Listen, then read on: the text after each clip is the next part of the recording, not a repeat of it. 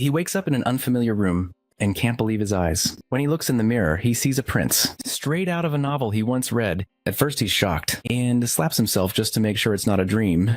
And when he feels real pain, he isn't scared at all. Instead, he can't contain his happiness. Then a system message pops up. He receives the so-called HP system, which allows him to gain HP from his internal organs through treatment.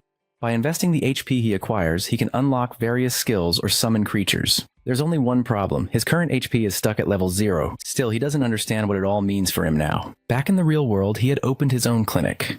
But things didn't go well. During COVID-19, many of his patients got infected and blamed his clinic for it. Before he knew it, he was bankrupt and buried under debt. One night after drinking too much, he jumped off a bridge. That's how he ended up in a new world, in a new body. Now he's finally free from all debts, but the moment he jumps out of bed in excitement, he collapses right back down. Something is seriously wrong with this body. His personal doctor Garden rushes in and tells him to relax and not make any sudden movements. Looking at his hand, he realizes that this body is much weaker than a normal 40-year-old's, even though he's a young lad. He realizes with dread that the character he's been given has always been bedridden, and appears only briefly in the novel. Not only this, he dies at the age of 22. With fear in his heart, he asks Garden about his age, and Garden replies that he's 21. He bites his lip upon hearing this. Before knowing that the character he had been given had that health issue, he would, relieved to have left his debt-ridden life behind to enjoy his life as the Crown Prince. But now with the dread, he realized that he has only 1 year to live. He thinks about the novel where the Crown Prince had died despite receiving the best treatment in the world and the cleric's blessing, yet nothing worked in his favor and he still met his ex. While looking in the mirror, he concludes that all of this points to one solution. With that thought in mind, he turns to Garden and asks him to bring as many needles as possible, no matter the size. He's decided to treat himself. He checks his pulse, aiming to understand the nature of his illness. He tries to concentrate on his 10 strange pulses where the illness might reside. If one of them shows symptoms, there's a chance he's dealing with an internal injury. At this moment, Garden interrupts him as he brings the needles he had ordered to be, and laying them down before him. After inspecting them, he picks one up. Seeing him warming up the needle, Garden expresses his curiosity about the purpose of the needle. He haughtily replies that he's going to poke his body with it, leaving poor Garden horrified, who was thinking his master is about to harm himself. He pleads with him not to do it. Our boy tries to calm Garden by saying that he's doing this for a good purpose, and asks him to have confidence in this matter, to which Garden reluctantly agreed. With that, he takes off his shirt and lies down on his bed. He knows that he needs to pierce the first needle into his most important breathing organ. To do this, he must calm his breathing. Near the head, his shoulder is the point called Tai, which is the lung meridian of the hand. He carefully pokes that spot while feeling a slight pain due to the needle's thickness. Now he focuses on acupoints, starting with the lung, then moving to cloud gate, and finally upper arm assembly. After completing the first set, he opens his eyes. It seems like he's been granted the skill to perform accurate acupuncture. By applying this technique to his body, he's able to recover his lung a little. With that, a ridiculous scene appears as happily dancing lungs give him a fuck-whiting 2 thumbs up, resulting in a gain of 100 HP, which is equal to 100 power. Our guy is quite baffled to see the screen in front of him as he reads all of this new information. Our boy is quite curious to see the status window in front of him. Seeing his state, poor Garden thinks that he's gone crazy, so he starts to cry again. Our prince orders him not to overreact. Ignoring his emotional doctor, he decides to target another accurate point near the shoulder blade. This acupoint is called the Young Men Acupoint, which he performs perfectly, resulting in alleviated feelings in his chest. He then targets several acupoints in his arm, which hurt more than before, but he endures the pain. Seeing him like this, Garden starts to pray to God for the health of his body and mind. Meanwhile, our guy takes the next step and pokes at the Yunji acupoint as well. With this, he stimulates various acupressure points, and his lungs feel like they're being massaged in a massage chair. He is irritated by the ridiculous notions his screen is displaying, as he is wishing that it would give him some HP points instead. Next, he focuses on the cheesy acupoint, which is located on his palm. With that last nail in the coffin, he successfully performs the acupoint treatment for the left lung meridian. As a result, it gives him 100 HP, and both of the lungs give him 200 HP each. It means now he has 600 HP. With this increase in his HP, he's now able to activate his skill. His screen asks him whether he would like to shop for some skills. To read it, he remembers all of those fantasy novels in which a skill related to being a warrior or mage is given to the protagonist. Next, so he decides to check it out. Contrary to his expectations, the skills he has shown all relate to medicine and treatment. He thinks that all of the tasks he has done in his past life. To see the list, he decides to choose the pulse reading, which helps him diagnose the illness, which is the foundation of all treatment and prescription if done right. For 500 HP, he purchases this skill with the first stage. By acquiring this skill, he is able to roughly diagnose the health condition of his patients. He later gets the report at the basic overall health check report, so to see that, he decides to read his pulse over again. He checks his report. Then the system informs him that his body is in the worst condition, and he has a minimum of 3 months to live. He thinks it is even shorter than that mobile contract, so he again concentrates on his treatment through acupressure points. He wonders if inserting a needle in a clockwise direction while twirling it using the reinforcing and reducing method will work. He can breathe out during this process while extracting the needles with respiratory supplementation and a draining method. So he performs it, and is amazed to see that his life has extended by 1 day with it. He is so excited that he starts to perform it on another hand as well, which results in him bleeding. Unlike last time, his system warns that he has overdone the acupuncture, and recommends that he should do once in every 3 days. Now his organs are shown lying on the floor. He concludes that the patients need to be stable to endure the continuous acupuncture treatment, but his body is quite weak to tolerate such treatment. He then analyzes his situation and concludes that even though the acupuncture treatment is working, with his body's weakened state, he is only able to extend his life for 1 month and then die eventually. After contemplating for a while, he decides that he needs medicine to treat his body for a second. For this purpose, he turns to Garden, who is a doctor in this world. He asks for a more potent ingredient, which makes Garden a little hesitant. He inquires whether they have wolf's bane root, but Garden explains that since they are in his palace, they need to acquire these items from the main palace. He says he will do it, but he wants to know what he plans to do with it. Our guy deadpans that he is going to eat it. Upon hearing this, the poor doctor begs him not to do it. He explains to the doctor that he is just doing it for his own treatment. However, Garden remains reluctant to reassure him. Our boy starts to explain the situation. He asks if Garden is already aware that wolf's bane root is a toxic substance, which Garden confirms as it is used in poison. He adds that he needs the daughter root of the wolf's bane, which is much smaller than normal. At that, Garden deadpans that it can cause his heart to stop. In response to this statement, our boy admits that it is true, but insists that he knows the method he is going to use to turn this tonic into medicine. But this sounds bizarre to Garden. Our boy continues, saying that this process is called detoxification, which will help him turn this poison into medicine. He asks whether Garden understands now. Garden honestly replies that he doesn't understand a thing, but he decides to give it a go since it might improve his health, while he goes to the pharmacy to get the root. He thinks about how nothing is stopping the deterioration of his master's health. Now he is willing to place his hope in this new treatment. However, he determines to eat it first to ensure that it is safe for his master to take. After getting the root, our boy is able to make a tonic out of it. But Garden seems quite uncertain upon seeing this strange-looking liquid and comments that it is made from a poisonous substance. Then he starts begging him not to take it. Seeing Garden's pitiful behavior, our boy decides to scare him a little, so he offers Garden to try it out first. This statement brightens Garden's face because he also wants to try it himself, so he happily agrees to test it. Seeing his eagerness to risk his life for him, our boy is struck with the realization that in the novel, Garden is someone who is too loyal to the Crown Prince. In the beginning, he was not even his doctor and started as an assistant, although the passage of time sees every doctor who claims to cure him leave, but he remains unwavering. However, he pays the high price of his devotion because in the novel he is executed after the death of the Crown Prince, accused of causing his death. Looking at him, our boy thinks that he is someone who deserves a good life, but it is another thing to share his tonic with him, which he is not convinced to do. After a while, he finally completes the tonic called a Ephedra, aconite asarum decoction. Gordon is ready to drink it, but our boy stops him, saying that it should be consumed when it is cold. At this moment, Garden suddenly voices his concern about how our boy, the Crown Prince, knows about the recipe for the medicine. Our boy makes an excuse, as he claims that he saw a dream in which a mage told him about this recipe. Despite saying that he believes in our prince, Garden's expression says otherwise. He looks at the time and hurriedly gulps down all of the medicine, leaving the poor doctor completely petrified. He looks at his doctor and with innocent eyes while claiming that he has eaten it all. Suddenly his heart begins beating fast and he realizes that something is about to happen. At that moment, his system informs him that the consumption of the perfectly brewed ephedra, aconite, asarum decoction, results in the reduction of soreness and coldness in his body, as well as a boost to his metabolism. Not only this, but he has also awakened the Azarhan core energy. This term catches his attention. The Azarhan core energy is a technique developed by the Grandmaster known as Javier Azarhan and his noble subordinate Lloyd. This technique is a symbol of the imperial family, which is passed down only to the direct descendants of the imperial line. As he resides in the Crown Prince's body, he must have been taught this technique from an early age. Next, now he has unlocked the first level of this technique, which allows his mana circle to circulate around his heart, helping him increase and absorb mana. Now his mana is at 120% while he needs 1000 HP to reach the next level. Therefore, he feels the mana circle around his heart at the front. as well as the mana circulating through his body with every breath. He is quite excited to experience this amazing feeling. Suddenly, he feels a sharp pain in his heart, and it feels like it is going to burst from his chest. Seeing him clutching his heart, Garden becomes very concerned. On the other hand, he receives a warning that there is a chance that his heart will stop at any moment, because the pressure from the mana circle is affecting it when he realizes that his mana circle and the growth of his heart are out of balance. He guesses that the size of the mana circle may be the root of the problem as it surrounds his heart. He remembers the condition of Rakil, whose illness prevented him from training his mana circle from a young age.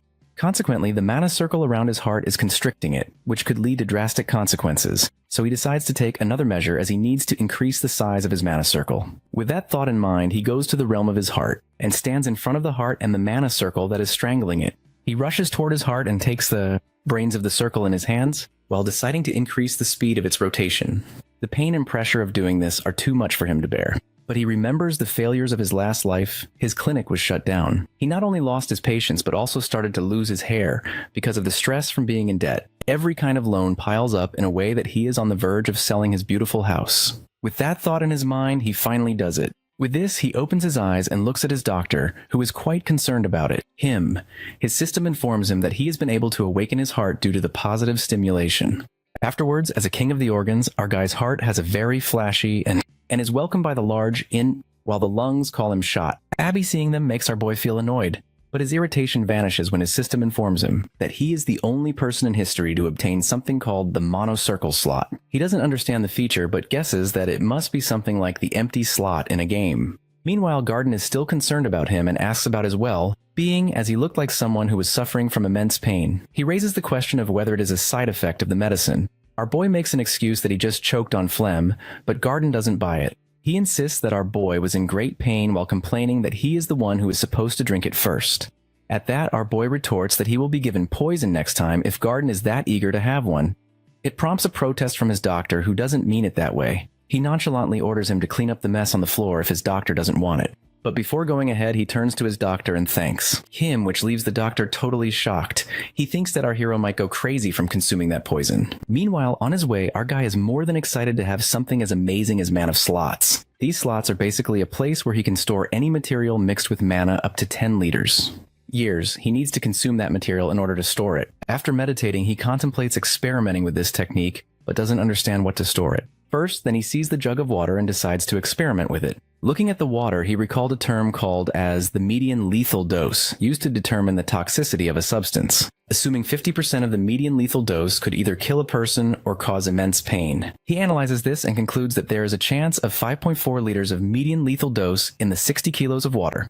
According to his size and weight, it should be around 3.9 liters. So he scoops up the jug to drink the water, but it's too heavy for him to lift due to his weak body. Anyhow, he drinks it while thinking he has a purpose in storing this in Manislaus. He's surprised to feel that he doesn't feel full after drinking butter or 1 liters of water, so he decides to fill his 10-liter slot to experiment further. After filling his slot with 10 liters of water, he decided to take a look at the charges 0.1 liter and feels quite full afterward. He concludes that this makes him a human version of that camel that can store water inside itself. Now that he's experimented with the water, he wants to try this slot with tonic soup. However, he has 9.9 liters of water, and his body obviously won't withstand it if he releases all of that water at once. Then he gets an idea and decides to discharge the water with the Azrahan core technique, which helps him absorb, amplify, and discharge mana. Using amplification and discharge of this technique, he aims to release the water outside his body, rather than within. He concentrates solely on discharging the water from his body, and much to his astonishment, it begins to work. The next step is to pour the water back into the but when he tries, he can't hold the technique, and the jug breaks. As soon as the guards hear the sound of something breaking, they barge into his room. Meanwhile, he contemplates his experiment with the Azrahan core technique, as he has assumed it would release like tap water, but only for it to suddenly turn into a water can. Garden, along with the other guards, arrives and asks if there's been a terrorist attack.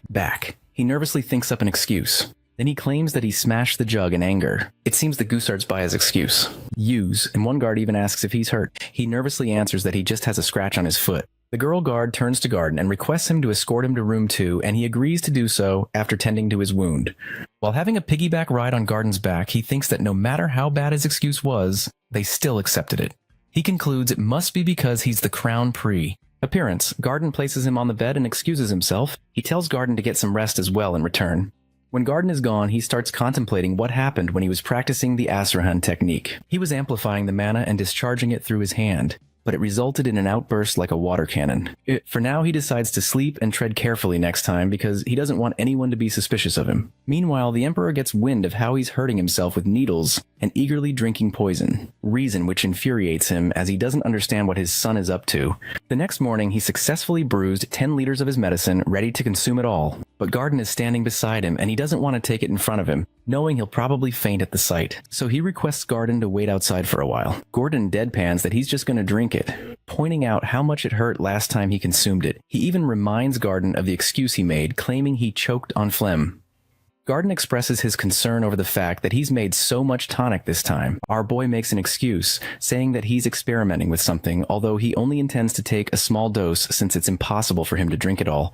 At that, Garden tries to laugh off that indeed he can't do, but our hero is quite impatient with his unnecessary concern and throws him out of the kitchen. Afterward, he closes the door and gulps down all 10 liters of tonic in one go, storing it in his mana slots. Now all he needs is to discharge it. He slowly begins discharging the tonic while going about his daily life. His organs seem to be improving as he discharges the medicine into his body, which gives him some HP point. Now he has 500 HP. He is quite tense yet eager to increase his lifespan. For this purpose, he releases the medicine in himself quite frequently. Meanwhile, in the organ dimension, the heart asks to large intestine for menu for the day. The answers that they have a Fedra Aconite Asarum. Only this, they have the same menu for the whole day, and even for the next day as well. At that, his system warns him that his organs are sick of having the Ephedra Aconite Asarum again and again. He annoyingly replies that they'll have whatever he gives them while having his meal. His system informs him that he has extended his lifespan by 50 days, so now he has 133 days left to live. He stands up in excitement, startling the maid.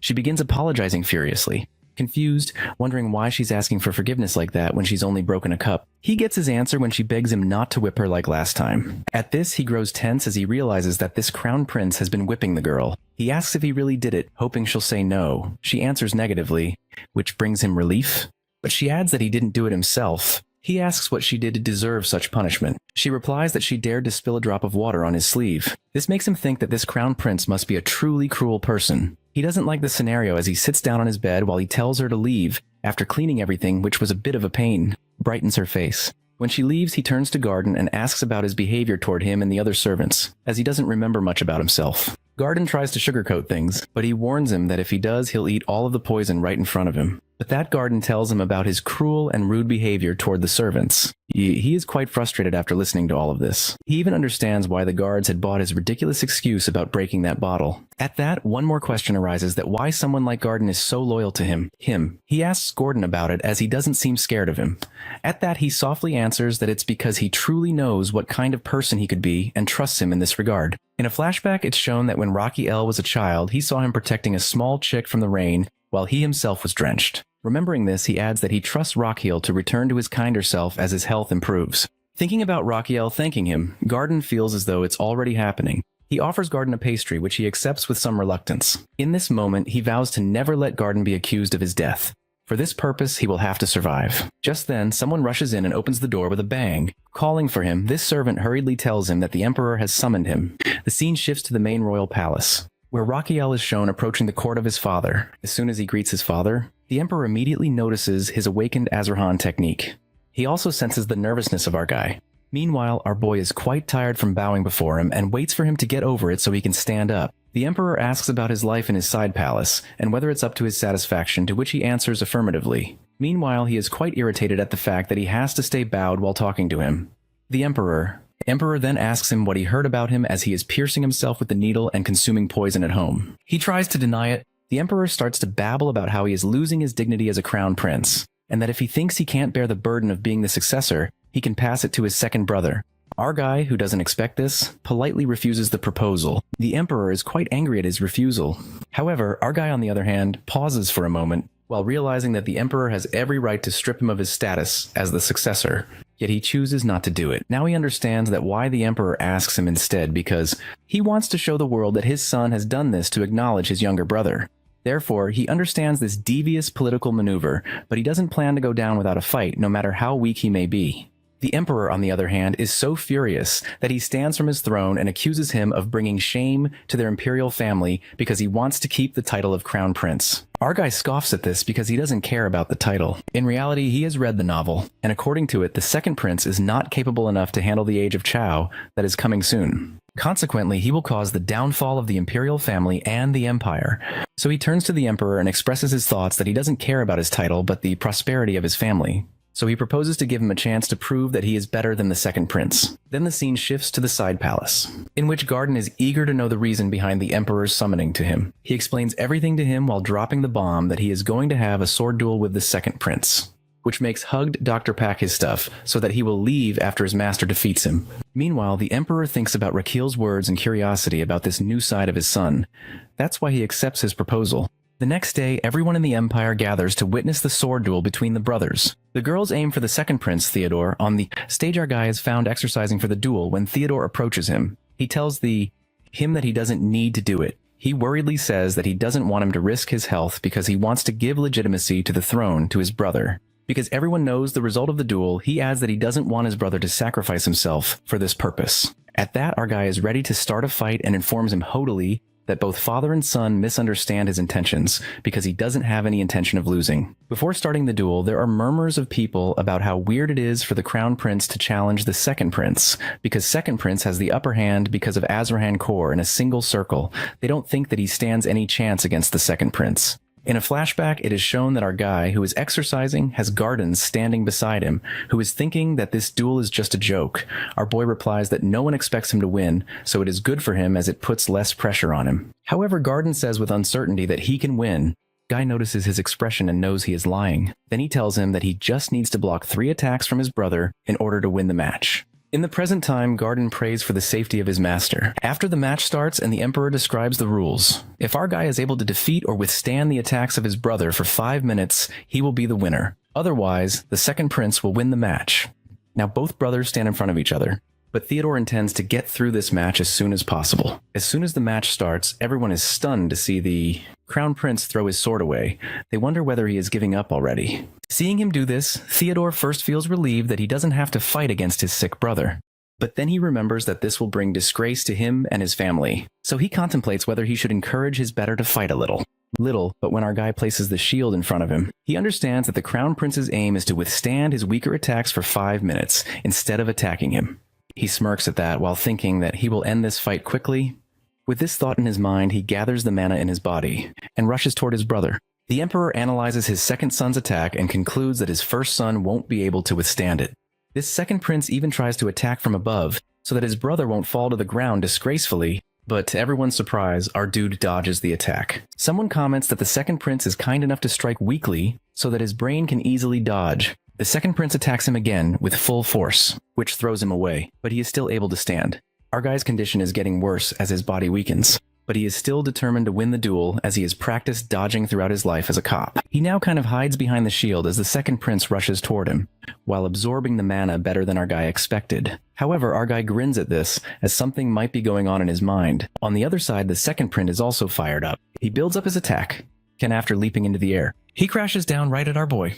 But my guy easily absorbs the impact because he had already trained his lower body for this moment. Not only did he instruct the blacksmith to customize his shield, but he has also stored the concoction in his mana slots for his little brother. His system asks how much he would like to share the discharge of that concoction in his body, and he replies with 0.2 liter. With that, his brother's mana-filled body is filled with the concoction, and the second prince's face turns red due to extensive drinking, which causes him to hiccup. Theodore is so confused about what is happening to his body. Meanwhile, Rakil thinks back to what he has read in the novel that Theodore is someone who can't stand any kind of alcohol.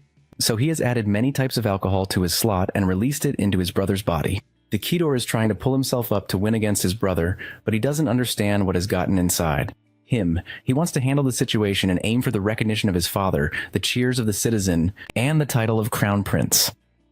According to him, this is the best course of action for everyone if he becomes the Crown Prince. For this purpose, he has to win. With this thought in mind, he rushes toward his brother, who was stunned to see that he withstood the bomb of cocktail. Then he discharges another 0.1 liter cocktail bomb in his breath. The scene shifts as the second prince finds himself in the realm of his brother's organs, where he has served the drink by Hart, who tells him that he was given the drink by that person. He turns to see that the person is his own brother, who raises his glass to him. Seeing this, Theodore is completely baffled as he assumes he must be hallucinating. Seeing his brother this drunk and stunned, The Crown Prince decides to help him. He is going to discharge the liquid he has stored in his mana slots at his brother. With this mana, he attacks him with all his might and throws his brother to the floor. Everyone present there is completely stunned by this unexpected turns of event before them.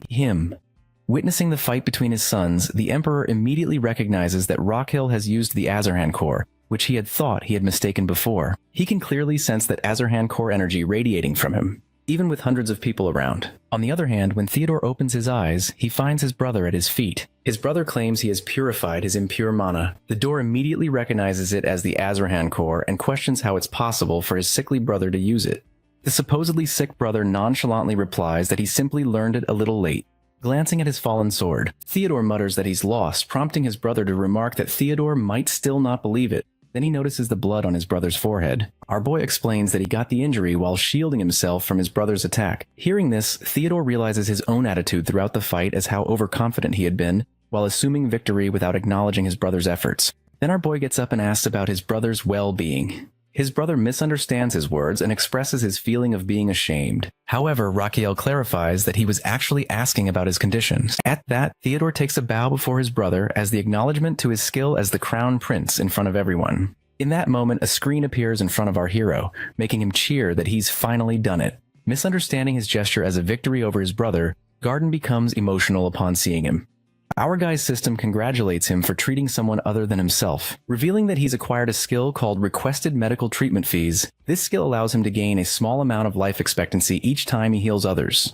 However, he notices that this method only extends his lifespan by a single day at a time, which sours his mood slightly as it's quite slow process. Still, he's willing to take it, seeing it as a more effective way to increase his lifespan than relying only on acupoint techniques or tonics. His thoughts are interrupted by his father, who asks if he used the Azarhan core in the fight, which he admits that he did. He then asks how he acquired it. He answers honestly that he doesn't really know because he can't tell his father he acquired it as a reward skill to heal his body. His father, however, seems to believe him and adds that he had engraved this first into his body when he was born, but due to his illness, he couldn't use it. The Emperor adds that our boy has managed to overcome the shortcomings of his body and use it anyway. Thinking his father is praising him, he thanks him. However, his father interjects that all of this ruined his initial plan, which makes him wonder about the meaning behind his father's words. The Emperor turns his back to him while assuring his son that despite his Ormos, he acknowledges his position as the Crown Prince, as he promised. Then he pauses, then warns him that he'll be keeping an eye on him to see if he's truly capable of succeeding to the throne. All of this makes our guy angry, but the Emperor is also frustrated by his lack of response and shouts at him to show him some response. Instead of answering directly, the Crown Prince begins advising his father that he should keep sword fighting since his muscles are getting stiff. He adds that he needs to eat more vegetables and quit his tobacco habit. The Emperor demands to know who his son is to advise him like this, but our boy sincerely replies that he's only saying it out of concern for his father. A while later, the Emperor is seen riding in his carriage while scoffing as he thinks about the change in his son's behavior. It seems that he's also worried about his son using Azarhan core technique recklessly, which could endanger his health. He reflects on the high expectations he's had for him. Even he is sick. But now, after today's events, he finds himself holding on to a glimmer of hope for his son's future. Meanwhile, on his way back home, our dude is thinking about his own father from long ago, who died of a heart attack since he skipped studying to play when he received a call about this bad news.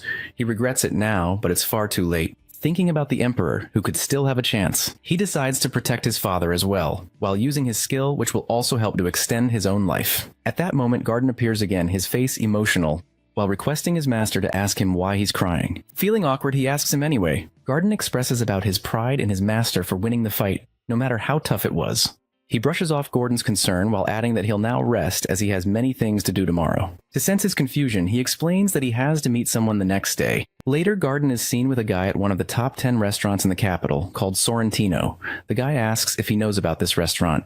He replies that he's a regular customer there. It turns out that the guy is none other than our Crown Prince, who has disguised himself. When the waiter comes to take his order, he gives a strange request, like asking for grape wine without grapes, and saying he'd like eat until sunrise. It seems like this is some kind of code, because as soon as he gives the order, the waiter instructs him to follow him. Both of them get up from their seats while Garden looks bewildered by what's happening. Our boy tells Garden to follow the waiter, saying he'll understand soon enough. After a while, the waiter leads them to a staircase. Garden is still confused about how the Crown Prince knows about this place. He himself knows of it only because he's read about it in a novel. Garden asks why they're there.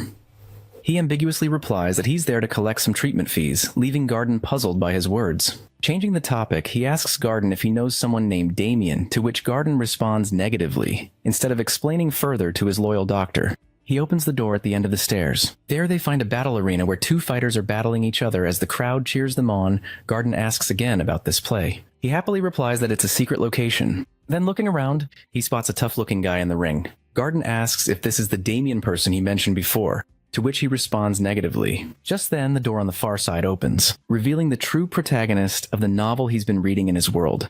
This person is Damien Kite. Man, everyone is cheering for Damien as soon as he enters the Coliseum. The host tells his tough-looking guy to leave the place, then introduces Damien, who is going to fight the main match of the night. He is just 17 years old when he joins the life of the underworld and defeats everyone over the next 3 months, which earns him the title of the Sword Genius. Then they let Damien's opponent enter the arena, which is a roaring troll rushing toward him. Our boy, who had been watching this spectacle, is also afraid to see a real troll there. Garden protests as well, because he assumes that they are planning to feed a human to the troll. Meanwhile, on the lower floor, the berserk troll is quite furious and tries to attack him, but Damien gracefully dodges its every attack. Damien, who was looking intently at the monster, unsheathes his sword and, with one swift motion, he slays it in two. The spectators watching the show are in awe of what he has done. Meanwhile, our hero thinks that this guy is more notorious than he expected. Then he realizes it is expected of someone who is the main character of the novel, the sword genius known as the rival of the Grandmaster Swordsman in history. He then orders Garden to follow him and goes ahead. After a while, they are stopped by a bulky man who warns them not to proceed. But as soon as our crown prince keeps a brick of gold in his palm, the man lets them go inside. There sitting is someone from whom our guy tries his best not to be scared. He confidently takes his bottle of painkillers in his hand and asks whether he is going to take these cheap painkillers. Damien then asks for the reason he is there, or whether he is there to sell medicine to him. He answers ambiguously that it is something like this. Damien, on the other hand, tries to shoo our guy away by saying that he has had enough of them. Our boy confidently says that these cheap medicines are not useful when it comes to treating the constant throbbing pain in the back of his head. Now he has his attention, and he starts to explain the type of pain he has, in which the symptoms usually start from the back of his head, and the area around his neck and head feels stiff and itch. He asks whether his shoulders and neck feel numb. Our dude detects the suspicious look in his eyes for him as knows these things about Damien. Explains again about his condition while adding that he feels immense pain from the sides of his head and between his eyes. Not only this, he feels goosebumps on his body and his eyes pop out. Our guy is also acting out all these things while describing all of his condition. While Damien looks at him intently, our hero continues his melodrama while trying to convince him that instead of getting to the root of his problem, he is relying on painkillers, which are not a standard form of medicine. Damien is annoyed by him and ponders killing him for a moment. In the end, he tells Damien to use his mouth to say something, which annoys him because Damien thinks that he is the one who is not letting him say anything. Anyway, Damien asks about the identity of our guy, who jokingly tells him the truth that he is the crown prince, which irritates Damien. To convince him, he lies that he is sent there by Kuzman, who is kind of a sponsor for Damien. He adds that Kuzman is worried about Damien, and nowadays they don't have a sufficient amount of ingredients because of the season. Damien doesn't understand a thing our boy is babbling and asks about the meaning behind his words. Our boy explains that he has found a new way to relieve his pain. Damien asks whether it involves new medicine. Our boy answers that this matter can't be treated with that medicine, so there is a need to eliminate the root of his pain. He asks him to strip off his shirt and lie down so that he can explain the process of treating him. Damien does what he is told. His back is full of scars. Our boy jokingly asks whether he is scared, but he answers negatively while irritated, adding that he is a warrior who has hurt people and vice versa, which shuts him up. He then scoops a junk of moxibustion and asks whether it is his first time seeing something like this. Our guy places moxibustion on his back. Then he fires the substance onto his back while Damien nonchalantly remarks that such a treatment doesn't scare a warrior like him. However, after a while, he is trembling with the pain, which makes our boy joke about it. He seriously hopes that he can bear the pain. He thinks about this guy who has a curse mark on his back, which is the reason he doesn't leave the underworld whenever he goes to fight. He feels immense pain. To cope with this pain, he starts taking lots of painkillers. He borrows and has to have another fight in order to pay his debt. This is the life of the protagonist of this story. He curses Kuzman for inflicting this cruel cycle on Damien. He now tries to smear the mark on his back with this process. He happily thinks that if he is able to cure Damien, he will not only extend his lifespan, but will also have his support. He decides to treat the other gladiators afterward. After the treatment is over, he tells them to get up. He looks intently at the mark on his back which he has successfully cauterized. He then asks about what he is feeling at this moment. With an expression of disbelief, Damien expresses that he feels quite refreshed, something he hasn't felt in a long time. Our boy explains that he needs more sessions of that treatment. During this time, he needs to avoid touching the blisters on his back, oily food, and overexerting himself. He is struck by the last demand. Our boy explains that he shouldn't fight, which meets with a protest as it is not something Kuzman will allow. At the end of the day, he consoles him by saying that he will take care of that matter. Now Damien understands that our guy is not what he has told him and asks about his identity with a baffled expression. Our boy proudly tells him that he is a crown prince. But Damien doesn't believe him and remarks that he must have a reason for avoiding revealing his identity. Our boy decides to let go of this matter and instructs Damien to do whatever he has told him to do. Besides, he strictly tells him not to go to the Colosseum no matter what is happening there, as it is a safer place for him. In the end, he adds that this is their only way to meet each other. A bad day. Upon hearing this, Damien's face turns red and he eagerly agrees with it. Then on their way back, there are hundreds of questions Gardein has about this illegal place, but he asked him to help him to find something. When asked what it is, he tells Garden to look for a man with black hair, a ponytail, and slit eyes. After looking in some places, he finally finds him in a bar. He sits in front of him and gets straight to the point, saying that he needs to buy Damien, so he should tell him about his total debt as well as the cost of breaking the contract. At that, Kuzman demands 9 trillion Megan, which could only be afforded by someone as wealthy as a crown prince. Our explains that he is the crown prince. That person starts to laugh at his expense and tells him that if Rakiel is a crown prince, then he is also the one with the name of the crown prince that sells the medicine. Then he tells him to get lost if he doesn't want to buy medicine. When our boy leaves, he summons a man and asks him to investigate our dude to know about his identity. He even asks him to torture him however he wants in order to get that information. After 1 hour, the same person he sent to torture our crown prince is thrown in front of him, bleeding and injured. He is baffled to see him and asks who has done this to him. Then he sees the royal guards in front of him, who announced that the secret royal inspector is before them. Then our boy takes off his wig and shows him the royal badge. It is 1 hour ago that Garden and our boy are going somewhere, while being aware that they are being followed by Kuzman's man. He tells Garden to act normally so the follower doesn't suspect that they know he's there. He knows it is inevitable that Kuzman will send someone to follow him, which is why he approached him in the first place. The next moment, when the stalker turns, he collides with the royal inspector. The royal guards have accused this stalker of attempting to assassinate the crown prince. Now they stand before Kuzman. Our boy has returned the badge to the secret royal inspector, while Kuzman tries to grasp the situation. But before he can react, our boy orders his royal guards to raid the place, especially to capture Kuzman. With his order, everyone rushes to subjugate the place. Witnessing the scene in front of him, Garden thinks that the crown prince really has changed. Now he worries about his country's security, which is why he's raiding underground organizations. On the other hand, the crown prince seems more than happy to see the people around him.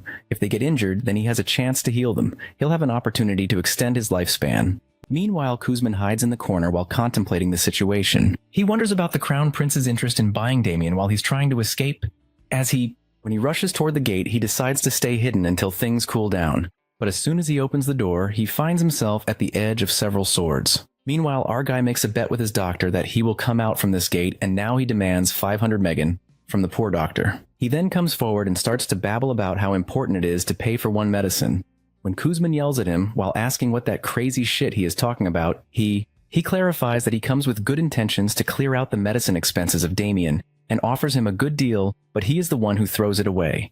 By hearing this, he is infuriated and about to hit him. But his face meets the iron fist of the royal guard. Next moment, he is warned to stay down. When finding no escape route, he decides to use the capsule bomb that contains poison in his mouth and spits it out. After 5 seconds, when he has planned to spit the capsule. In this way, everyone in the vicinity will be paralyzed while exposed to the capsule, and he will escape and kill the crown prince. He is content with his perfect plan. He is about to split the capsule while counting down from 5 to 1. But before he can spit it out, Rockhill shuts his mouth with his palm. Kuzman realizes that he knows his every.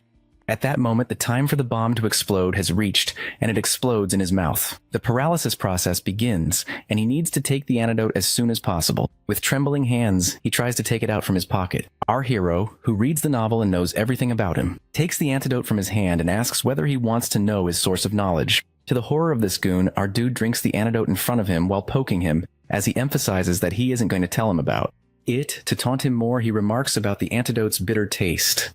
While Kuzman is quite desperate to get the antidote, our boy carelessly throws it on his back, implies that he is not going to give him the antidote when Rockhill was the one to poison him in the first place. He intends to do it in order to use his medical treatment skills to extend his lifespan. As now he has the antidote in his mana slots. Now, under the fifth thoracic vertebrae, he pushes about 1.5 inches on both sides, pushing the heart transporter points. With that, Kuzmin throws out the poison. Then he discharges the antidote inside of him and waits for it to work. After a few seconds, he loses consciousness as our dude has successfully treated him. To reward him, his life extends by 118 days. He then orders his guards to arrest them. Now he is going to complete his main goal for coming here. The scene shifts to the gladiators with Damien as their leader, who are fighting with the guards and succeeding in injuring many. At this moment, Raquiel makes an appearance in front of him, and he recognizes him immediately. The scene changes to the dream in which a young Damien is shown in front of his dead mother. He knows that he is dreaming about that day when he was left alone. At this moment, someone tells him to wake up, and he opens his eyes, finding himself in front of Garda, who introduces himself and Day, and also tells him his name while shaking his hand. And our crown prince interrupts their introduction and asks both of them to follow him, as they have many things to do. Afterward, they arrive at a Moxabustian clinic. They find other gladiators there as well. Damien asks about the place where they are. He answers that it is a treatment clinic. Another gladiator expresses his wonder about his reason for being so nice to them, as he doesn't only shelter them in his palace while rescuing them from Underworld, but is also going to treat them. He thinks while looking at them that his main reason for treating these gladiators is to free them from their curse marks. While doing this, he can extend his lifespan, as most of them are young people, which helps him boost his own lifespan. He starts by saying that he is not going to do it out of goodwill, because everyone knows that he himself is quite a sick person. One of them chimes in that everyone in the kingdom knows this, and our guy promises in his mind that this person will get the most painful treatment, and anyway, he continues saying that since the doctor failed to find a cure for him, he is now doing it himself. Then he turns to Damien and asks whether he gets what he is trying to explain. Damien answers that they are there to be his test subjects, which he confirms. Everyone is quite worried to hear it, but our high counters by asking Damien what he felt after the last treatment. Damien answers that he felt relief from nerve pain. Upon hearing this, everyone feels relieved if Damien is providing the testimony in Crown Prince's face. Then he asks everyone if they feel uneasy about getting treatment. When no one answers, he instructs them all to strip off their shirts and lie down on the beds. After 6 days, every gladiator is shown in the worst condition. They are constantly throwing up and breaking out in cold sweats due to not taking painkillers. Our boy is quite nervous to see the results of his treatment. He turns to Damien and asks if he is feeling dizzy or throwing up. Damien answers that he is, but he's holding up. Now he understands that Damien is an exception because he is the protagonist of the novel for a reason. He then dismisses everyone to their accommodations, but instructs Sergio to stay. He comments on his bad condition because of withdrawal symptoms, but Sergio tries to say that he's fine. Then he shows him the needles, saying that he is going to help him with it. Meanwhile, he is thinking that he's not sure whether the acupressure treatment will work on Sergio or not, but Sergio is the one who has been taking the painkiller for the longest time, so he needs to be the test subject for this. He considers targeting his running point near his stomach. While he's thinking about all this, Sergio rises from his plate, looking quite powerful in his form. He then jumps on our gut and grabs his throat with both hands. Brock Hill is having a harder time breathing, but Damien comes at the right time and knocks Sergio away from him. Raising his hand to help him up, he asks about his well-being, which Rocky L answers positively. He looks at the unconscious form of Sergio and concludes that because of his severe withdrawal symptoms, he is highly sensitive to any minor stimulation. This is why a small needle will hurt him like a sword. To resolve this problem, he needs thinner needles. After a while, he is seen in his study reading a letter from a blacksmith. To summarize the letter, the blacksmith apologizes to him for being unable to make multiple thin needles as fine as thread.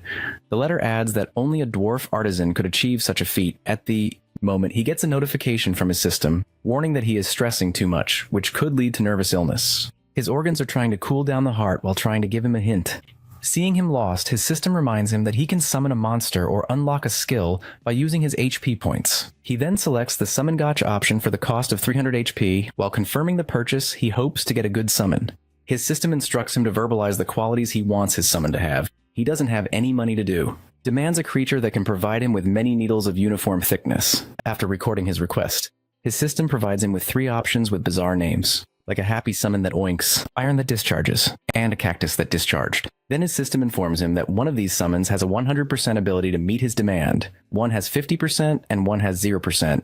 But upon reading this, he realizes that this summon is a kind of gamble. So he contemplates which summon to choose. After thinking for a while, when he can't decide, his heart frustratingly tells him to choose the cactus, and he agreed, while his system prepares his gift. He pleads to God for the right summon. Then a very cute porcupine is dropped onto his palm. Now his system is informing him about the qualities of his new summon. He can alter its size by feeding it either red sunflower seeds, which will make it heat up, or blue seeds, which will return it to its original tiny size. Its name is Ghostwem, and it has the skill of producing an infinite number of thorns and attacking its enemies with them. He politely asks his summon for 3 thorns, each of different colors, and it provides them to him. He checks the white and brown ones. The white one has a mild pain effect, so he decides to use it for the gladiators. However, he's a little cautious of the black one as it has a higher pain level. He doesn't even test it and decides to try it on someone else later. Then he goes his clinic, warming up the needle. Seeing him, Garden asks about his summon, and he introduces it to him. At that moment, he makes up a story and tells Garden to ask the remaining details from the summon itself, then leaves the place. Garden is quite baffled by the situation as he recognizes this creature as a summon monster. According to legends, there was a legendary builder around 300 years ago who had summoned monsters as his aid. They are known as very rare and mysterious creatures. And Garden doesn't understand how his master got one. Now he realizes there is something about his master that he doesn't know. Inside the clinic, Sergio apologizes to our guy for the incident yesterday. He shakes off the apology while telling him that he will now no longer feel the pain, as he has pierced many needles into his body. He is surprised to hear that because Sergio doesn't seem to feel anything. He then shows him his arm where he performed the acupressure treatment, but afterwards he has been performing this treatment on everyone. To get the rewards from treating Damien and the other gladiators, his life expectancy increases by 171 days. Not only that, but he also levels up his skill due to using it on a larger number of people. This information makes him quite happy, as it is clear from his body language. Seeing him so happy, Damien doesn't understand his true motives, as he wonders why the Crown Prince is ecstatic to see them recover. Now that Raquel is done with their treatment, he decides to come up with another plan for them. Then the scene shifts to the Emperor, who is getting a report about his son. He is informed that the Crown Prince has 14 gladiators as his bodyguards, who are now officially recognized as royal guards. He is giving them salaries and other benefits for their work. At that, the Emperor starts to laugh at his son's expense, who should be resting in bed, but instead, he is getting a private squad. However, the next piece of information tenses him, as he is told that the Crown Prince has a habit of inviting every servant and guard to his side and poking them with needles. The Crown Prince is seen playing doctor with the numbers of servants. He asks one of them whether the needles he is piercing into his body hurt. He gets a negative answer despite the guard's expressions saying otherwise. Then he announces for a next patient. A few days ago, Damien is seen in front of our Crown Prince, who asks about his feelings during the Moxabustian treatment. Domain answers that it still hurts a little. At that, the Crown Prince gives him the good news that he no longer needs the treatment as he is fully cured, which leaves him confused. He then thanks the Crown Prince, but he meets with a protest from the Crown Prince. Raquel asks him to hear him out first. The Crown Prince has a proposal for him, as he wants Damien's sword skills on his side, because he doesn't want his skills to go to waste. Then he offers him a position as his bodyguard, with a smart salary and other benefits instead of relying on emotional things like loyalty and friendship. He knows that Damien will advance in his sword skills and soon reach the Swordmaster Syndrome, where someone becomes extra sensitive and endures even more pain than he had experienced before with a cursed seal. So he wants Damien to stay close when that happens. So he is offering him the job as an excuse to keep him by his side. He adds many other perks to the job contract, but when Damien doesn't respond, he offers a 4-day work week, which prompts a cheer from everyone behind Damien. Upon hearing his job perks, everyone offers to hire them as well, under the pretense that it is their way of repaying their debt by protecting him. He dryly comments that they want to do it because the salary and other benefits come with the job, and they sincerely agree that it is the case. He is glad at their honesty, as he thought that people who claim to be loyal often hold grudges. So he ponders on this matter and decides to hire them, as the original royal guards were loyal to his father, so it will be better to have his own private squad. He then gives them the name of Sergi, and they are quite happy about it. He turns from them and thinks with a sigh that his lifespan still doesn't last much longer, as he has only 18 days left, besides having a very weak body, which is unable to search for more patient. After a while, he is seen in his study room, where he tells Damien and Garden that he's going to set up a clinic in his palace. At that, Garden startles him by saying that his cause is to start a clinic as he wants to help sick people. He totally agrees with him and tells him that he wants to treat the people living within the side palace because he doesn't think common citizens living outside the palace will feel comfortable visiting it. Garden also agrees with him, so he explains that he needs this because in this way, the word of mouth will serve as advertising for his clinic, so people will come to his side palace's traditional medicine clinic to receive treatment. Now in the present, he is frustrated to know that everyone is quite healthy, and after treating 500 people so far, he has only received a 2-day bonus life. With his frustration, he exclaims that he needs a very sick person. Suddenly he stops as the idea hits him. He orders Garden to collect data about the families of the servants he has in his palace. He is sure there must be some sick person among their families. He is quite frustrated to see that they all seem healthy as only 10 pages remain. He doesn't have much hope, but he still keeps checking. thinking he is interrupted by Damien, who expresses his disappointment with the Crown Prince. He is baffled to listen to him. Damien asks further whether he sees patients as the tool. Damien adds that he understands that he needs the patients for research. But now it looks like he is searching for someone on their deathbed. At that, Garden tries to defend his master as he must have some plan. However, the Crown Prince corrects his doctor, stating that Damien is right about his assumption. Damien protests, saying that he was rude towards Garden, while Garden tries to defend Crown Prince by saying that Damien is rude to him. Seeing this, the Crown Prince kicks both of them out of his room and checks the remaining 10 pages. One page catches his attention. Someone has written in this questionnaire about an 8-year-old boy whose body starts to tremble and foam at the mouth once or twice a week. The doctor as well as the cleric checked him, but it was of no use. Upon reading it, he is quite happy to finally have found what he was looking for. The next day, he gets to meet the young boy who is a little scared to see him. He approaches him closely and greets him by telling him to call him Rocky L. He understands that this is George's first time visiting the palace and meeting the Crown Prince, so he needs to make him comfortable. He then shows him a candy, which brightens the boy's face. But instead of getting it, his expression turns sour. The boy tells him that he can't touch the Crown Prince. When asked why, he answers that it's because he is cursed. He asks for a second. It adds that this is the reason he is bullied by other children and called weird. Upon listening this, Rakil tries to encourage the kid by saying that it isn't the case. The boy explains that when the kids were teasing him yesterday, he tried to defend himself but lost. Afterward, everything became dark and he started to tremble. While feeling like someone threw him to the ground when he woke up, he felt weak. And at that, the Crown Prince suddenly hugs him, saying that he is brave for enduring all of this. With tears in his eyes, George supplies that he shouldn't touch him because of the evil spirit residing in him. In that moment, the Crown Prince begins to diagnose him. His system informs him that this person is completely healthy, besides some symptoms of seizures caused by irregular brainwaves. He diagnoses George with epilepsy, but the problem is that he doesn't know the cause behind the irregular brainwaves. He tells George that he is not strange to sense his disbelief. Rockhill happily tells him that he is the Crown Prince, and he is always right. Now he is struck with what to do next, as he doesn't know the cause of the irregular brainwaves, and he doesn't have any tools to detect it like an MRI machine. Suddenly George calls out to him and he tenses to see that George is having a seizure. He immediately lays him down despite the protests of Garden, who wants him to stay away from the boy. Damien also raises his sword. To see their reactions, he shouts at them while telling them that George is just sick and needs care as he is in pain right now. He orders them to get him a pillow. Afterwards, he lays George on the pillow and everyone looks at him. Garden offers to wipe the foam from his mouth. He answers that he is not in his right mind as George might swallow the hand towel. They can't do anything right now until the seizure is over. Suddenly, he notices mana coming from George. He understands that it's because of his Azrahan core technique, which is sensitive to mana. He then decides to use this technique to detect the cause of the epilepsy. He then searches for the cause inside the flow of mana. He checks the nerves but can't find anything, though he is getting tired. Word he is standing in front of George's heart and rushes to it. Finally, he catches the source of the irregular brainwaves, which are happening in the vagus nerve. He then orders his subordinates to bring him a blanket to cover George up. He also instructs them not to wake him. In the process, he, who also overexerted himself during the diagnosis and falls down, the people around him are worried to see his condition. But he feels relief in having found the cause of George's illness before losing conscious. After a few hours, he wakes up with a heavy head. He assumes that his Azaran core was activated to its maximum when he was asleep. At this moment, he is startled by Damien's presence, who informs him that he has been sleeping for half a day. He asks about George and is told that George has woken up but is now feeling tired. While getting up from his bed, he thinks about how the diagnosis he performed was successful through his Azrahan core. Now he can start George's treatment by stimulating the vagus nerve as he is putting on his coat. Damien asks with surprise where he is going in the middle of the night. He answers with a maniacal expression that he is going to be struck by lightning. After a while, he, along with Damien, is seen in front of the main palace. The guards are shocked to see him there. He asks the guards to escort them to Sir Xanatis's room. They head ahead to reach Sir Xanatis's room, who is the palace mage. He is astonished to see them there in the middle of the night and asks about their purpose to be there.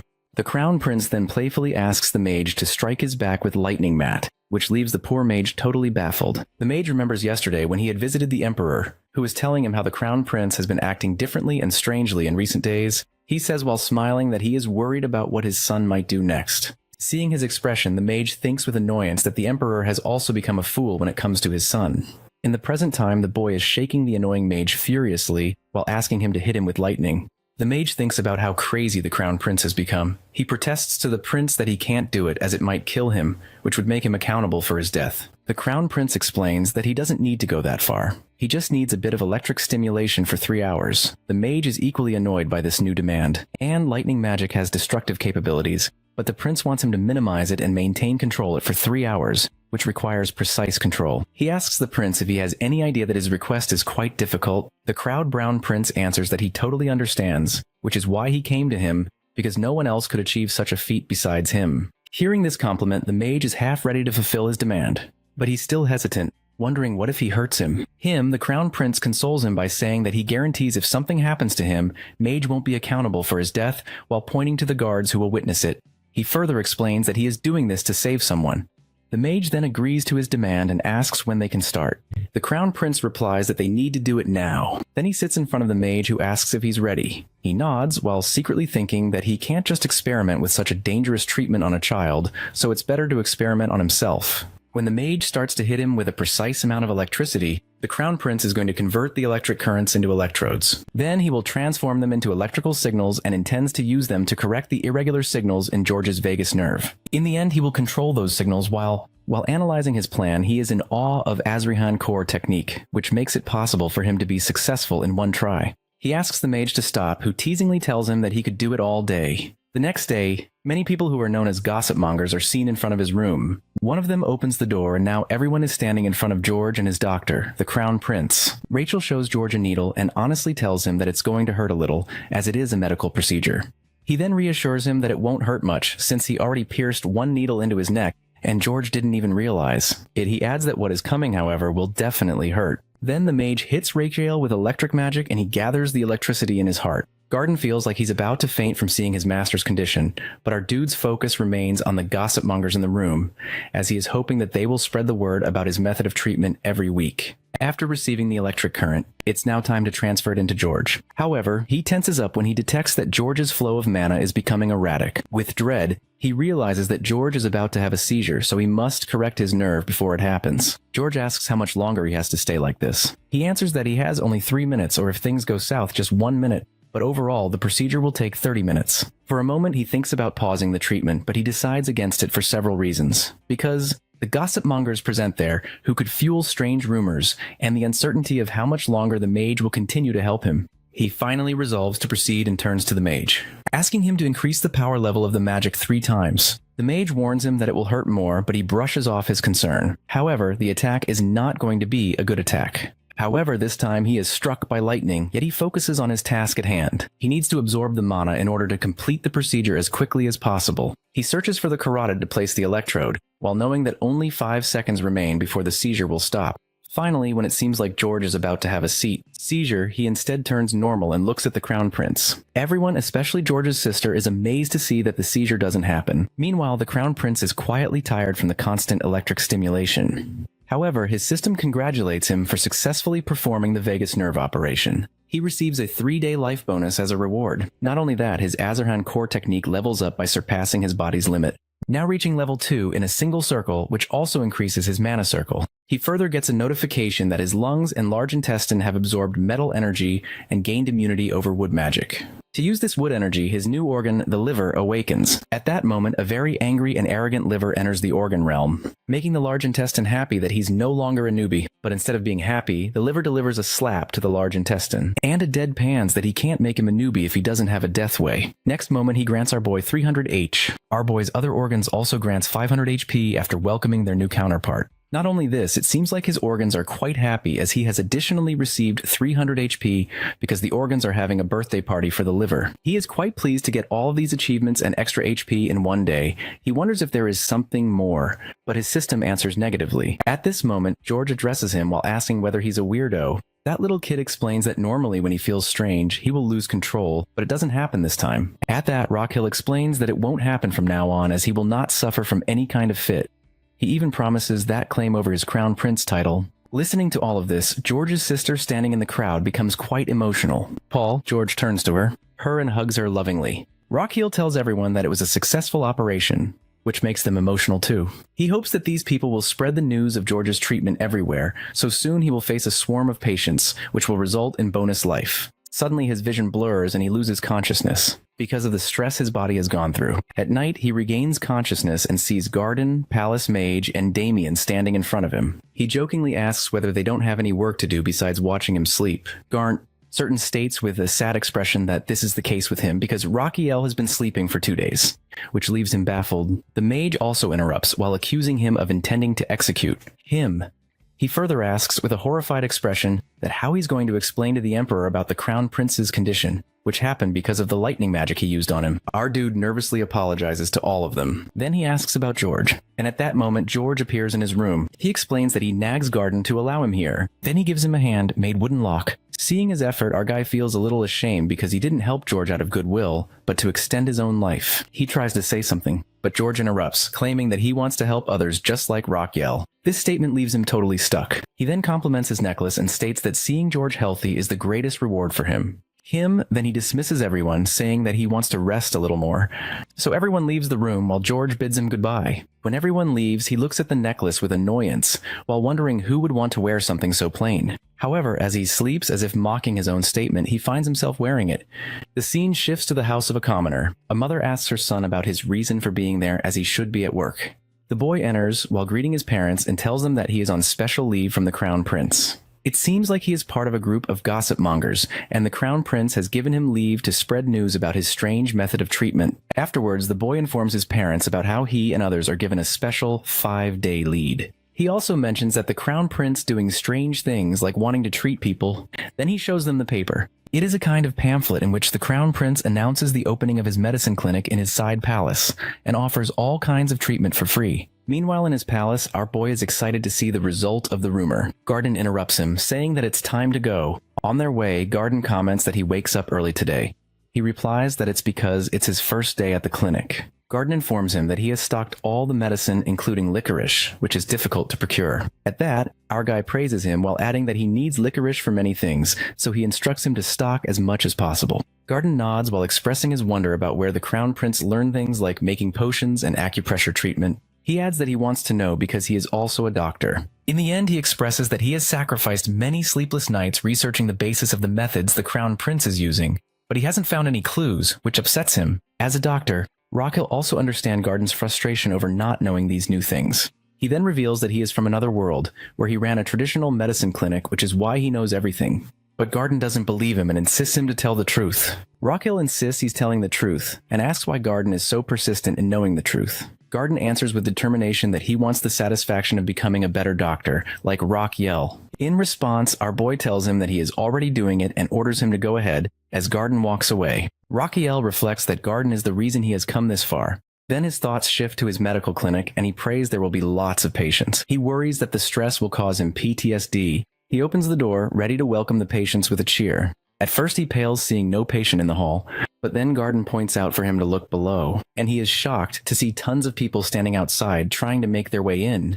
After a while, he's diagnosing a patient when his servant asks about his work. He instructs him to check on the other patients to see if they need help. Next, he turns to the maid who isn't preparing the medicine correctly. He knows the nursing system is not up to par and that it will take time to settle down. After seeing several patients, he gains enough experience to level up his pulse reading skill. Now, he cannot only assess the overall health of a patient, but also detect symptoms related to the internal organs. In this way, his internal organs are going to help him detect any problems with the organs of the patient by consulting the patient's organ. The scene shifts to his organ realm, where everyone is ready to have a blind date with patient's organs. The heart claims that he is not interested in anyone younger or older than 4 years old. However, the liver points out that they're going to meet all the older people. Seeing them, everyone is disappointed by the idea of consulting. Despite their reservations, they give the results. They didn't find any abnormalities, aside from slight constipation. But the liver informs them that this person shows symptoms of hepatitis, so he needs to give up alcohol. The liver further explains that the old man's liver is likely to survive only for another 5 years. He's amazed to hear this diagnosis, as it forms the foundation of every treatment. Determined, he now decides to awaken the other organs as well. Well, turning to his patient, he informs him about his liver's condition and prescribes medicine for 10 days.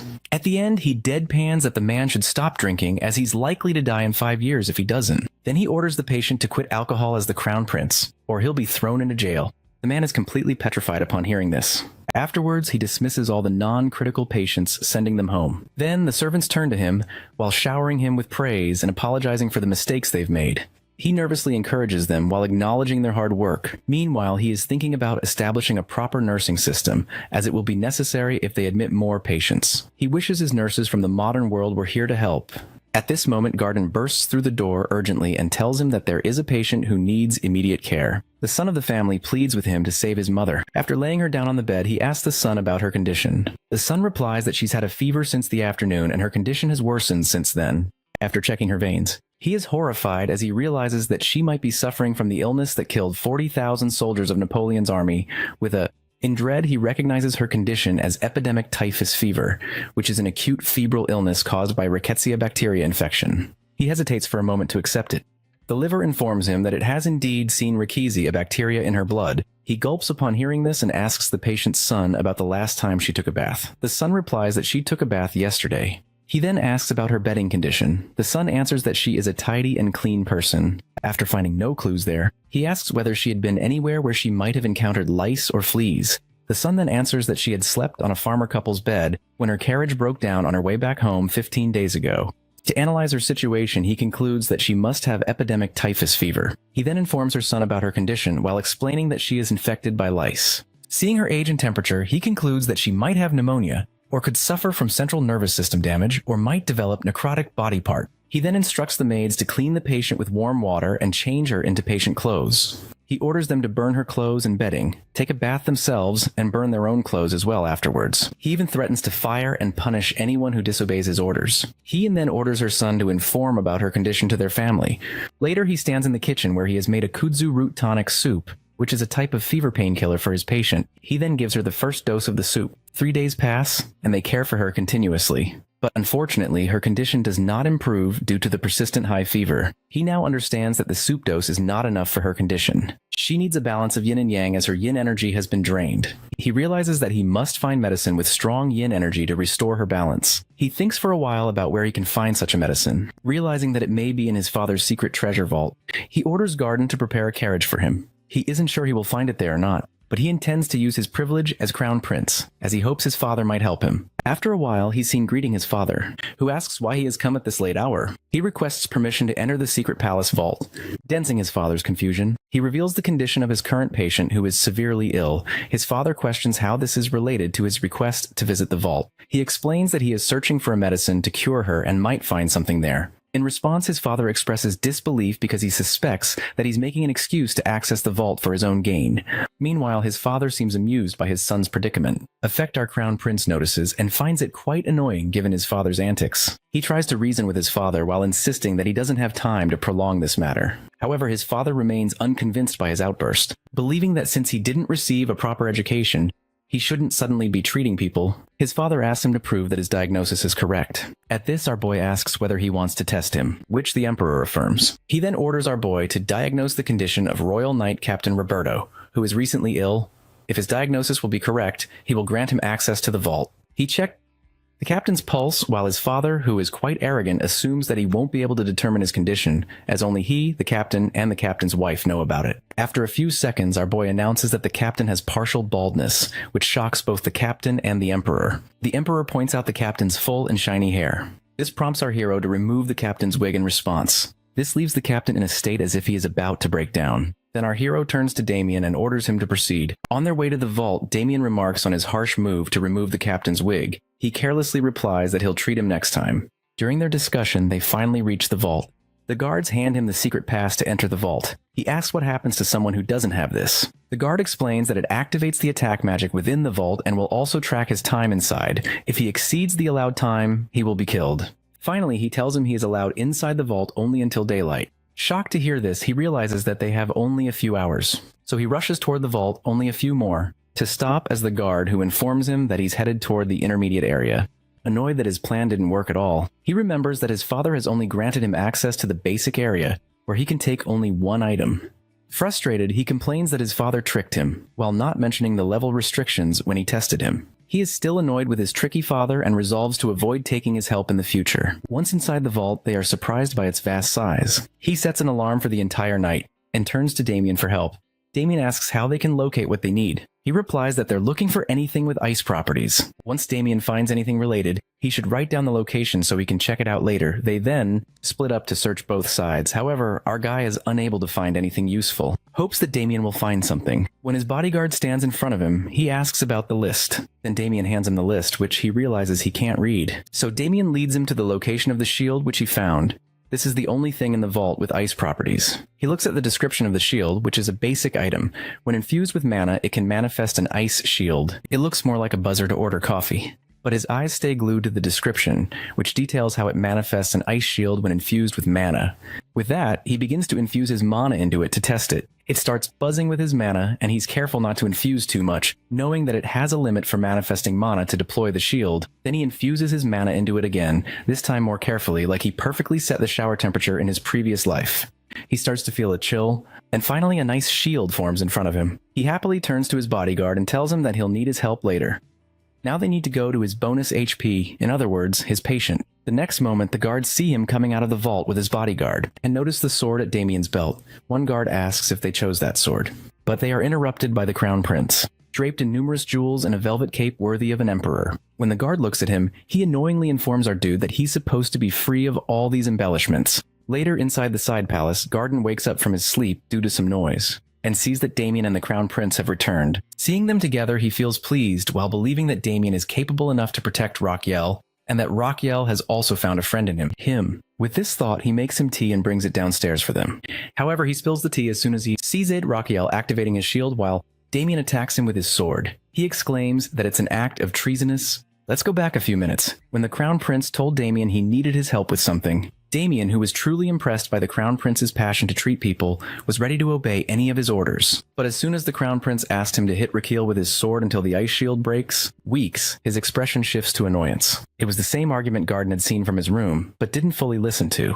Damien protests while asking if the Crown Prince really wants to label him a traitor, but the Crown Prince explains that he needs him to strike him with the sword so that the shield will break and he can use the residue left from the strike in the medicine for his patient. With that, Damien suggests putting the shield on the ground so that he can strike it more easily. The Crown Prince explains that it's impossible because he needs to constantly infuse mana to maintain the shield. Damien then concludes that the Crown Prince needs him to break the shield without harming him. Being a smart person, Damien demands a bonus for each strike he lands, while explaining that what the Crown Prince is asking him to do will mark him as a traitor and he can't do it without compensation. Raquiel snobbishly asks whether Damien wants payment for hitting him. Damien politely responds that he truly respects the Crown Prince for all he's doing for everyone, but this is a different matter and he wants to be paid. Our dude really understands his demand as he knows that Damien has faced many financial crises that led to his misery, so it's understandable for him to ask for something in return. Raquiel then hugs Damien while happily saying that he's just as he read about him, which makes Damien's expression sour. With that, he opens the shield and tells him that Damien will be granted a day's salary with each strike. Damien expresses his hope that he will get paid on time while striking him with his sword. On the other hand, to witness that scene in front of him, our poor Garden has lost consciousness. After the first strike, Damien tells him that he is going to increase the strength of his attack, as his current power might not be enough to break the shield. Damien stops his strike to see the Crown Prince, who looks like he's in great pain. Damien reminds him that he hasn't attacked yet, but the shield isn't broken by his strike. Weak, Damien asks whether he needs to increase his strength. However, our boy accuses him that he is increasing his bonus amount by striking with a weak strike. It fires up his bodyguard, and this time, he finally breaks the shield. As soon as he sees that, our hero starts dancing like crazy at the prospect of more bonus life. When he turns to enter the palace, he finds the faint form of Garden and wonders why he is sleeping there. After a while, he is seen making a typical kudzu root tonic soup, in which he has also added fragments of the ice shield. Then he decides to store some in his mana slots. His system informs him that he has gained a new skill called Tonic Concoction. With this skill, not only will the tonic he makes be 10% more effective, but he can also analyze its effectiveness, toxicity, and other side effects. When he places the tonic, his system asks if he wants to utilize his skill to analyze it, which he agrees to do. The system then reads the description while informing him that the tonic can restore water energy and reduce fever, with other cautionary instructions on its use. He is quite happy to read this, as it means he no longer needs to experiment the medicine on himself. Upon analyzing that it can recover water energy, he is sure it will aid in the recovery of Madame D. Enriol. Or with this determination, he brings the soup to her room. He asks about her well-being from her son, who answers disappointedly that she hasn't recovered a bit. Seeing her energy further depleted, he hopes this soup will work. He coaxed her into taking the tonic, though she complained that it was a bit bitter. He explained that bitterness often comes with effective medicine. He then took care of her for the next 10 days. Everyone was astonished to see him feeding the patient and taking care of her by himself. That earned him much respect from his subordinate. Meanwhile, he fought through his own fatigue, wanting to survive just a little longer to earn that bonus life since he was almost there. With that, his system congratulated him, informing him that he had finally cured his patient's epidemic typhus fever. Thanks to his great effort and the respect he earned from his subordinates, his met-critical treatment skills leveled up, now increasing his effectiveness by 1.5 times. Along with his patient's recovery, he also gained a life expectancy of 146 days and 8 days of bonus life. Upon realizing that he could earn rewards this way, our boy impishly considers creating a false image of himself, one that would earn him praise and respect from those around him. This in turn would bring him even more bonus life. The scene shifts to the carriage moving through the woods with our hero riding inside. He's thinking about getting professional nurses, as he's managed things so far, but he can't keep going much longer without their help.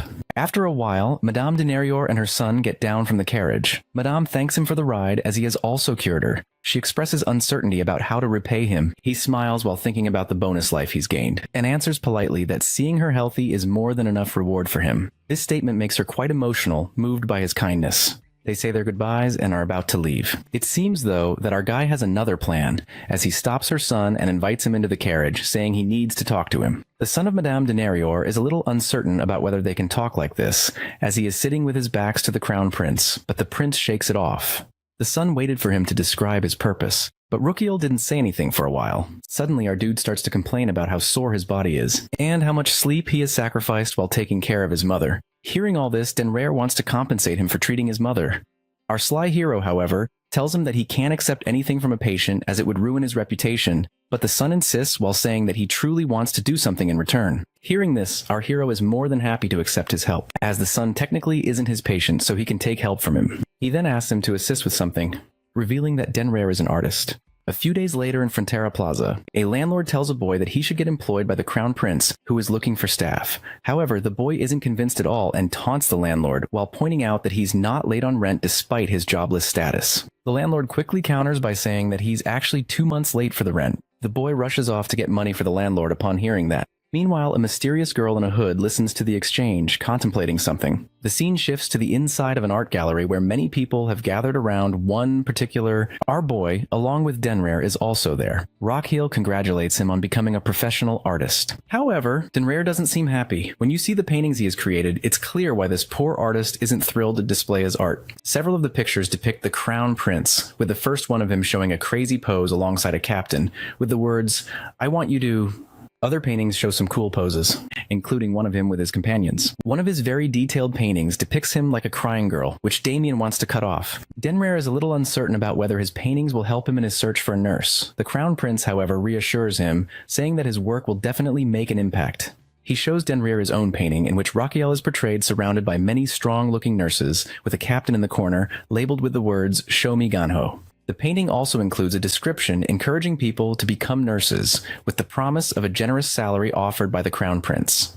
Seeing this, many people agree to sign up and want to become nurses. The scene shifts to a stall where Garden is registering people for the nurse selection test. People are eager to apply, having heard that the salary is so good they could pay 2 years' rent with just 1 month's salary. Meanwhile, the same mysterious girl is lining up in front of the stall, eyeing the requirements for applying. But when she reads that applicants must be residents of the Empire, her posture shows her determination. Meanwhile, our boy is thrilled to see so many people applying for the nursing position. When Damien asks him why he's so happy, he answers that he's excited about his death, because the more nurses he gets, the more patients he'll have to cure, which will in turn increase his life expectancy. On the other hand, Damien is purely impressed by our boy's kindness, especially considering he offers such a good salary as well. Well, after 6 days, an event called Show Me Genho is held, where the Crown Prince will test the people to see if they are fit to become nurses. The mysterious girl also makes her appearance, who is quite happy to have arrived on time. The host announces that they have gathered everyone to reveal the first task for the nurse selection test.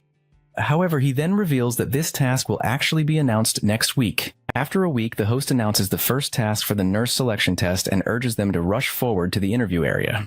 For this purpose, they get divided into 5 groups out of the 50 people. who will race toward the main building of the side palace. But the twist is that only 10 candidates from each group who reach the side palace first will get selected for the next task. The remaining will be disqualified, which shocks everyone. And they rush toward their destination in order to reach early. As soon as 10 candidates enter the destined area, the guard disqualifies the remaining ones. Then, they immediately start the next task, which tests their ability to find an ingredient that is stored improperly among numbers of ingredients presented to them. While doing this, one of the candidates falls down. Everyone looks at them and ponders for a while whether they should help him or not, but none of them move from their table to assist the candidate. Our boy watches everything with a serious expression. Garden then announces the end of the test and informs everyone that they will be notified about the result after some days. They all are left while worrying about their test results, but no one came back to help the ill candidate. Seems like this is a stage set by our hero who wants to test the candidate's spirit of helping others. As soon as the candidates leave, he hurries to the ill person, who is none other than Damien, who is concerned about whether he has acted well or not. Our boy informs him that he has overdone it and needs to perform more naturally. He says this while putting on a dramatic scene of falling ill in front of Dame. Then he asks about the candidate's progress, to which Damien replies that they have all failed. Our hero adds that character is more important for a nurse than skills, which can be learned later. Next they move to the next group, who also fails. Not only that, but all of the groups fail, which leaves our boy flabbergasted, seeing that no one cares enough about their fallen candidate. So, he decides to take a walk to clear his head. Meanwhile, he's also thinking that there are no candidates left, and he urgently needs to find a nurse. When he reaches the gate, he finds his guard arguing with a girl, who is saying to the girl that she is not allowed to participate because she isn't human. The girl retorts while emphasizing that she is a human. Witnessing the scene before him frustrates him. Not only do they already lack enough candidates, but now the guard refuses to let her in. At this, Damien deadpans that the girl is a werewolf. He points out that she doesn't have a tail, but Damien responds that she might be hiding it under her loose cloak. Damien suspects Raquel might be uneasy about the idea of a werewolf as a nurse. However, our greedy hero, who is eager to find a nurse, sees a werewolf as the perfect candidate for a nurse due to her abilities. Meanwhile, the girl tries to defend herself as a citizen of the nation, but the guard insists she's just a beat. Their argument is interrupted by the crown prince, who scolds his guards and tells them to stop. The girl, as a citizen of the capital, has every right to apply for the job. He then orders the guard to apologize to her, leaving her completely baffled. He also apologizes to the girl on behalf of his guard, and she introduces herself as Agnes. He tells her that she will be tested now, which startles her. Noticing her baffled expression, he explains that, as a werewolf, she has great stamina, but he wants to see it with his own eyes. Then he places her in a race competition with his guard. For this purpose, they will race to the fountain and come back, with the winner being the one who returns first. Agnes is fired up to hear this. She turns to the guard, ready to face off. Both Agnes and the guard are prepared to beat each other in the ring. Both of them rush towards the destination as Agnes takes the lead. Within a few minutes, she touches the pole of the fountain and rushes. Back as she gets past the guard, she analyzes his slow speed and concludes that she will be the one. The guard, who is already nervous, sprains his ankle and falls down. She notices his fall and wonders whether he has dislocated his shoulder, but she tries to keep going as she wants to be the winner. However, she can't and turns back to the guard, relocating his shoulder with which prompts a shriek from him. While she is doing this, our boy congratulates her because she is hired. Then he gives her the necklace made by George. Afterwards they sit inside, and the crown prince shows her the hiring contract. When she remarks that it looks complicated, he tries to coax her into reading it at her own pace. He is very interested in hiring her, not only because of her physique, but also because of personality, as she is perfect for the job. Besides, he has seen her fixing the guard's shoulder like she wants to make it as painful as possible, which will make the patient unhappy in the future. However, he still wants more people with the same qualities. After reading the contract, she informs him with a serious expression that she wants to add a clause from her side. She begins to say that she is the leader of her tribe, which makes our greedy hero salivate at the prospect of having 50 more people like her at his disposal. When she demands that they take a nursing test as well, he happily agrees. Then she approaches her other problem, one that she and her kind have been facing for years. He asks whether it's an issue of rationing. She answers negatively. She explains that they are having trouble because of their tails, which move on their own. Our dude is curious about whether this is a bad thing. She sadly explains that their tails depict their emotions, which can lead people to understand their feelings and use that to manipulate them. He is convinced that this is the reason she is wearing such baggy clothes. He suggests that she tie her tail to her legs. She responds that it refuses to cooperate in that way, almost as if it has its own mind. She explains that the tail behaves like an organ that follows its own rules. He then asks whether they can't be cut them off. She answers that it would make walking difficult, and besides, it would regrow within a month. At first he tries to let go of the matter, but Soon he realizes with dread that she wants him to resolve this issue if he wants to hire her and her tribes. After that realization, he feels like pulling his hair out in frustration as he has no idea how to solve this problem. He offers Agnes to be their society's guardian when she asks for an explanation. He explains that he can provide them with security by using his position, but she rejects this idea as it might worsen their condition if something happens to him or if he backs out from his promise. In this way, it's just a temporary solution. He asks if she wants something to solve the basic problem with their tails. She affirms while asking whether he is going to help them. He answers frankly that he doesn't have much choice, but he doesn't have any idea yet, so he will start searching for one. Upon hearing this, she assumes that he must be an honest person since he doesn't make any false guarantees. Then she tries to excuse herself, but he offers her to stay at his palace. As soon as she leaves, he again yells in frustration, not wanting to lose talent like that of werewolves. Later, he is found in the library, looking exhausted but still hasn't found anything. He's interrupted by a loud yell from Garden, which scares the life out of him. He complains to Garden, who always startles him like this. When asked, Garden tells him not to stress further because he could get sick from it. He retorts that he's getting sick because Garden always startles him, nearly giving him a heart attack. At that, he first refuses our guy's name, but then changes his tactic as he is telling him that he'll soon get wrinkles if he keeps frowning. Our boy smiles softly at his doctor's antics because he knows he's doing this to help him feel better. He nonchalantly remarks that if he gets wrinkles, he'll just get Botox treatment. To Garden's confusion, he starts to explain what Botox is, but then stops with the realization that Botox could be his solution. Botulinum toxin is a highly potent poison used to paralyze. To test this, he decides to use a local poison to paralyze the tails of the werewolf, and for this purpose, he's going to use Kuzmin poison. He then orders Garden to bring Kuzmin poison to Agnes's room as he's heading there. Once they're inside her room, he informs her that he has somehow found a solution to her problem. However, before proceeding, he needs to analyze her body in both human and werewolf forms. First, he needs to find the exact spot where he should apply the poison to paralyze the tail. For this purpose, he analyzes Agnes's acupressure points and maniflora, which are slightly different from those of humans. The location of her governor vessels differs, and the acupressure points on her hips are farther apart, which is likely due to her tail. Between both of those acupressure points, he finds a blood vessel that connects to her tail. He then asks her to transform into wolf form because he wants to examine the tail's acupoint in her beast form as well. With that, she transforms into a werewolf. After looking at her, he remarks that she's not as big as his dog, Deng Xiao, which irritates her. She doesn't respond, and he realizes it's because her mouth structure changes when she transforms, which makes speech impossible. Then they play a little after he checks her up. After finishing her checkup, he's found in his study preparing for the second part of the procedure. He needs to know the ingredients in the poison to determine the exact amount he should use on Agni to paralyze her tea. He considers asking Kuzmin for the ingredient, but rejects the idea, knowing he can't trust him. Instead, he decides to store it in his mana slots. As soon as he opens his mouth to test it, his organs start screaming at him to stop. In their realm, they're worried about Rocky L, which seems intent on testing this poison on himself. His liver in particular is anxious, knowing he's risking his health with this dangerous experiment.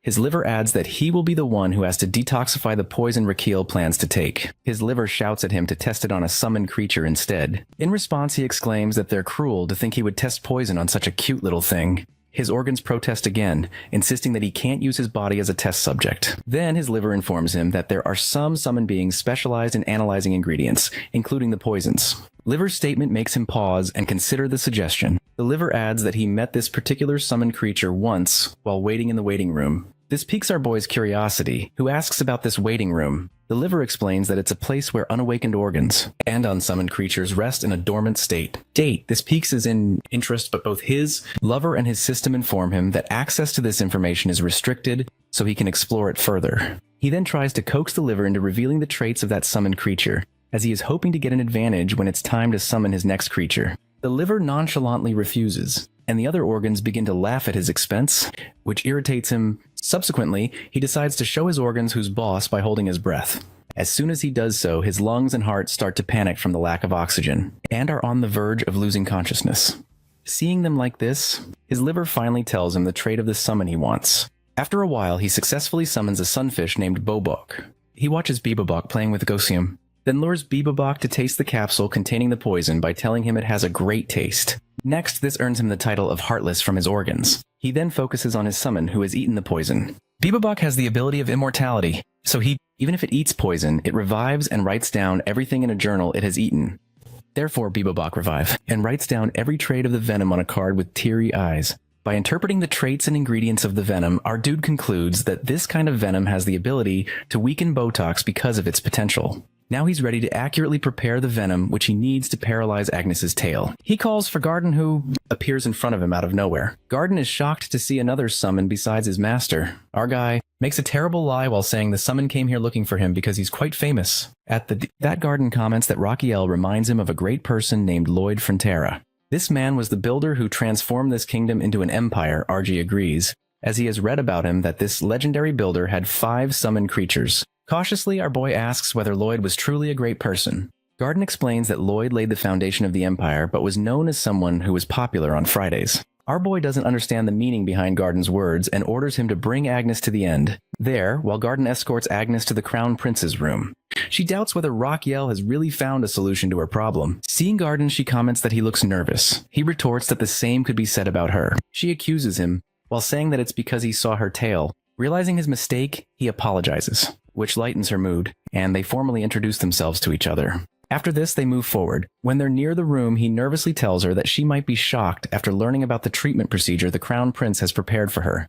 This makes her ponder over the expected treatment she'll receive. She enters and our guy offers her a seat. As she settles herself, she expresses her doubts about whether he could truly find a solution within a day. He answers affirmatively while asking her to trust him. She's still nervous and asks him to explain his method of treatment. He casually tells her that he's going to poke her tail with a needle multiple times, then inject poison in. Hearing his method, everyone cheers for him. On the other hand, she first looks at Garden, who asks her to trust Raquiel, then looks around at everyone else, who expresses the same trust in him. She shouts in her mind that they're all crazy, including the Print. On the other hand, Agnes doesn't find him trustworthy, but decides to give it a shot for the betterment of her kinsman, who won't have to suffer anymore if the treatment is successful. For this purpose, she decides to take a ride.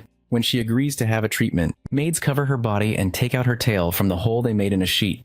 When he goes to check her up, he is once again amazed by the Azrahan core technique, which helps him see acupoints that are not possible to detect with any modern machine. He always yearns to know the acupoint's existence when he practices traditional medicine treatment in his world. He then starts the treatment by infecting the needle into the Jonshu acupoint and pouring 0.01 Winamel of muscle-paralyzing poison from his slot. Next, he injects it into the Mingmen point. Finally, he injects the poison 2.4 center deep into the Yao Yangquan acupoint. Now he has opened the path for Manata to flow through the Jonshu point, where it will flow to both sides of the erector spine. But the problem isn't just paralyzing the tail, but maintaining this paralysis as well. Therefore, as expected, the tail recovers itself, so our guy speeds up the process at least. Last, he pokes her Nadcom point, which quite irritates Agnes as she can't believe he's trying to mess with her head. At the same time, her tail gets limp in its place, but at the same moment her pinky toe moves from its place. With that, he exclaims that he has completed the process, which is a success.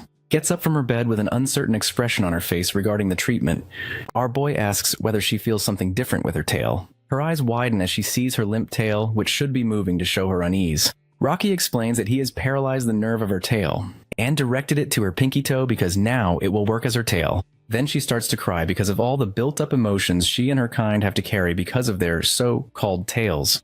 His eyes soften as he sees that, and he asks her if she's finished thanking him and whether they should sign the hiring contracts. He also adds that she should bring her tribe here, as they had already discussed. Then he coaxed her into signing the contract. By looking at his face, she concludes that he is not some ordinary person. After a few days, our hero was laughing like a maniac. Guarding commented on his overwhelming happiness. He exclaimed that he had finally gotten 50 werewolf nurses.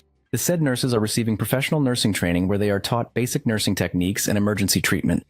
They are also taught about herbs and medicine, how to store them, and how to make tonics. In this way, they are trained to be ready to run the hospital. At this moment, one of the nurses had shown him the shift schedule. He has smirked with satisfaction at their progress. Now, finally, his clinic is operating 24 hours. Not only this, but the tribe was used to getting their toes to move instead of their tails. At that moment, his system congratulates him for the success of the toe operation. But he doesn't get any life bonus as it wasn't a matter of life and death. However, he gets a standing ovation from his organs. Then he is informed that his new organ has just been activated. Therefore, his stomach in the form of a very chubby baby has been awakened. As soon as it enters into the organ realm, it demands different junk food from modern world. He first demands variety at junk food, then Japanese ones that only exist in this modern world. Our boy expresses that he also wants to eat these things, but they don't exist in this world. Then he tells his stomach to hold himself. At that point, his stomach compromises on a sweet.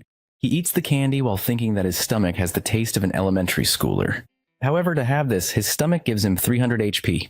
Then, his other organs, happy to find their youngest member, give him 700 HP and now he has 1,000 HP. He's happy to see his organs ready for the consultation, as now he can deal with the stomach problem as well. His system also informs him that his Azrahan technique has leveled up because of his precise control in treating werewolf tails. With that, his mana increases, and his monocircle expands, which gives him the feeling of a growing water balloon in his chest. Overall, he's content with the high amount of HP he has received today. Meanwhile, he's interrupted by a nurse who informs him about a patient with a fever and a strange smell. He proceeds to check on the patient while feeling content that he has finally laid a solid foundation for his clinic. The scene shifts to Sir Pavert, who is the chief butler of the side pallet. He's working on something when suddenly his expression turns horrified as he checks a record and wonders where he went wrong. He can't believe they've screwed up. After realizing it, he immediately rushes to the Crown Prince's office and shouts at him, "Them."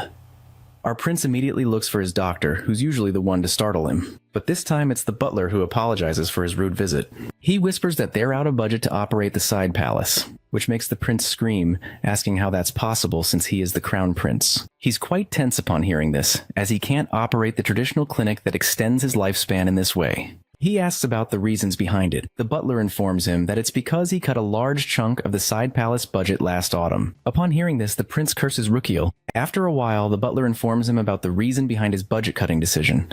The prince first thinks he won't live long. Secondly, he hadn't been using the budget since he's hardly out of bed. The butler informs him that he should be happy as his health is much better than last year.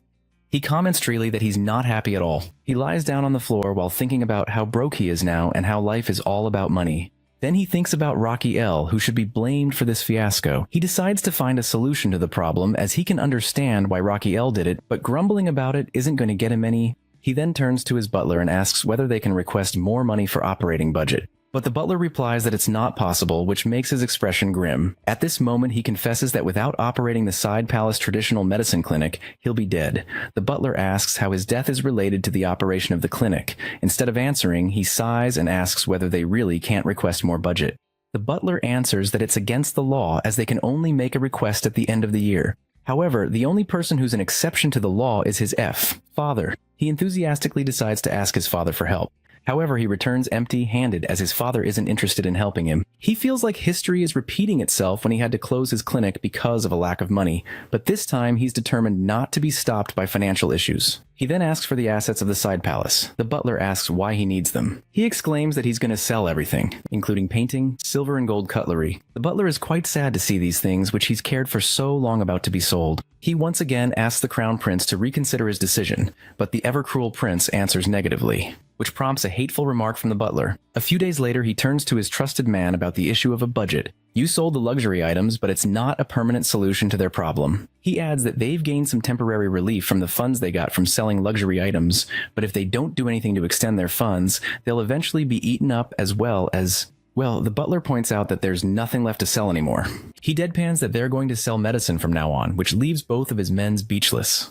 Seeing their expressions, he exclaims that he's going to be a crown prince who sells medicine. Meanwhile, at Frontera Plaza, people are gossiping about the news regarding the side palace. They're all in awe to hear that the crown prince sold all of the luxury items just to keep the medicine clinic running. They're totally impressed by our hero and begin to worship him, as they've never seen anyone in history do such a thing for the sake of treating people. They start singing songs in his greatness. Meanwhile, at the side clinic, they're discussing the matter of earning money through selling medicine. Rachel thinks that it's a necessary measure for keep him alive. The butler points out that if the budget is the problem, then they should charge a small fee from the patients. But he rejects this thought, as not many people will come for treatment if that's the case. He needs as much life bonus as he can get. Yet he then expresses that he's going to sell very expensive and effective medicine that people might buy just for display purposes. In other words, he's going to launch his own medicine brand. Any rich household will be proud to have his branded medicine. He exclaims at the end that he's going to sell super luxury medicine, which becomes the symbol of a person's luxury and high status in society. Listening to him, both of his subordinates are quite blank. The butler asks whether such medicine even exists at all. He explains that this is a medicine called the Golden Minotaur Calming Pill, made from the gallstone of a minotaur. Basically, Koreans are used to using calming pills to calm their nerves, and this pill is also used for curing brain illnesses, heart problems, and high blood pressure. On his way, he explains the details of this medicine to Damien, who has doubts about whether people are really going to purchase it. He replies that they're definitely going to buy it because he's going to present it as something rare. Like a limited edition, they'll buy it at all costs, as it's the psychology of people. He adds that he's not going to use bull, but the gallstone of the minotaur, which will urge them to buy it. However, his confidence is shattered by Damien's words of disbelief, who doesn't think anyone will buy a diet. Damien again points out that if this medicine is so effective, why hasn't he heard of it? It's because it comes from the fallen kingdom called Justian. Damien dryly remarks that he hasn't heard of this kingdom either. Our prince chimes in that he heard about it in his dream, and all the medicine he's learning is from his dream. While looking at his back, Damien thinks that Garden is a naive person who's going to believe every bit of nonsense their crown prince throws at him. But in his case, he only cares about getting his salary on time. He then runs after him and asks whether he's going to treat people without a license, which makes the prince halt in his steps. Damien stresses that he needs to pass the doctor exam to get the license like Garden did. The prince turns to Damien and nervously chuckles while admitting that he didn't know about it. Damien replies that they need to solve the funding problem first. For this purpose, they need a gallstone of a minotaur, but the prince interjects that they don't have any at the herbal store. It seems like people there aren't using the bull for making medicine. Damien asks about his solution to this problem. The prince exclaims that he's going to buy a live minotaur for this purpose. So he's going to cram out to attend the monster auction at the auction house to get this minute to... Damien can't believe he's planning to go there himself. The prince answers calmly that he has to, because he needs to check the quality of the minotaur as well as its gallstone by himself. Damien thinks, smiling to himself, that this man is crazy. At that moment, Agnes arrives with a carriage and gestures them to get in. Damien asks in disbelief if they're really going to depart now. The prince replies that time is more precious to him than gold. He then urges Damien to get in before Garden comes after them. Once the carriage is on its way, Garden comes running while yelling them that how he could leave him like this. The prince yells back that he needs him to stay behind to take care of the clinic. While on their way, Damien comments on the comfort of the horse carriage. Our prince arrogantly replies that it's what one would expect from a crown prince's carriage. It's shown that they're actually lying down in coffin-like spaces, and Damien still insists that it feels strange. Their journey carries on for 8 days, and one evening, Agnes gets up from her spot on top of the carriage. Her sense is heightened. As soon as she smells the sea, she informs the prince that they've reached Cremo Port. But finally, they reach the Cremo Monster Auction House. A boy in front of the auction house tells the driver to park his carriage somewhere else. But the driver gets down from the carriage and warns him that he doesn't know whose carriage it is. He asks if it belongs to the crown prince. At that same moment, the said crown prince greets him from the carriage window, which leaves him petrified. The next moment, the boy rushes inside the auction building and approaches the mayor. He points toward Rock Hill and informs him about his arrival, which panics the mayor as well. The next moment, he starts flattering our boy to gain political favor. When our boy mentions that he's here to purchase something, the mayor immediately offers him additional bodyguards, which our boy refuses because he has his own. He tries to excuse himself, but the mayor keeps trying to prolong their conversation. He goes ahead after giving the mayor a false promise that he'll visit his home afterward. The mayor instructs others to clean everything, while our guy thinks it feels like a military commander is going to visit there. During the auction, Rockhill and Damien settle themselves while noticing the quiet atmosphere. Damien explains that it's likely because monsters can wake up if the auction gets too noisy. As people make bids, he waits for the Minotaur to appear. When it seems like the auction might be ending, he wonders if he might not find a Minotaur there after all. At that moment, a carriage rolls in carrying a caged, hefty Minotaur. Our dude is awestruck by the Minotaur's weight and strength. The host announces that it's the main item of the auction, which is captured by the 7 best hunting team. On the other hand, our guy's excitement at the prospect of getting his hands on this beast deflates when the host announces the starting bid at 50,000 malers. He asks his aide if he heard correctly, since other monsters sold for 50,000 malers, yet this one starts at 50,000 malers. When Damien asks if he has enough money, he considers that he brought 100,000 Megan. But seeing the crowd's eagerness to buy the Minotaur, he doubts he'll be able to win it. Besides, he thinks that it's way too expensive to buy a Minotaur at that price. After a moment's thought, he turns to Dames and whispers his plan in his ear. It's clear that Damien doesn't like the idea and double-checks if he really wants to go through with it. After a confirmation from him, Damien comments that the idea sounds like something a thug would suggest, but he just chuckles while saying that it doesn't matter if he's compared to a thug as long as it will work. Then Damien leaves, and our guy watches the auction with anticipation as the bidding price climb. He hopes Damien returns before the price gets too high. After a while, the mayor arrives and greets him, and our prince pretends to be surprised to see him. Seeing the prince's expression, the mayor catches on as he understands that the prince wants everyone's attention right now. Eager to gain the prince's favor, the mayor is more than willing to play along. The mayor then loudly addresses the crown prince while offering him 100 bodyguards. As soon as he says this, everyone turns to see if it's really the crown prince. Our guy formally accepts the favor, while Damien stands there with a very annoyed expression, watching the drama unfold in front of him. Then our guy dramatically remembers that he has to participate in the auction, and places a bid of 60,000. Our prince's expression loudly declares that he's the crown prince, and no one is going to raise the price against him. Seeing this, the audience realizes that they have to give up on getting the Minotaur. Meanwhile, the host is also quite nervous, seeing that they may have to sell their best item for only 60,000 maggots. Then there's a twist as one noble dares to raise the bid to 70,000 moggen, which shocks everyone, including our dear crown prince. Someone then notices that this person is none other than Guinness, a favorite of the king of the southern country, Amboy. Meanwhile, Guinness thinks that since he's not even a citizen of this country, the prince can't do much to him. Everyone wants to cheer for him as their savior, while some whisper that they've heard the crown prince is famous for holding grudges for a very long time. On the other side, our guy is fuming with anger, now determined to have a proper clash with this person, burning with desire to get his hands on the Minotaur. He raises his bid to 71,000. Guinness raises it by another 1,000, bringing the bid up to 80,000. The bidding continues like this. Finally, the host announces that their main item has been sold for 250,000 moggen, and the winner is Guinness, who is quite obnoxious about having the upper hand over the crown prince. Meanwhile, our hero looks like someone just drained all color from his face. At this moment, Damien tries to console him while saying that he's glad Rachiel didn't spend all his money on a single Minotaur.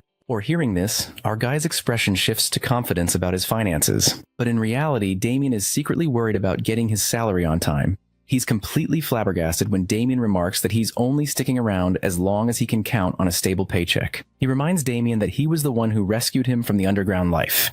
Damien replies that he's grateful for that, but having a stable salary is a completely different matter. Our guy then looks at his bodyguard thoughtfully, recalling the last chapter he read in Demon's Sword. After reading it, he concluded that Damien is the strongest person in this world, and it's reassuring to have him by his side. But there seems to be another reason related to victory in the final battle, which somehow connects to Damien, because our boy believes that giving him a stable life leads to the stability and safety of the world. He then tells his bodyguard earnestly that he'll make sure Damien gets his salary on time. Next, he turns to the mayor as they head to his home. But the mayor protests while asking his reason to be in such a rush. He replies that it's out of embarrassment for losing even after using cheap tricks. The scene shifts to a grand house. We're in one room, the Minotaur is bound after being sold today. Guinness steps forward to check its condition, bragging about his victory over the crown prince. Then someone else enters the picture, the most expert taxidermist in Cramo, who was brought in for this job. The taxidermist asks Guinness about his preferred taxidermy style. Guinness replies that he wants it presented as grand as possible, because he's planning to gift it to the king for his birthday. He then requests a mage to assist with the taxidermy. And at that moment, the mage enters, while stating that they should begin immediately without wasting time. The mage starts his vacuum magic to kill the Minotaur in a clean manner. As he's being killed, the Minotaur thinks of his family and laments how cruel humans are for mistreating him this way, while thinking he's broken their magic, and then, when it snaps the chain he was bound to, meanwhile, while in the mayor's house, our guy crashes onto his bed, looking exhausted. His whole body protests from the grueling schedule. Determined to buy the Minotaur tomorrow, he insists he'll manage with one lakh Megan, though his bodyguard doesn't seem convinced. Their conversation is interrupted by one of his men, who warns him of upcoming trouble for which they need to evacuate immediately. Rachiel demands an explanation. At that same moment, the wall is smashed open. Damien is in front of him instantly, ready to protect the prince. But the monster throws him aside. As the dust clears, our guy is petrified to see that the monster is none other than the Minotaur. A few moments ago, with the force of the Minotaur's break from Major's magic, like everyone is knocked down around it except for the evil Guinness. He shouts at the Minotaur while claiming that it can't harm him because he's its master. But the monster doesn't understand the meaning of master and starts to chase him instead. While looking for an escape route, Guinness spots the mayor's house and decides to take refuge inside. He hides behind a wall and shouts in an attempt to distract the Minotaur. In a way, he's somewhat successful at it. Now the Minotaur is right in front of the guy, ready to smash him. Our dude is ready to escape, but suddenly he notices its eyes and stops for a moment. They seem like the eyes of a creature in pain, suffering greatly, much like one of his patients. The Minotaur then remembers that our boy is the same guy who bid on it, and in a fit of rage, it attacks a... However, its strike is intercepted by Damien's Soar, who urges the prince to escape. Our boy exclaims that he's not going to die after having it so difficult to survive this long. Damien tries to deal with the Minotaur, but he's not successful in stopping or defeating it. During the battle, he pushes Rachiel back, who slams into a wall. At the same time, Damien meets up with him, and he states that they're trapped here, prompting a sarcastic remark from our boy, who dryly comments that he can see that as well. Next moment, Damien stands with a serious expression and asks for an extra bonus if they manage to get out of their life. Our boy shouts at him, asking why he's asking for this now, and what if he doesn't provide it. Damien responds that he'll escape alone if necessary. He then tells the prince that he's going to fight the Minotaur, which will give him an opening to escape. Rachiel hesitates as the path to escape is blocked. Damien nonchalantly suggests that he should just jump from there, but that's not an option for our boy. Damien adds that it's better to jump from there than to be crushed alive. He then explains that if he's injured, the guards will rescue him and take him to safety. With that, Damien attacks the Minotaur, and they engage in battle. The prince tries to escape through the opening Damien created, his face twisted with anxiety, but in his misery, he doesn't notice that instead of climbing a wall, he's scaling the Minotaur itself. He stops when he receives a warning from his system. His system gives him a full scan of the monster. His system and heart both inform him that the results show the monster's heart is in very bad condition. It has stable angina pectoris, which means the monster is suffering from chest pain, and its heart is about to clog up. Clinging to the monster, he realizes he's not in good condition to treat it, and he's in danger himself. He can't jump or his body will be crushed in the process. Meanwhile, the Minotaur has a plan to crush the prince with its other hand, like squashing a mosquito. But it's distracted by Damien's attack, which misses its eye. Damien tells the prince to hang on while promising that he'll rescue him in a moment. Our crying boy pleads for him to do it quick. Quickly, Damien rushes toward the monster, looking for an opening to attack its shoulder or side. He strikes the monster and tries to rescue the printer, but the prince is thrown from the balcony, which makes him believe he's about to die. However, our crown guy is rescued by Agnes, who catches him in mid-air as soon as she lands on the ground. Other guards come to escort him to a safe place. Meanwhile, Damien and the Minotaur are locked in combat. The monster focuses all its attention on Damien, who is determined to defeat it in order to claim a high reward. Damien plans to stab the Minotaur on its fist and then its arms as soon as it's about to punch him. He tries to cut into its fist and attack it as much as he can. But the Minotaur proves tougher than that. During their clash of sword and fist, just something distracts Damien. And in the next moment, he's attacked by the Minotaur and thrown aside. He is pushed into the wall, and the Minotaur steps toward him. Damien tries to get up, but his leg is pinned under the rubble. At the same time, he's saved by Ghostwim's powerful body slam. He doesn't fully understand what's happening until he sees Ghostwim fighting the monster. Meanwhile, our guy thinks that he's not going to lose Damien, especially after all the trouble he went through to get him. That's why he fed Ghostworm red sunflower seeds to make him bigger, so he could fight the Minotaur. He shouts at his bodyguard to get up as they're about to be surrounded, prompting a remark from him that he's going to get a lot of money. But unfortunately, Damien can't move his leg. On the other side, the Minotaur throws Ghostwoman to the air toward Damien. Seeing this, Rockhill shouts for Damien to hold on to Ghostwoman in order to escape. Damien does so, and goes swim jumps from the second floor. Now they're in front of the Crown Prince. But not just his friend, but his enemy. Minotaur also leaps from the second floor and howls at them, with everyone else following close behind. Rockhill asks about the well, being of Damien and Ghostwim. Damien answers that he's alright. He thinks about the Minotaur and wants the medicine from it, but he rejects the thought as it could cost him his life. He thought that he was a good friend, then suggests to his companions that they head to a safer place. At this moment, the mayor interjects, stating that he's going to bring him and his companions to the safest place in the city. After a while, they arrive at the port. The mayor informs him that if they ride the ship, the Minotaur won't be able to chase them on the sea, and they can easily escape this way. Rockhill likes the idea and decides to escape this way. When they board the ship and offer the mayor to join them, our dude is shocked to hear that the mayor refuses to escape. With a serious expression, the mayor states that he won't run away because this city and the safety of its people are his responsibility. So he will stay and guide the guards to counter their current problem. Hearing his words, Rockhill changes his opinion about the mayor, as he is no longer seeing him as a shallow man who just wanted to go on with his life. He now seems serious, and this makes Rockhill contemplate whether it's right for him to run away as well. Seeing his expression, Damien understands his inner turmoil and stresses that they need to depart. He reminds Rockhill that everyone has their own role to play, so he doesn't need to feel guilty. At that moment, Rockhill realizes that his bodyguard is right. The mayor's role is to protect the city while his own role is to protect the imperial family. For this purpose, he has to survive. So he orders the anchor to be raped. However, just as their luck runs at the end of the day, the Minotaur arrives chasing after them. It leaps onto the ship while howling with anger. It tears apart the ship and swings the wood over their head. Rochiel orders everyone to get down to avoid being hit by. Meanwhile, Rockhill is also thinking about his next course of action, as they have no way out of this situation now. On the other hand, his organs are shivering as they sense the danger around them. He tries to think of a plan to escape, but is on the verge of tears when he realizes he hasn't awakened his brain. Damien jumps beside him and tells him to get to the deck and stay hidden there. Rockhill asks what Damien will do in the meantime, while when sheathing his sword and turning toward the Minotaur, Damien claims he's about to make a lot of money from this fight, so the Minotaur better get to work to earn it. Damien rushes toward the monster and calls for Agnes's help, but their combined efforts, along with some guards, in vain as they are all thrown aside by the Minotaur, which remains standing tall. Seeing everything unfold, Rockhill panics but then he pulls himself together and looks closely at the Minotaur, while analyzing its health condition to figure out how to defeat it. At this moment, his system informs him that he has strengthened his Azerhan core to its limit, due to being in an unprecedented and extremely dangerous situation. As a result, he has acquired a skill called Acupoint Scan, where his Azaran core technique is combined with his pulse reading skill. This allows him to see the acupoints of every living thing in order to predict their movements. Now he applies this skill to the Minotaur standing in front of him, which makes him realize that he can clearly dodge its every move.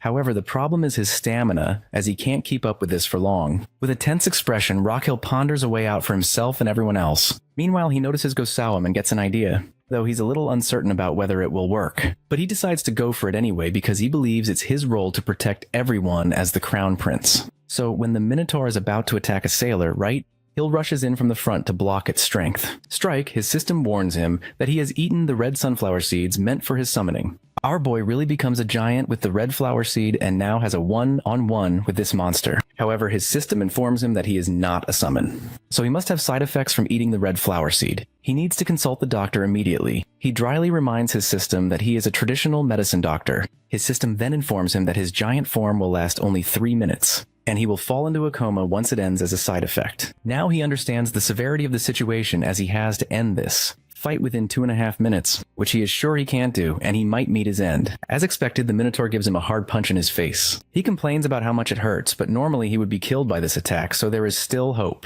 In order to test his hope, he hits the Minotaur with his head, and hurts himself as well. Now it seems impossible to end this fight in the limited time. He needs to think quickly. He looks at his summon, who is exhausted because of the fight. He wonders if his guards can handle it, but what if he faints? He has to do something quickly. He asked Gusium to provide some thorns. After getting them, he grabs the Minotaur's neck in his arm as he is going to use acupoints on him. He pierces the first needle into the TNU point near its neck. This point is used for ascending and descending mana, but unfortunately, our guy can't pierce the thorn deep enough to reach Minotaur's mana flow. He then orders Damien to attack the end of the thorn, and Damien does so immediately. His next target is to calm the monster down mentally. To do this, he reduces the stimulation of the sympathetic nerve and increases the stimulation of the parasympathetic nerves. He then targets another acupoint and asks Damien to dig the needle deeper. After a while, he targets several acupoints in order to prick its blood and energy flow. He jokingly thinks that the Minotaur is behaving like a kid who doesn't want to get a shot. So now, he will give it a sweet if it behaves during the last acupoint, which is the ermine point. This point is used for ear disorders. With this last point, suddenly the monster calms down as its pain disappears. Our boy says that it was kind of a coincidence as well. To realize that his pain has disappeared, the Minotaur turns to our guy and thanks him, thinking he's the reason the pain is gone. At this moment, our dude falls down, whining that he's incredibly tired. He checks his internal organs, which are also protesting because the sudden size change disrupted their blood and breathing flow. At this moment, his time as a giant ends, and he returns to his normal size. Everyone gathers around him in concern. Before slipping into a coma, he tells them that he will be in a coma for 5 days, and that they don't need to worry about the Minotaur anymore. Then his coma period begins. After the fight, the Minotaur is subdued, and everyone becomes worried about saving the ship as it could sink at any moment. They have to head to the deck immediately since the ship is filling with water. Suddenly, the ship begins to move, and everyone thinks it might be sinking. Meanwhile, the Minotaur, who wants to repay the kindness the Crown Prince showed him, picks him up and places him on his head in order to save him. This stuns everyone around them as they think it's trying to kidnap the Crown Prince. 6 days have passed since the kidnapping of the Crown Prince, and now we see a dark room where Damien sits in a chair. While looking at the rat at his feet, he wonders whether he is dreaming, which is something he hasn't done in a long time. His thought process is interrupted by the inspection squad interrogator. It seems like he's being interrogated because of what happened with Rockyell and the Minotaur. The interrogator taunts him while asking if he's sleeping in a situation like this. Damien makes an excuse while saying that it's because he hasn't slept for days. The inspector shouts at him, saying it's been 6 days since the Minotaur kidnapped Rockyell. The next day, the news reached the Emperor, and it took him 2 days to reach this city. The interrogator accuses them of doing nothing in the meantime, as they haven't found any clues about where the Minotaur took the Crown Prince, or where the person who brought the Minotaur has gone. He then changes his statement, in which he accuses them of doing it intentionally because they wanted to harm the prince. At that, Damien taunts him, inquiring whether he thinks every person who accompanied the Crown Prince is a conspirator, working with the Minotaur to kidnap him. He is furious to know that this interrogator is going to conclude such a ridiculous notion. However, the interrogator seems more interested in wrapping up the case neatly, and tells Damien that this ridiculous conclusion could be the answer to the question of who is responsible for the kidnapping of the Crown Prince. So, he plans to blame everyone, including the mayor, and the people who accompanied the prince, as being responsible for the kidnapping, which would conveniently close the case. Damien grits his teeth while thinking that this inspector just wants to close the case without any complications, which is why he's accusing them of being involved. The interrogator slyly tries to coax him into confessing as he offers mercy in the form of a swift death. Damien angrily tells him to go to hell, but the interrogator, with an impish expression, replies that he has other ways to make him confess. Then he is put into a cage, which is hanging, and he finds Agnes and the mayor in their respective cages as well. He notices that they have ignited a fire below them, and after smelling the oil, now he wonders whether they're going to burn them alive. The interrogator once again tries to coax them into confessing that they're the culprits. But Damien insists that if they want something from him, he can tell them the truth. He angrily tells the interrogator that he is the one obstructing the search for the Crown Prince under the pretense of the investigation. He angrily agrees that he is more than eager to find him. After hearing this, the inspector orders his subordinate to light the fire. Meanwhile, Damien thinks that he doesn't want to die this meaningless death. Before anyone can do anything, they see the Minotaur coming toward them, and to everyone's astonishment, it holds Damien's cage. Above the Minotaur, the Crown Prince is riding, who asks his subordinates the reason for them being caged. It seems like the Crown Prince wakes up after 6 days on the island, where he finds Eurus, who was once his enemy but now looks at him with loving eyes. After taking some time, they resolve their differences and become friends. He then thinks that it's a coincidence that Eurus's pain was soothed by him, but he doesn't clarify it to it because he wants it to follow him willingly. Then he tells Eurus that he wants to help it in return, as well as its chest pain will start soon, so they should begin treating it. He starts his acupoint scan and concludes that his angina isn't very advanced yet, so it can be treated later. Then he turns his scan to the gallbladder. He asks Eurus whether he feels full after his meal, to which he gets a positive answer. He adds that it's because he's filled his gallbladder with lots of stuff, so it needs to be emptied. Then he explains the process, but Eurus doesn't understand a word and looks at him blankly. Finally, the Crown Prince decides to use simpler language and asks Eurus to press the spot he points to with his finger. He gestures for Uruz to clench its fist and hit its solar plexus. Eurus seems hesitant, but the prince urges it to do so. It does, and by observing its condition, the prince concludes that something must be stuck inside. Finally, it's revealed to be a big piece of cholecystitis. The Crown Prince is happy to have found this significant piece. He asks Eurus about the condition of his bloating, and Eurus answers with a cheerful tone. The prince happily responds as he is glad that it's nothing serious, and that now he has owned the Minotaur as well. He then asks Eurus to go back with him as they need to save his comrades. But Eurus is hesitant to return because he fears they might fight again. The Crown Prince consoles him while assuring him that no one will harm him. On their way back, he spots the flag of the inspection squad, which answers directly to the Emperor, and concludes that their choice to return earlier was the right one. Back in the present, Raquiel is shouting at the squad to tell him who is in charge of the inspection. The devil of an interrogator casually answers that he's in charge, which irritates the prince. Not only this interrogator has the guts to accuse the Crown Prince of not being one just because he brought a Minotaur into the city. Everyone looks at him with bewildered expressions while wondering what he's doing. Raquiel retorts that this implies he's dealing with a doppelganger who's pretending to be the Crown Prince. The interrogator responds that it might be the case, as there could be forces wanting to harm the imperial family, especially with the Crown Prince missing. Now, the real Crown Prince needs to verify his identity. This infuriates Raquiel to his core. He says that if they want to verify his identity, they should also verify the true faces of his people. To demonstrate his point, he starts with Damien, who had thrown himself between the Crown Prince and the Minotaur to buy him time. His fight with the Minotaur showed his loyalty and devotion. Meanwhile, Eurus had broken his cage, allowing Damien to emerge from it. Then he turns to Agnes, who quickly catches him before he falls from the second floor.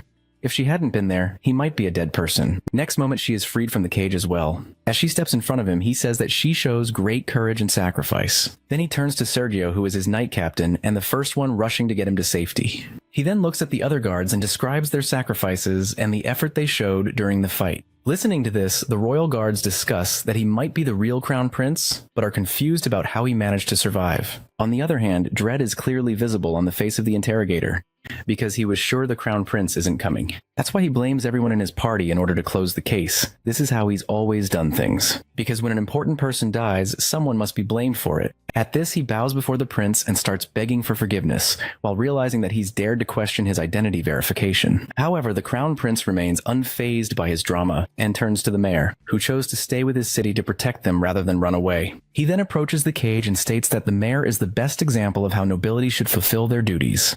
He then turns to the interrogator again and angrily exclaims that meanwhile, the head of the investigation squad is questioning his identity. He warns him dangerously that it is his people, who have stayed by his side regardless of the circumstances, who have made him the Crown Prince. He stops him from making any excuses, already knowing what they will be. He reflects on the situation in Korea, where a similar incident had occurred. In the end, he concludes that the interrogator will be held responsible for the farce of the investigation he conducted.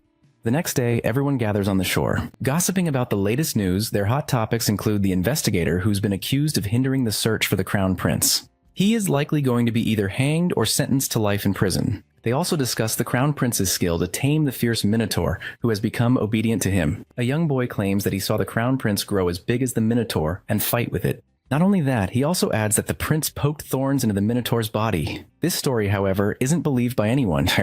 Then the discussion shifts to another rumor about the crown prince as people in the capital are gossiping about him becoming the next ruler. Meanwhile, Damien is watching all of this from his window. He turns to his master and asks how he could possibly tame a minotaur. Rikel explains that he never actually tamed it, while explaining that it was all a misunderstanding on the minotaur's part. Seeing Damien's confusion, Raquel further clarifies that when he grew and poked the minotaur with the thorns, its pain lessened, leading it to believe that Raquel must be its savior. For a while, they discuss how this misunderstanding works in Damien's favor, as he can now earn some handsome rewards, which a prospect he's not ashamed to entertain. Yet Damien feels a little embarrassed about not truly defeating the minotaur, so he resolves to train harder. Damien then informs him that he wants more money because he has also completed the task he was given by the crown prince. He supplies that he's quite glad to hear that he's collected all kinds of medicinal ingredients. Damien explains that it's because Cremo is a larger port and a commercial city. Then he drops a bomb on our prince, revealing that his father returned to the capital as soon as he heard that his son was safely back. The prince doesn't like his father's heartlessness over this, but he remembers his father's words and concludes that he can't do much about it. So he ignores this thought as he focuses on his task at hand and asks Damien to bring all of that medicine here as he's about to start. Upon receiving the supplies, he exclaims that he's going to prepare the golden minotaur pills in the mayor's kitchen. After a while, he's in the kitchen, humming and cutting ingredients to prepare the medicine, which annoys Damien. Finally, he has made the golden minotaur pills and decides to experiment it on himself. As soon as he eats one, his system informs him about the pill's effects, while revealing that his internal organs have become more energized. However, his stomach doesn't appreciate the taste. In return, though, he gains 500 more HP from his organs. Not only that, his tonic concoction analysis skill activates because he made the pill himself. After reviewing the long list of benefits from the pill, he feels quite happy to see that it not only treats cardiac disease, but also provides natural sleep without any side effects. Reading this, he feels ecstatic about the results. The next day he goes to Eurus and asks how it's feeling. Then he gives it the pills to help soothe its chest pain. Without hesitation, Eurus eats them all. It feels extremely energized from the pills, and their effectiveness increases by 10% after he uses them to heal the Minotaur, who is his patient now. Not only that, he gains a life bonus of 7 days, and an additional 600 HP from his organs. Later, he is lying on the Minotaur leisurely, planning to counting on his Minotaur from now on. The next day, a large crowd gathers in Cremo City Plaza for the award distribution ceremony honoring those who helped him that night.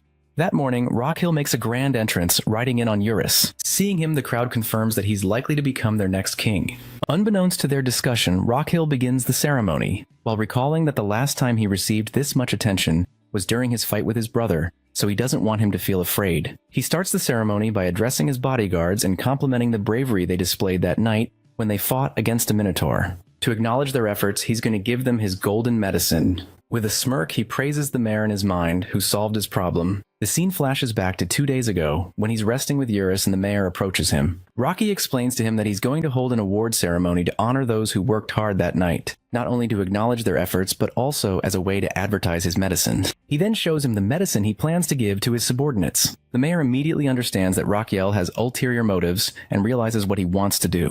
He suggests that if Raquiel gives the medicine as a reward, it will definitely make the nobles curious about it. He even planned to create a special premium edition in Crown Prince's name. He also understands that he needs to make the ceremony as grand as possible to attract future customers and increase the value of the medicine. With that, the mayor rushes off while asking for 2 days to organize the ceremony to his liking. Now at the ceremony, Raquiel is pleased to see the results of the mayor's efforts. First, he acknowledges the bravery and efforts of his subordinates who fought that night. Then subtly shifts the topic to describe the benefits of his medicine, which is made from the Minotaur's gallstone. He explains that it grants stamina as great as the Minotaur's while curing numerous other diseases. He even flashes his pet to prove his point. He adds that people who can't sleep will also find rest with this medicine, while slipping in more praise for his subordinates. Then he shamelessly turns back to advertising the medicine. even announcing a limited offer which they can get it at an affordable price of only $9,999 for 1 month. Seeing this, Agnes and Damien realize that he's acting like a con artist to lure in future customers. They glance at Sergio, who's also there to happily promote the Crown Prince. In the end, Rockhill shows the crowd several pamphlets to further advertise his medicine. Even after witnessing the shameless promotion of his medicine, many people still want to buy it. Some even consider borrowing money to purchase it as it's quite expensive. Seeing the positive response from the crowd, he slyly decides to promote his tradition medicine clinic too. He fake coughs and addresses everyone, while immediately informing them about the existence of the Side Palace Traditional Medicine Clinic, which he runs. Many of his subordinates raised a call, cards and pamphlets to advertise the clinic. Even Minotaur helps with the promotion. He adds that he has introduced new kinds of medicinal treatments at his clinic. He asks the audience if anyone has heard of it, and 2 people raise their hands. Seeing them, the prince conveys his relief that someone has heard of it, as he doesn't want to promote it by his words alone. Then he decides to add a little flair to his advertising and starts talking about how beautiful and important the city of Cremo is. Given its standing as the northern port and commercial hub, he emphasizes that it's essential for the city's people to be healthy to help the city prosper. His speech stirs everyone, making them emotional with his display of concern. He then dramatically offers them to visit his clinic, even for minor health issues, and promises to personally examine them. However, he understands that they're still hesitant, so he decides to push them further. He announces a free treatment coupon for the first 100 people who come, which prompts a protest from Agnes, as the clinic was free from the start. Seeing people racing toward him, he feels giddy at the sight of his bonus life in the form of potential patients. Soon he's busy consulting on the health conditions of the people while handing out coupons and offering advice. Not only that, he even covers their travel expenses and accommodation. After distributing all 100 coupons, his face brightens with pride at the success of his advertising. Seeing his happy expression, Agnes is on the verge of tears, noticing that he's even covering travel expenses for his patients. This means they'll need to sell everything to cover the cost. He doesn't realize it's been 9 hours, though his organs are begging him to let them rest now. Everything around him starts to blur, but he worries that he can't afford to lose his cool in front of everyone by feigning here. Instead of feigning, he falls down and begins to chuckle nervously as everyone rushes to him while cursing his body's low stamina. His system informs him of what he's done, witnessed by the people of Cremo, along with his exhaustion. Seeing him like this, the people of Cremo feel touched by his dedication, and he's granted a new title. A new power is added to his traditional medicine skill called Great Doctor Point. This is a kind of reputation value, in which whenever he makes an impact on society through his medical practice, or people are touched by his effort and skill, he will earn 101 GDP. He understands this new point system, but doesn't know where to use them. Upon hearing this, his system informs him that he can use these points to buy a lie voucher. With the help of the voucher, he can tell a lie to anyone and they will believe him. Damien rushes to him and helps him stand. Meanwhile, he receives more information about the live voucher. For example, he has to choose the person he plans to lie to. Additionally, each voucher can only be used once. Mythical creatures and people closer to him might not be affected by the voucher. He then asks Damien to give him a piggyback ride, and Damien responds that he'll do it if he gets paid for it. After a while, he's in front of a very emotional mayor who can't believe the Crown Prince is leaving already. The mayor adds that Rockhill needs to rest before starting his journey. Rockhill brushes off the concern while saying that he'll sleep in the horse carriage, which prompts a protest from the mayor, insisting that it's not comfortable. He concludes the conversation by praising and thanking the mayor for everything he's done for him. Then he heads to his carriage, tossing an offer to the mayor to visit his clinic with Captain Roberto.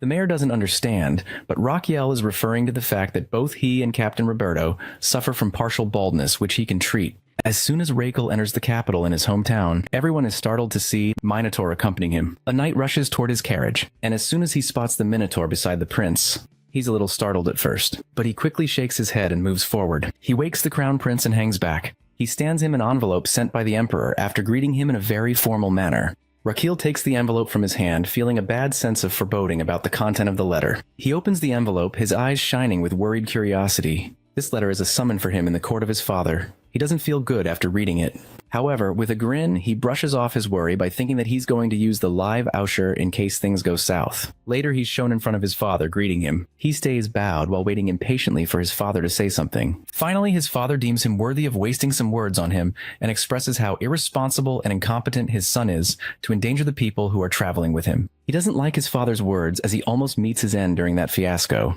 His father then asks about the attack that happened at the mayor's residence, which he had confirmed. His father again reprimands him for not going to safety quickly, which led his bodyguards into a dangerous situation. He even has the nerve to tell our boy that he needed to take precautions before any kind of situation arises. All of his scolding and reprimands are making our dude quite irritated, especially since the situation was something he couldn't predict beforehand. After asking about his opinion, his father again reminds him of his incompetence, which endangered his companions. On the other side, our boy is quite upset about his father's inconsideration regarding his well-being. His father supplies with anger that how embarrassing it is for him to not protect 10 people who are with him when he's going to take the throne of that country and protect and care for millions of people in the empire in the future. Now, Rockhill understands that what his father is making him understand is not wrong at all. Then his father instructs him to reflect on what he has told him, and he agrees to do so. At last, his father grants him to say something as well. Rockhill himself wants to have a two-way conversation with his father and asks him to quit smoking. He adds that he needs to be healthy because he has the burden of leading the country. After saying this, he smirks, thinking he has given his father a taste of his own medicine. Rockhill then adds that the prosperity of the imperial family depends on his health. At this moment, he thinks about the novel in which the emperor dies due to a heart attack caused by stress and smoking after the death of Rachel. Later, it leads to the downfall of the empire. Most importantly, he doesn't want the emperor to have the same end as his own father. His father informs him that the day he first asked him to quit smoking, he did it. So does he want to say anything else? Hearing this with a stunned expression, Rockhill says that he doesn't have anything else to say and asks for his leave. Just as he is about to leave, his father tells Rockhill not to eat the meat of summoned beasts, as it could harm his body. Later, when his son has left, the emperor thinks about his son with a soft expression, considering his concern for him. Then he asks someone about the pill Rockhill has developed. The person informs the emperor that they have used that information unit to spread the news about the Minotaur golden pills everywhere. He then asks about the result. The person informs him that the nobles living on the border are very curious about the pills, and might come to know more about it. The emperor is quite happy with this result. On the other side, our boy and Damien are heading back to the side palace, and Rockhill is counting his every step. Damien asks him about his purpose in doing so, and Rockhill tells him that he's just coming. Then, the next moment, a very crying and emotional Garden is seen rushing toward them. Our guy tries to stop him while jokingly asking his doctor whether he was this excited to see him. He complains in return that he left him for patience.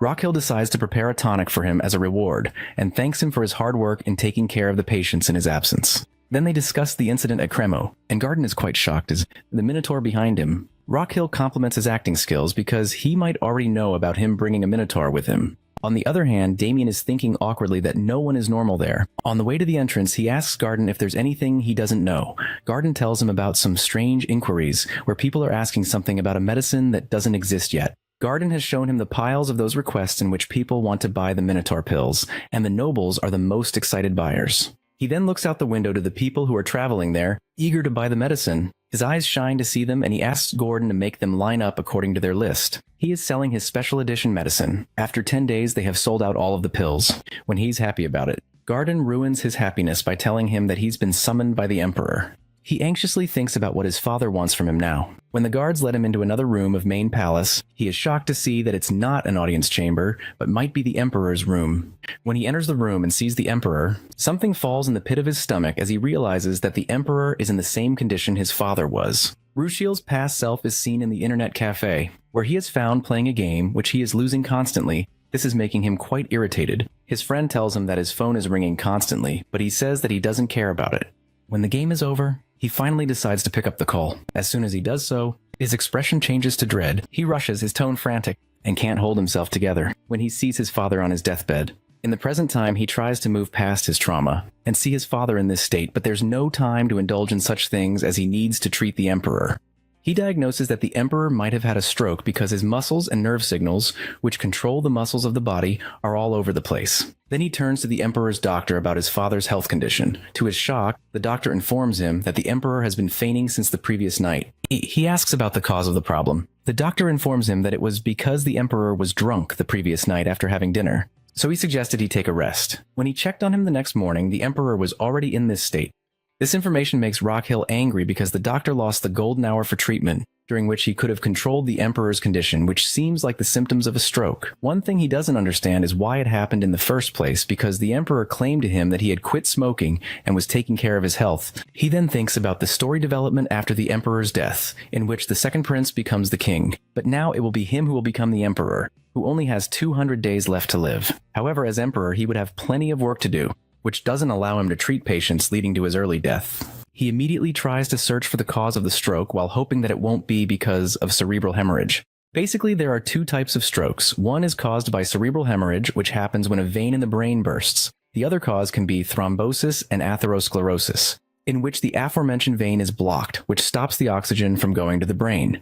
Cerebral hemorrhage has a higher chance of death. While diagnosing, he tensely hopes that it will not be a hemorrhage. Finally, a while ago, he confirms that it is ischemic, which is the lesser evil of the two. This condition paralyzes his father or makes him immobile, so now he needs to check which vein has been blocked while checking his veins. He is petrified to see that one of the blood clots doesn't seem natural because he can't see the lines of Zahn. It increases his tension, as it's not natural to find such a clot there. He looks at his doctor suspiciously and decides to investigate this matter later, as he needs to further treat his father. For this purpose, he needs to move him to his clinic. At this moment, his thoughts are interrupted by the Archbishop. Rockhill introduces himself and asks whether his purpose is to be here to heal the Emperor. The Archbishop confirms it by adding that he is here to pray for him, but the Emperor's condition is quite critical for him to pray, much needed. He then starts his divine power, as the prince had allowed him to see the effectivity of the divine power. He uses the acupoint scans and is shocked to see that the Emperor's cells are regenerating during this divine healing.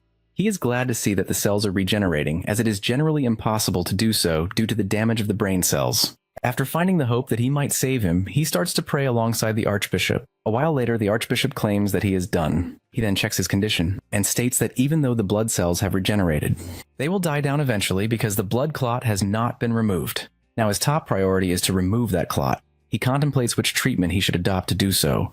The most dangerous would be reperfusion injury, which is a condition in which blood flow is resumed in a part of the body that previously had ischemia. In this condition, the part that has ischemia takes the most damage because it worsens cell recovery. After concluding something, he orders Roberto to bring the palace mage. He then asks whether the prince has lightning magic in his mind, which he declines. Before the captain even takes a sigh of relief, the prince exclaims that he is going to freeze the Emperor. After a while, the palace mage stands in front of the tense prince and Emperor's doctor.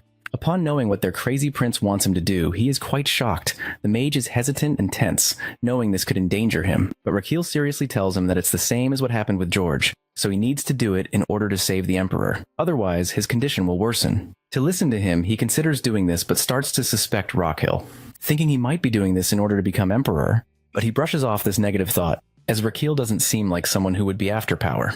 All he has been doing all this time is treating patients instead of indulging himself in politics. Upon contemplating the matter, he decides to trust him and follow his instructions. When he supplies this to Rockhill, he thanks him while summoning Goosebumps. After getting some thorns from him and a Minotaur golden pill in his other hand, all he needs is Sacred Blessings magic. For this purpose, he turns to the Archbishop and asks him to use Sacred Blessings magic again for the next 4 hours. But the Archbishop apologizes while saying he can't do it because this kind of magic is only used once a month. Our boy regrets now, as he could have stopped the Archbishop from using it if he had known beforehand, so he asks him to teach him this magic. He is excited at the prospect of having this magic alongside his traditional medicine skills at his disposal, which will consequently help him gain more life bonus. On the other side, the Archbishop is quite excited to know that Rockhill wants to be a believer. He further explains that Rockhill needs to have faith and a sincere heart in order to acquire Sacred Blessings magic. After babbling about what Rockhill has to do, the Archbishop concludes that he needs to have faith for 30 years in order to learn the Sacred Blessings magic. Upon hearing this, Rockhill gives up the idea of learning this magic. Then he turns to his father in order to start the treatment. He makes his father sit down and starts his treatment because he needs to prevent the damage from reperfusion injury. So he will start to decrease his metabolic rate as much as he can. That will help reduce the amount of sudden changes in the cells and minimize the structural cell damage caused by the injury. Therefore, they need to lower the Emperor's body temperature for this purpose. This is called hypothermia therapy, in which he will freeze his father's body in a way that will drop his body temperature, resulting in a decrease in the metabolic rate in his body. After checking that his heart rate and breathing have slowed down as well, he orders the mage to maintain the current temperature. He then turns to the medicine, which is a liquid form of golden Minotaur pills, and the thorns left by Goxium. Now he will start removing the blood clot, but there is no room for making mistakes. He starts the treatment and checks that the clot is dissolving, but he needs to move to the next acupoint as soon as possible before the other side takes damage. Then he aims for the Chengoi point, which is an acupoint at the start of the pulse. It changes the energy and blood flow from the Chengoi point and spreads throughout the stomach meridian. Everyone is stupefied to see how he is treating his dad. Unfazed by everyone's tension, he concentrates on the treatment. Now he checks patiently with his akupo. Skin until his father's pulse is ready. He can see mana spreading throughout his father's body. But he needs the blood flow directed toward the anterior inferior cerebellar artery. If too much blood flows at once on top of the reperfusion injury, the damaged walls of the brain cells will definitely burst. To avoid such damage, he needs to proceed with extra caution. He does it one more time and detects small ripples of monoreaction. With that, he senses the blood flow slowing down to only 20%, which arouses hope in him. He has done his best, but now everything depends on the life force and fate of the Emperor. He just hopes it won't end like it did in his past life when he lost his father. He yearns to hold his father's warm hand one last time after his death. He doesn't want such regret once again. His thoughts are interrupted by the feeble voice of his father, thanking him for his effort. He sadly realizes he's not his father's real son, but still, he wants to do his best. So when the Emperor closes his eyes again, he wants him to rest without straining too much. He knows that he's at his own limit as well, so he steps outside to get some fresh air. On his way, a regret for not answering his father's call earlier also stirs in his heart.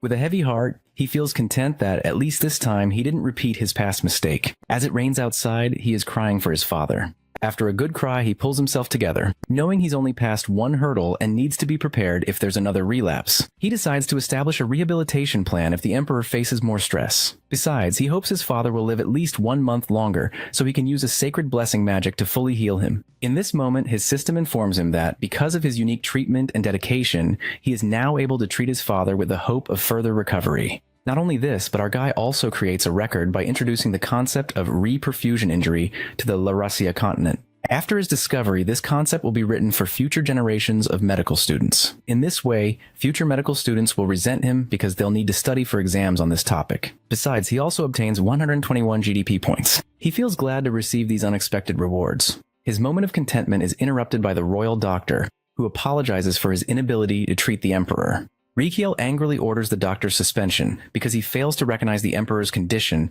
and loses the golden hour due to his ignorance. So from now on, Rukiel will take care of his father himself. He then instructs his subordinates to stay close to his father since the doctor has proven incompetent. He orders them not to spread the news about the Emperor's health condition and tells them to stand by as the Emperor needs more rest. While looking at them, he thinks there are other reasons he can't trust them. The next morning, he wakes up to his subordinate approaching him and informing him that people outside the Emperor's room have somehow heard that the Emperor has caught a cold and is now resting. He thanks his subordinate, adding that he needs to complete his report. The subordinate then tells him that an envoy from the Amboise kingdom wants to meet the Emperor. He is flabbergasted to hear this news. Upon learning the news, he remembers what he reads in the novel. It is Amboise kingdom that leads to his imperial family's downfall. This kingdom, established for 150 years, grows stronger day by day and starts a great war in which his family will be caught up in the coming years. He doesn't understand the purpose of Mbau's envoy being there. His subordinate tells him that it is the Emperor who sends a summons to see that envoy 5 days ago. Hearing this, he concludes it must be because of Guinness. After expressing his suspicions to his subordinate, he has confirmed that it is indeed the case, as the Emperor wants this Guinness person to hold responsibility for what happens in Cremo. His subordinate suggests that he tell a little bit about the Emperor's health and send him back, which infuriates him. He sits down and contemplates the situation, realizing it won't look good if the envoy is sent back just because of a mere flu. People will talk and assume the Emperor's health is much worse. He needs to meet the envoy, as the situation could easily be exploited by the enemy country, which could wage war in the upcoming years. He deadpans that he is going to hold the meeting his way. The scene shifts to the guest room where the envoy is having tea. This person is furious at Guinness, who caused such havoc at Cremo and endangered the life of the crown prince, a situation that could easily lead to war. Fortunately, he's no ordinary person, but a diplomacy expert. Skilled in negotiation, he's confident that he can handle any fault thrown his way. He's ready for anything. His daydream of meeting the Emperor is interrupted by the Crown Prince, who apologizes for being late. The envoy is baffled to see the Crown Prince instead of the Emperor. However, he needs to remain calm. Meanwhile, the prince plans to tackle this problem with a balanced approach, knowing he needs to be polite. He then asks the envoy to have a seat. While preparing to steer the meeting into his area of expertise and take control from there, he needs to avoid the war at all costs, so the meeting starts. And before the poor envoy can say anything, the Crown Prince immediately exclaims with a cringe, worthy fake expression that the envoy doesn't seem in good health. The prince asks him to extend his left hand. The diplomatic expert is totally baffled by this out-of-the-blue request. He extends his hand anyway, and Rockhill concludes that he has a heavy head when waking up in the morning. He babbles about other minor health issues of the diplomat, which makes the situation awkward as the envoy wants him to release his hand and proceed with the meeting. However, while our guy is finding all these common health issues with the envoy, who understands what the crown prince is actually trying to do but still finds himself getting trapped in his scheme, he needs to meet the emperor as soon as possible. He thinks that he's there to show many negotiation cards to the emperor, but the crown prince's talk is going nowhere. Finally, finding no choice, he sternly reminds him that he is there to meet the emperor. Our dude impishly thinks that this person is disillusioned if he believes he can steer the conversation. But he is determined. He starts to say that he is an important person representing the Amboise kingdom, so how can they ignore the health issues of such a person? He says with fake sympathy that if the envoy loses consciousness during the meeting, it will ruin their reputation as an imperial family. He can't let that happen. He then steps closer and asks in a dangerous tone whether that should happen or not. And finding no choice, the envoy agrees with him. Rockhill gives him numbers of health advice, like quitting smoking and drinking and exercising for 30 minutes daily. At the end, he throws a bomb while saying that after doing this, he could avoid ending up like an emperor. This revelation startles the envoy, who asks about the well being of the emperor. The crown prince dramatically exaggerates how the emperor caught the flu because of the stress of managing the empire, which led him to increase the amount of smoking and drinking, and he ended up in bed. Now he's having a very hard time finding his appetite because of the flu. Upon hearing this, the envoy asks whether this is the reason the crown prince was sent here by him, which our dude confirms. He also adds that the emperor sends his apology for not attending the meeting and wants to rearrange it for a later time. To see the crown prince revealing all of this so honestly, the envoy concludes that he can't just find a fault. Besides, it was the crown prince himself who comes to apologize, who was very transparent with the situation. He understands the gravity of the situation, while knowing that he can't just lose higher hands if he doesn't accept the justification of the crown prince. While having a dilemma, he looks at the crown prince and concludes that he's not an ordinary person. In this moment, the crown prince whispers something in his ear, and then shows him something, which prompts a remark from the envoy about his consideration. At the end, it seems like the crown prince has just said something to the envoy, which becomes the last nail in the coffin. The envoy is quite happy to have a letter to pass to his king and leaves the palace. Damien, who witnesses the situation, asks about his method of convincing the envoy. The crown prince casually replies that the envoy has seen his sincerity of heart. Though his loyal bodyguard doesn't buy the excuse, knowing him too well, the crown prince then turns to Damien with an extra sweet and happy expression and informs him that he's going to appoint him a super-secret operation. He tells him that he is going to admit the very important person in the traditional medicine clinic today. Damien is confused about which kind of patient can make him behave like this. He responds that it is the emperor, so he instructs him to go back to the side palace for this purpose. Damien asks whether he needs to ready his personal squad for emergency duty, which is met with an affirmative answer. Before moving ahead, he apologizes for interrupting Damien's training because of this new mission. But Damien shakes off his apology as his main priority is to protect the imperial family. Rockhill knows that after that fiasco at Cremo, Damien realized his weakness in the art of combat, and has been training vigorously since then. He knows the time will come soon when he will be the strongest person in this world, but not yet. His thought is interrupted by Damien, who informs him that he is going to the side palace for the preparations. He nods and turns to the opposite side of him. While on his way, Damien contemplates his training while knowing he is still not strong enough. His thoughts take a new path as he wonders what he will do once he surpasses his limits. On the other side, Rockhill prepares his father to be admitted to his clinic. He thinks that he can't let his father stay in a palace where he has doubts, as almost everyone seems to be scheming against the emperor. Besides, he needs to stay by his side to cure him until the archbishop is ready to perform the blessing magic. So he has to move him because if he stays there, people will suspect that the emperor might be seriously ill. While moving forward, he is heavily happy to begin preparations to receive another VIP patient in his clinic, knowing that the effects of his letter might show themselves soon.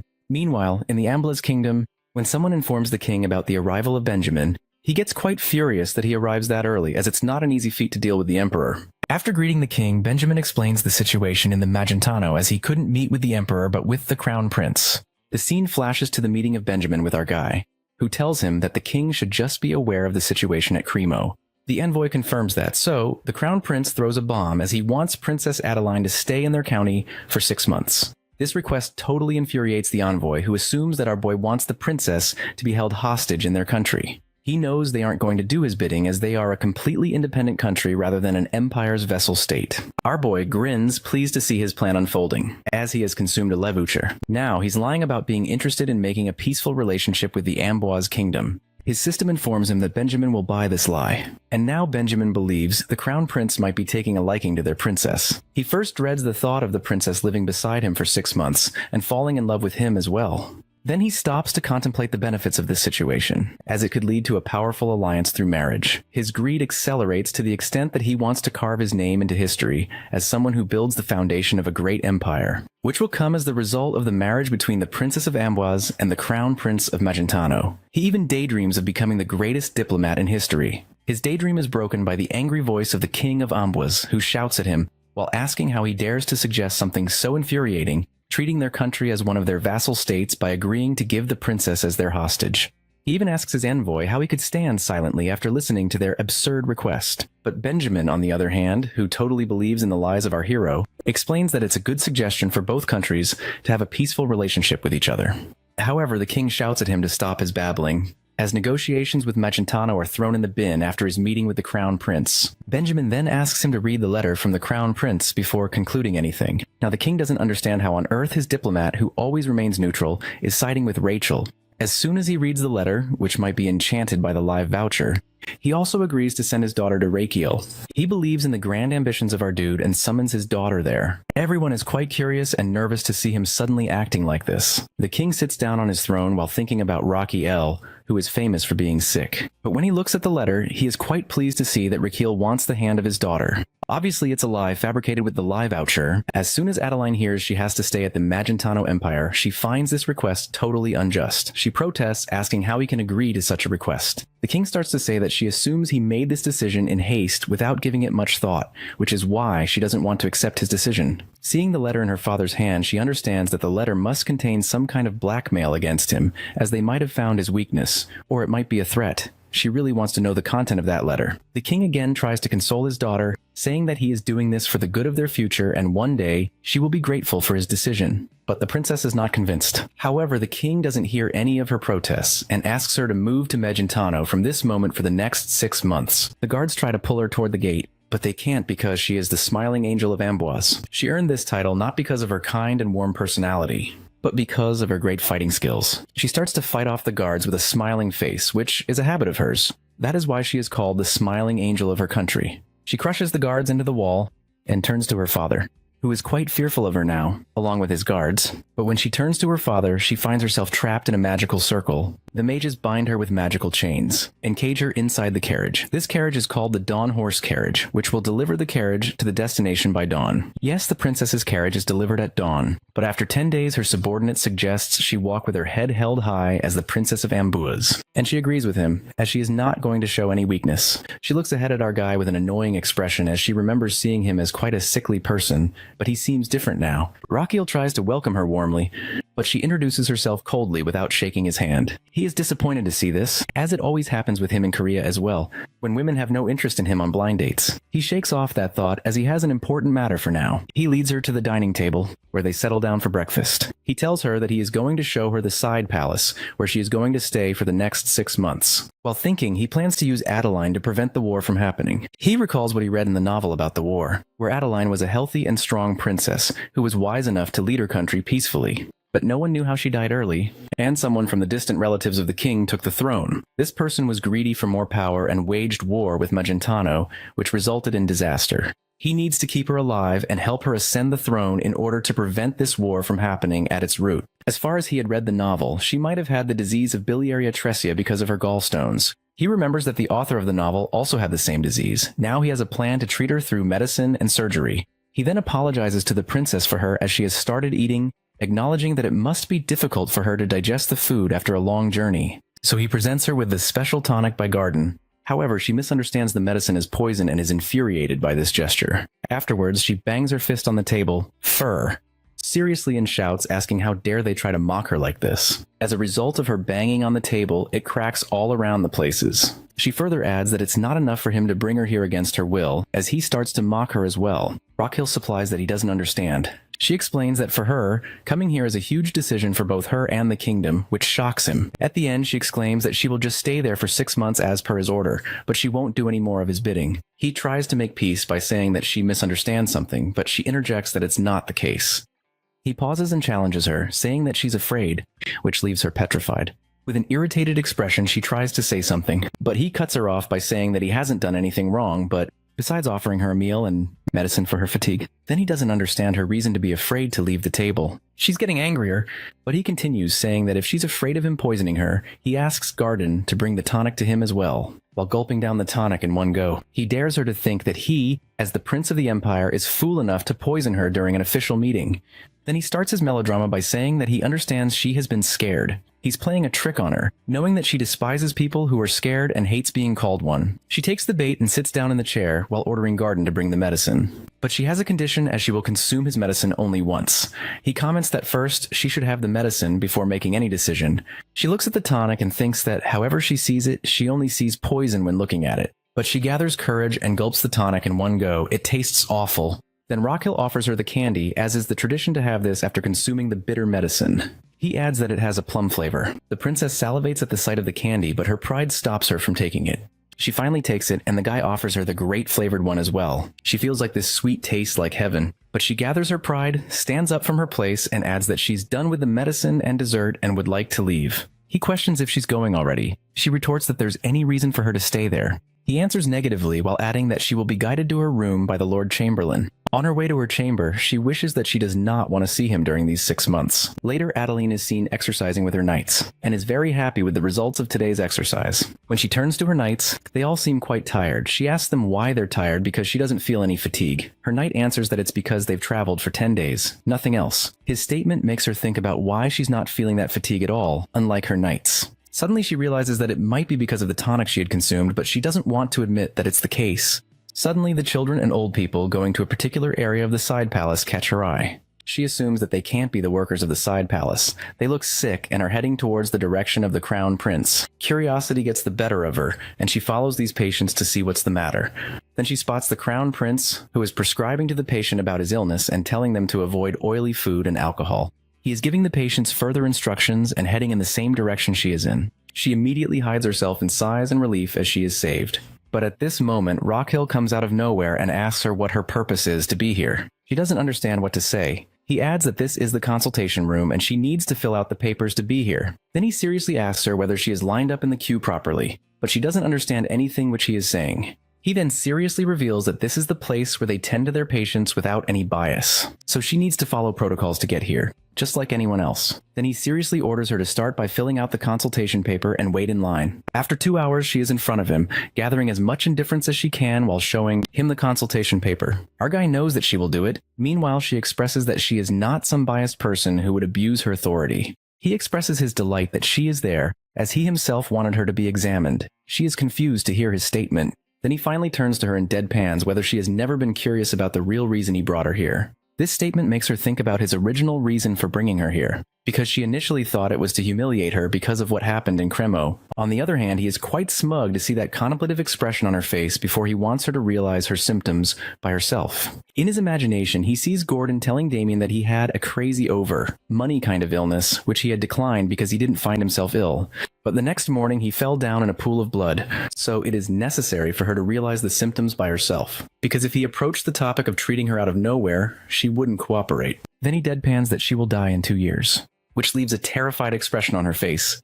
She nervously tells him that it feels like he's cursing her. But he lies to her, saying that they know this truth because of the intelligence department of the imperial family, which knows everything, even about the royal family of Amboise. So they detect the early symptoms of the serious illness in her that will cause her death. After listening to all of this nonsense, she is quite furious, as she was about to see him in a new light after witnessing how he treats patients. But she doesn't expect him to throw this kind of ridiculous joke at her. She shouts whether he is mocking her. He tries to reason with her, saying that his only intention is to treat her illness. To sense her doubt, he suggests that he will prove it to her. With that, he summons Bobok and asks if he is going to give it some task while adoring his summon. She, on the other hand, is quite shocked to see that he has summoned a monster. He then introduces both of them to each other while adding to Adeline that Bobok analyzes the medicine at his clinic. But today it is going to perform a different task. Now he is going to perform an acupoint scan with the help of his summon. 3 days ago, he was lying on his bed while feeling quite exhausted because of his irregular sleep pattern. His large intestine was complaining and revolting against him along with the other organs. They want him to have a good night's sleep. He informs his organs about the arrival of the princess in 3 days, while wanting to express his concern. But they don't let him finish, as they think that he is going to propose to her. With the excitement of the expected wedding, the large intestine even grants him 1,000 HP. But as soon as he explains that he doesn't intend to marry her but wants to cure her, the intestine immediately wants a refund. He then blackmails them while saying that if they want him to let them sleep, they should help him sort out his problem, as he wants the princess to realize her symptoms and believe that she is ill. After thinking for a while, his heart gives him a suggestion to level up his pulse reading skill. Liver explains that he could show her health report to the princess through the pulse reading skill. He doesn't understand how he can show it to her. He checks his pulse reading skill and finds 2500 HP there as well. He can level up his skill by consuming his HP. He has purchased the next level, but after reading the description, he decides to level it up a little more. He keeps leveling up until he reaches level 10. By acquiring this skill, now he can not only read the pulse, but also show it to his patient as well. Not only this, he has also unlocked another skill in which he can show the test results to the patient on the external screen. Back in the present, he shows the external screen on which the image of the princess's gallbladder is displayed. She doesn't believe in him, so he tells her to press her stomach, and when she does so, there is movement in the picture. It makes her believe that it is indeed her gallbladder. He states that he understands, as it must be surprising for her to see her internal organ, but she is sad now, understanding the gravity of the situation she is in. Meanwhile, he explains to her that the gallstone inside her will eventually block her bile duct. In this way, the bile that's supposed to pass through her bile duct to her duodenum will go to her liver. From there, her liver, spleen, and pancreas will start to deteriorate. In the last, he deadpans that she needs to be treated to avoid this. She, however, asks him his reason for treating her. He explains that she is the master key to maintaining peace between the imperial and royal families, so he wishes her to become a queen and be healthy to lead her country. She then asks him his method of treatment if she agrees to it. With that, he is going to punch her. But she catches his hand in the middle and breaks it. He yells at her, saying that he was just going to show her his treatment method. She doesn't understand what kind of treatment method it is. He then punches his stomach and tells her that she has to do it. She doesn't understand how this treatment will work, as it seems like a plan to kill her. Unbeknownst to her doubt, he further asks whether she can discharge mana while punching herself, to which she answers affirmatively. He then starts to explain about the external impact wave, which is a kind of treatment he will be using to treat her gallstone.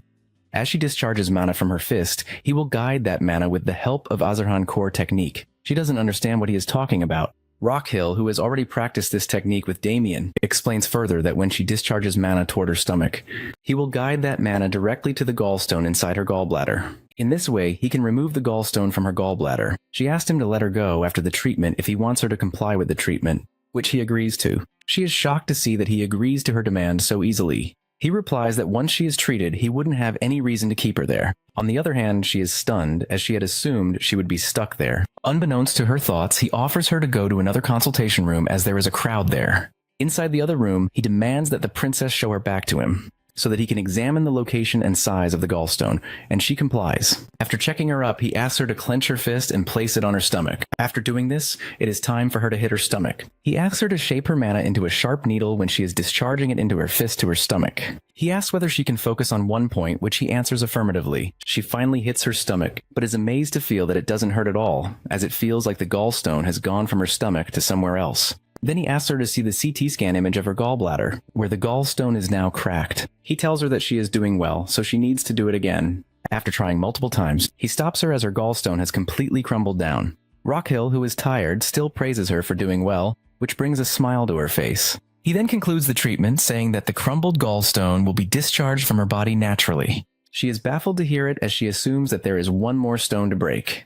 But when she turns to him, he looks like a ghost. Now she realizes that the mana she discharged was absorbed by him. She shakes him vigorously while asking about his well-being. He tells her that he is fine while thinking that her mana is stronger than he expected. To see his condition, she asks his purpose for pushing himself to his limit.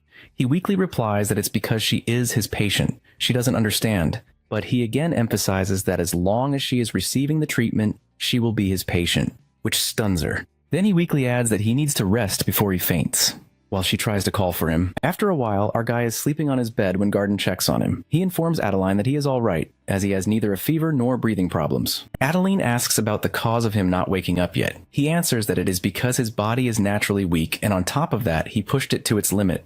She tries to apologize for it, but Garden shakes his head, adding that Rockhill had told him in advance that he might faint, so she shouldn't think too much about it. Seeing her confused expression, he explains that it is a common occurrence for our guy to put others before himself.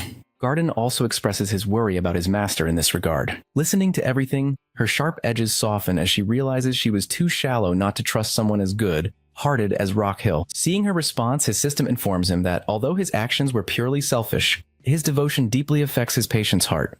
Not only this, his act of sincerity and devotion will bring a positive change in the future, possibly referring to the prevention of war. Now he has formed a patient-doctor bond without a line, as she will no longer question her medical treatment in the future. With a soft expression, she holds his hand. Seeing this, his organs try to stop her, believing she is deceived by him. At the same time, his intestine grants him 1500 HP for his actions. Meanwhile, Garden also notices her holding Raquel's hand, and a green light appears above his head as a sign of a possible relationship between Adeline and Raquel. When Raquel is well rested, he meets her and she immediately asks about his well-being. He answers that he was fine to begin with, and asks what he said before fainting. She tries to tease him, adding how emotional he became, while saying that she is now his patient. Embarrassed, he stops her from saying anything further. He then informs her that he will spend his afternoons treating her as he is rested. He is also determined not to lose consciousness this time. She also expresses her trust in him, saying that if he says the gallstone needs to be removed, she will trust his judgment and treatment from now on. She thanks him afterward, which embarrasses him once again as he did this for his own goals. Afterward, he is seen treating Adeline numerous times, using the Azrahan core technique to absorb the external mana impact. As a result, he not only levels up his Azrahan core, but also expands his slots. After a few days, he successfully destroys 15 gallstones and looks like a carcass as a result. Now he is at level 6 in the Azrahan core technique, with 15 liters of space in his mana slot. He thanks her for her cooperation, mentioning that only one gallstone remains to be destroyed. He adds weakly that her mana impact is very powerful to begin with. She responds that she feels awful hearing this. He replies that she should be thankful to him instead. Hearing this, she misunderstands as she is thinking that he wants a reward for his actions. But he clarifies that what he really wants is for her kingdom not to start a war with theirs. Hearing this, her expression changes, and he asks, why is that? She explains that she's never met anyone like him in her entire life. He doesn't understand her subtle meaning and takes his leave as he has a patient to discharge. The said patient is none other than his father. They are in a separate room where he has also brought the archbishop to perform sacred blessing magic. The next moment after receiving the blessing, the emperor sits up. He asks for a piece of paper as he doesn't have much strength to speak. After reading the contents of the paper, he is completely stunned. The emperor asks which date he chose to go with the princess, while mentioning that he heard about him visiting her while he was lying in bed. On the other side, the prince doesn't understand a thing his father is implying. His father reveals that he is talking about the princess of Ambuas. He starts to say that he doesn't know what he told the envoy of Amboy to convince him to send their princess here, but it is irresponsible on his part to proceed with the matter of marriage without any consultation when he is going to be emperor one day. Now our dude thinks about everything, how everyone in the palace looks at them and realized that everyone assumes that there must be something going on between them. He contemplates this for a moment and concludes that bringing up the matter of a non-existent war would be an absurd idea. So he exclaims that the emperor is right about his mischief, as he has taken advantage of his condition by bringing the princess here, only for him to be rejected by her in the end. The emperor is furious to hear that he was rejected after going to such lengths, and he dramatically tells the archbishop to heal him again. On the other hand, our guy is trying to slip away before his father's lecture gets underway. Before he can get away, his father catches him and gives him a long lecture about his responsibilities as crown prince. Meanwhile, the emperor's subordinates notice that his right nostril is twitching slightly, meaning the scolding is just a pretense, which means that he is, in fact, proud of his son. Our boy just wants this drama to end, since he isn't even the emperor's son to deserve such warm treatment. To wrap it up, he tells his father that he understands everything and now needs to take his leave, as his patient is waiting for him. The emperor allows him to go.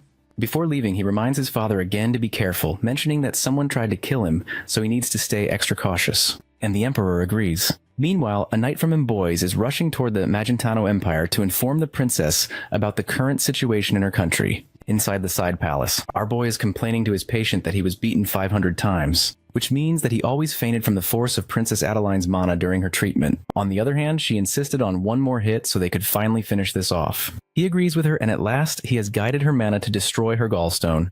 This time, finally they've done it. His system congratulates him on withstanding those 5 home, 1 external man of shockwaves. As a result, he has awakened the Azarhan martial technique known as Indestructible. According to this technique, he can become indestructible for 5 minutes each day. His exhausted organs are thrilled to gain that skill, and grant him 2200 HP. He then turns to the princess and informs her that she can't relax yet because her treatment isn't over.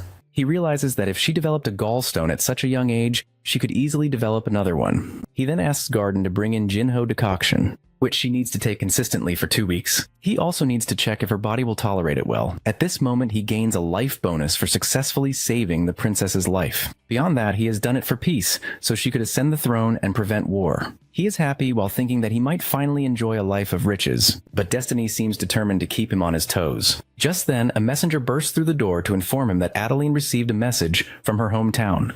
To their horror, he informs them that Jibilian, a cadet royal from the kingdom's western region, has declared rebellion against the country. That man believes the current royal family is weak, given they surrendered to the crown prince's absurd demand to send the princess there. Our boy is quite depressed to hear that this has happened despite all his efforts to prevent it. Meanwhile, the princess asks about the current situation. The messenger replies that the war has already started, and that the Central Army is trying to establish a defense at the Valo fortress. As a result, more soldiers than expected are injured with high casualties. Upon hearing this, the devilish side of our hero immediately feels excited to treat those injured soldiers as a way to extend his life. He even gains 100 HP for his wild idea from his organs. He knows that what's happened is beyond his control.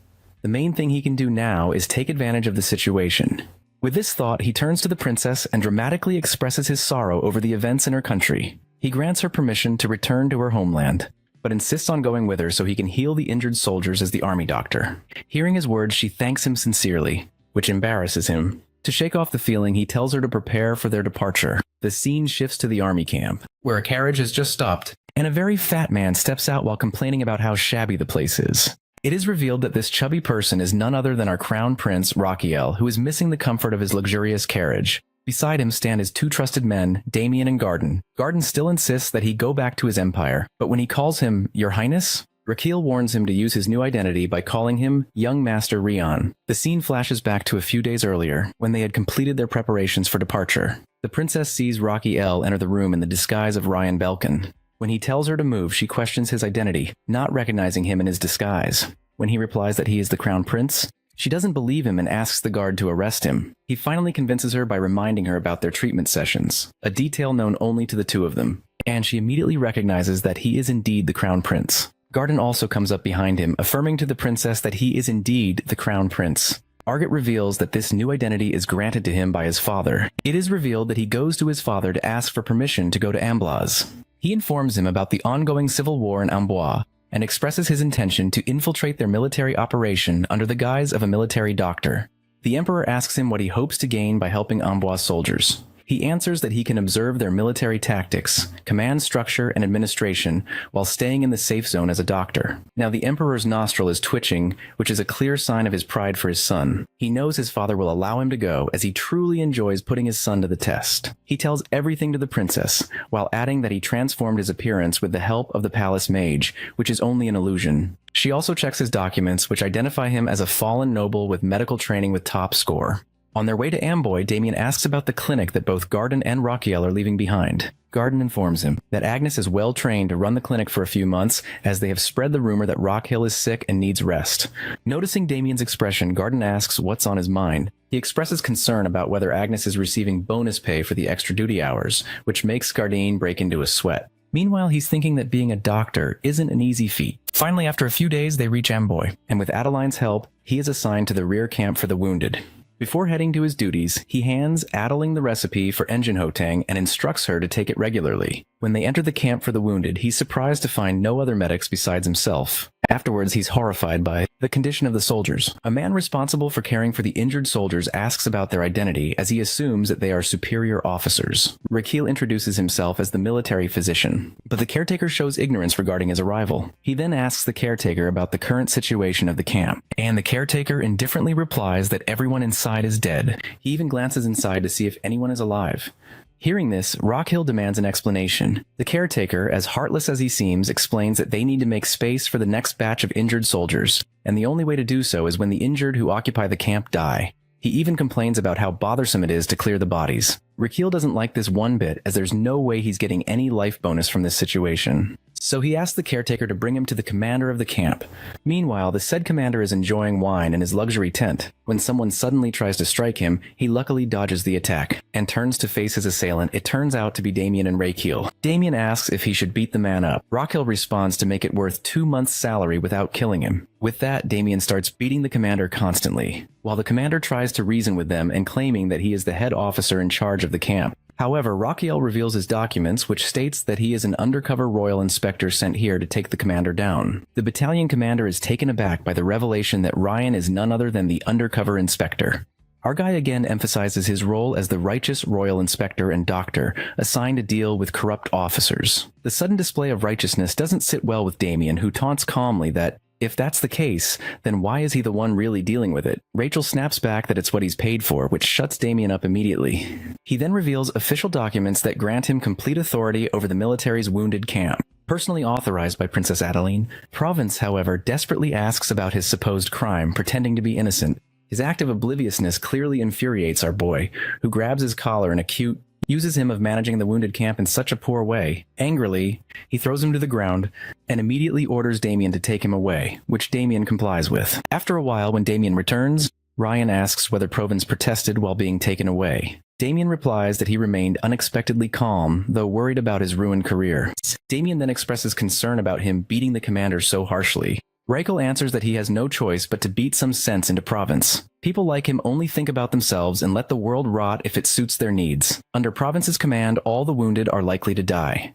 At last, he darkly adds how Provence turned the wounded camp into a morgue. Hearing this, Damien stares at him in silence, which makes Rakiel question his actions. With a soft expression, he brushes off the question and instead asks about their next course of action. Rachel orders him go ahead as they are going to meet Garden for this purpose. After a while, the three of them are in a camp. Rockhill is quite worried about the current situation, as this world is still in the 17th or 18th century, where no sufficient medical care exists for the wounded compared to his previous world. He can't just leave things as they are. Turning to his right-hand man, he orders him to first categorize the wounded according to the priority of their treatment. He also needs to replace the old camp supplies with high-quality ones and keep an eye on hygiene and logistics, which his man immediately agrees to. Just then, they are interrupted by a man who rushes in with an injured soldier. Rukial immediately moves to the patient's side and observes his condition. He finds 2 arrows lodged in his forearm, and in one in his torso, the soldier's condition is quite bad. Not because the wounds are fatal, but because treatment was delayed. He wasn't given proper care immediately, and the moldy bandages he has worn for 2 days worsened the infection. Though his wounds are not deadly, poor treatment has pushed him to a condition where saving him is nearly impossible. He then turns to Garden for advice. The doctor advises immediate surgery. Rakiel now realizes that bringing this doctor along was the right decision, since Rakiel himself lacks surgical experience. He hopes to overcome this flaw and expand his medical knowledge with the Garden's help. He recommends that Garden perform the surgery right away. The doctor is ready with his tools, but when he takes out a blade from his bag, Rakiel can't believe his eyes. Garden explains that it's a scalpel used during amputations to cut through skin and muscle, which immediately panics our guy, unbothered by Rakiel's reaction. Garden even shows him a bone saw, explaining that it's used to cut through tough human bones to complete limb amputations as quickly as possible. Garden adds that the faster he performs these cuts, the less pain and bleeding the patient will suffer. Before Garden can show more of his horrifying tools, Rakiel quickly asks about anesthesia. At first, Garden doesn't understand the word, but then realizes it refers to something that can reduce the patient's pain. For that purpose, doctors of this time mix high-potency rum with opium to numb the patient during surgery. Then he proudly brags about how he personally prefers vodka over rum because of its better taste. Looking at the heinous surgical tools laid out before him, Rakiel asks what kind of surgery Garden is planning to perform. Garden replies that he is going to conduct an arm amputation. Hearing this, Ruchiel immediately tells him to hold his horses, saying that there's no way he's allowing such an operation. He knows that no matter what, he can't let his patient die. The first thing he does is assess the patient's condition. The wounds are infected and the high fever is dangerously threatening his life. Besides, the patient doesn't have enough immunity or strength to endure surgery and survive. For this reason, he needs to find a replacement for anesthesia. He considers using the nerve disruption technique he once used on Agnes, but quickly rejects the idea because it can't completely eliminate pain. Then he thinks about Kuzman's poison, but it's far too risky to apply. Frustrated, he grits his teeth. At that moment, his internal organs jump in to help him. They taunt him to either let the patient endure the pain or find a way to reduce it during surgery. The stomach then suggests he awakens a new skill using all the HP he has earned so far. His internal organs even donate 100 HP to cheer him up, bringing his total to 4,900. Left with no choice, our guy knows this isn't the time to hoard HP as this dire situation calls for a new skill. He begins checking the available skills. After browsing through several options, he spots a strange one called My Hands Are Healing Hands. When he opens the description, he discovers that this skill allows him to assist in alleviating the patient's pain. He realizes that he's found the perfect skill, almost like cheating for himself, which makes the others around him think he's gone mad under pressure. Still, he chooses the skill, which will let him reduce the patient's pain with the effect of anesthesia whenever he softly strokes the patient's body. The effect will grow stronger as the skill levels up in the future. He can't believe that all he needs to do is stroke the body to anesthetize the patient. He turns to his right hand man and reveals that he's found a solution for anesthesia and they must prepare for surgery. Garden happily complies. Then he faces the patient and asks his name. The man answers that he's Private Die-Off. Dracula assures him they are going to treat him. Die-Off fears they'll cut off his arm, but Rockhill repeats that this isn't the case. Die-Off insists he's a positive man and would be okay if they cut his arm, but Rockhill stresses they aren't going to do that. Still, Die-Off keeps babbling about losing an arm or a leg. Having had enough, Rakiel warns him to shut up or he will definitely cut him down. He tells Garden to get ready for surgery because he's going to use the anesthesia.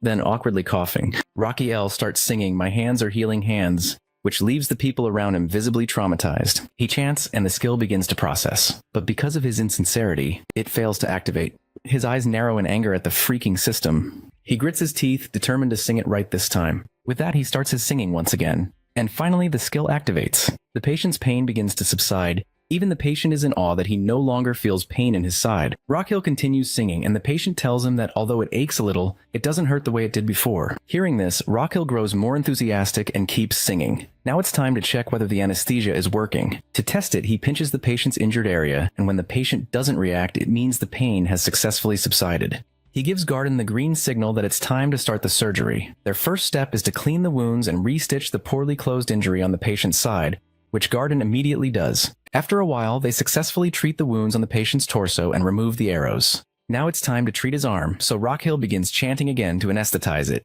The patient looks worried, fearing his arm will be cut off. Rockhill understands that his skill alone can't relieve the anxiety of someone going through surgery, as it can only numb the pain. He keeps chanting while ordering his subordinate to start treating the wound, assuring the patient that he's not going to cut anything. The next moment, he's surprised to see My Hands Are Healing Hands level up to the second level. With that, his pain reduction ability now equals 20% localized anesthesia. He keeps chanting, pinches the wound, and when the patient doesn't react, he realizes how effective the level up is. He signals Garden to begin the surgery. As the surgery continues, Rukiel watches Garden work and feels truly impressed by his surgical skill. He notices that Garden's precise movements must come from a specialized technique, and now he understands how Garden became a royal palace physician at such a young age. Meanwhile, the onlookers are in quiet awe of Rockhill's skill, how he managed to make their friend's pain disappear with just his bare hands. As Garden stitches the wound, the patient feels no pain at all. In that moment, everyone recognizes that Rakiel is no ordinary physician and start calling him the miracle military physician. After a while, the surgery ends. Rockfield turns to the patient and asks about his experience, and the man gratefully agrees that it didn't hurt. However, Rikiel warns him that the real treatment starts now. He instructs him to take herbal medicine once the supplies arrive in 2 days. Die-Off, however, is taken aback by his physician's kindness. Usually he's treated as a burden, someone who can't fight on the battlefield anymore and just consumes precious resources. But Rakiel firmly tells him that a physician doesn't need a reason to treat his patients. It's his duty as a military physician to heal the injured soldier, no justification required. Hearing this, the patient bursts into tears and gives him a heartfelt thank you. Our sly hero, of course. Does this partly to earn a little extra credit? Though his friends are genuinely moved by his words, he dismisses the patient, instructing him to get some rest. As he's about to leave the camp, his internal organs applaud him for not needing a lie ticket for his latest trick. Having moved his patient and comrades with his words, his story spreads across the camp as a heartwarming tale. He's soon celebrated as a saint, remembered as the man who restored the wounded soldiers' camp. The system rewards him with 5,000 HP for his achievement, raising his total to 5,400. 2 days pass. During this time, he performed several emergency surgeries with Garden. His reputation grows rapidly, and admiration for him spreads among everyone. Raising his GPD points to 98, his skill, My Hands Are Healing Hands, also levels up to the 3rd level, allowing him to use brachial plexus anesthesia.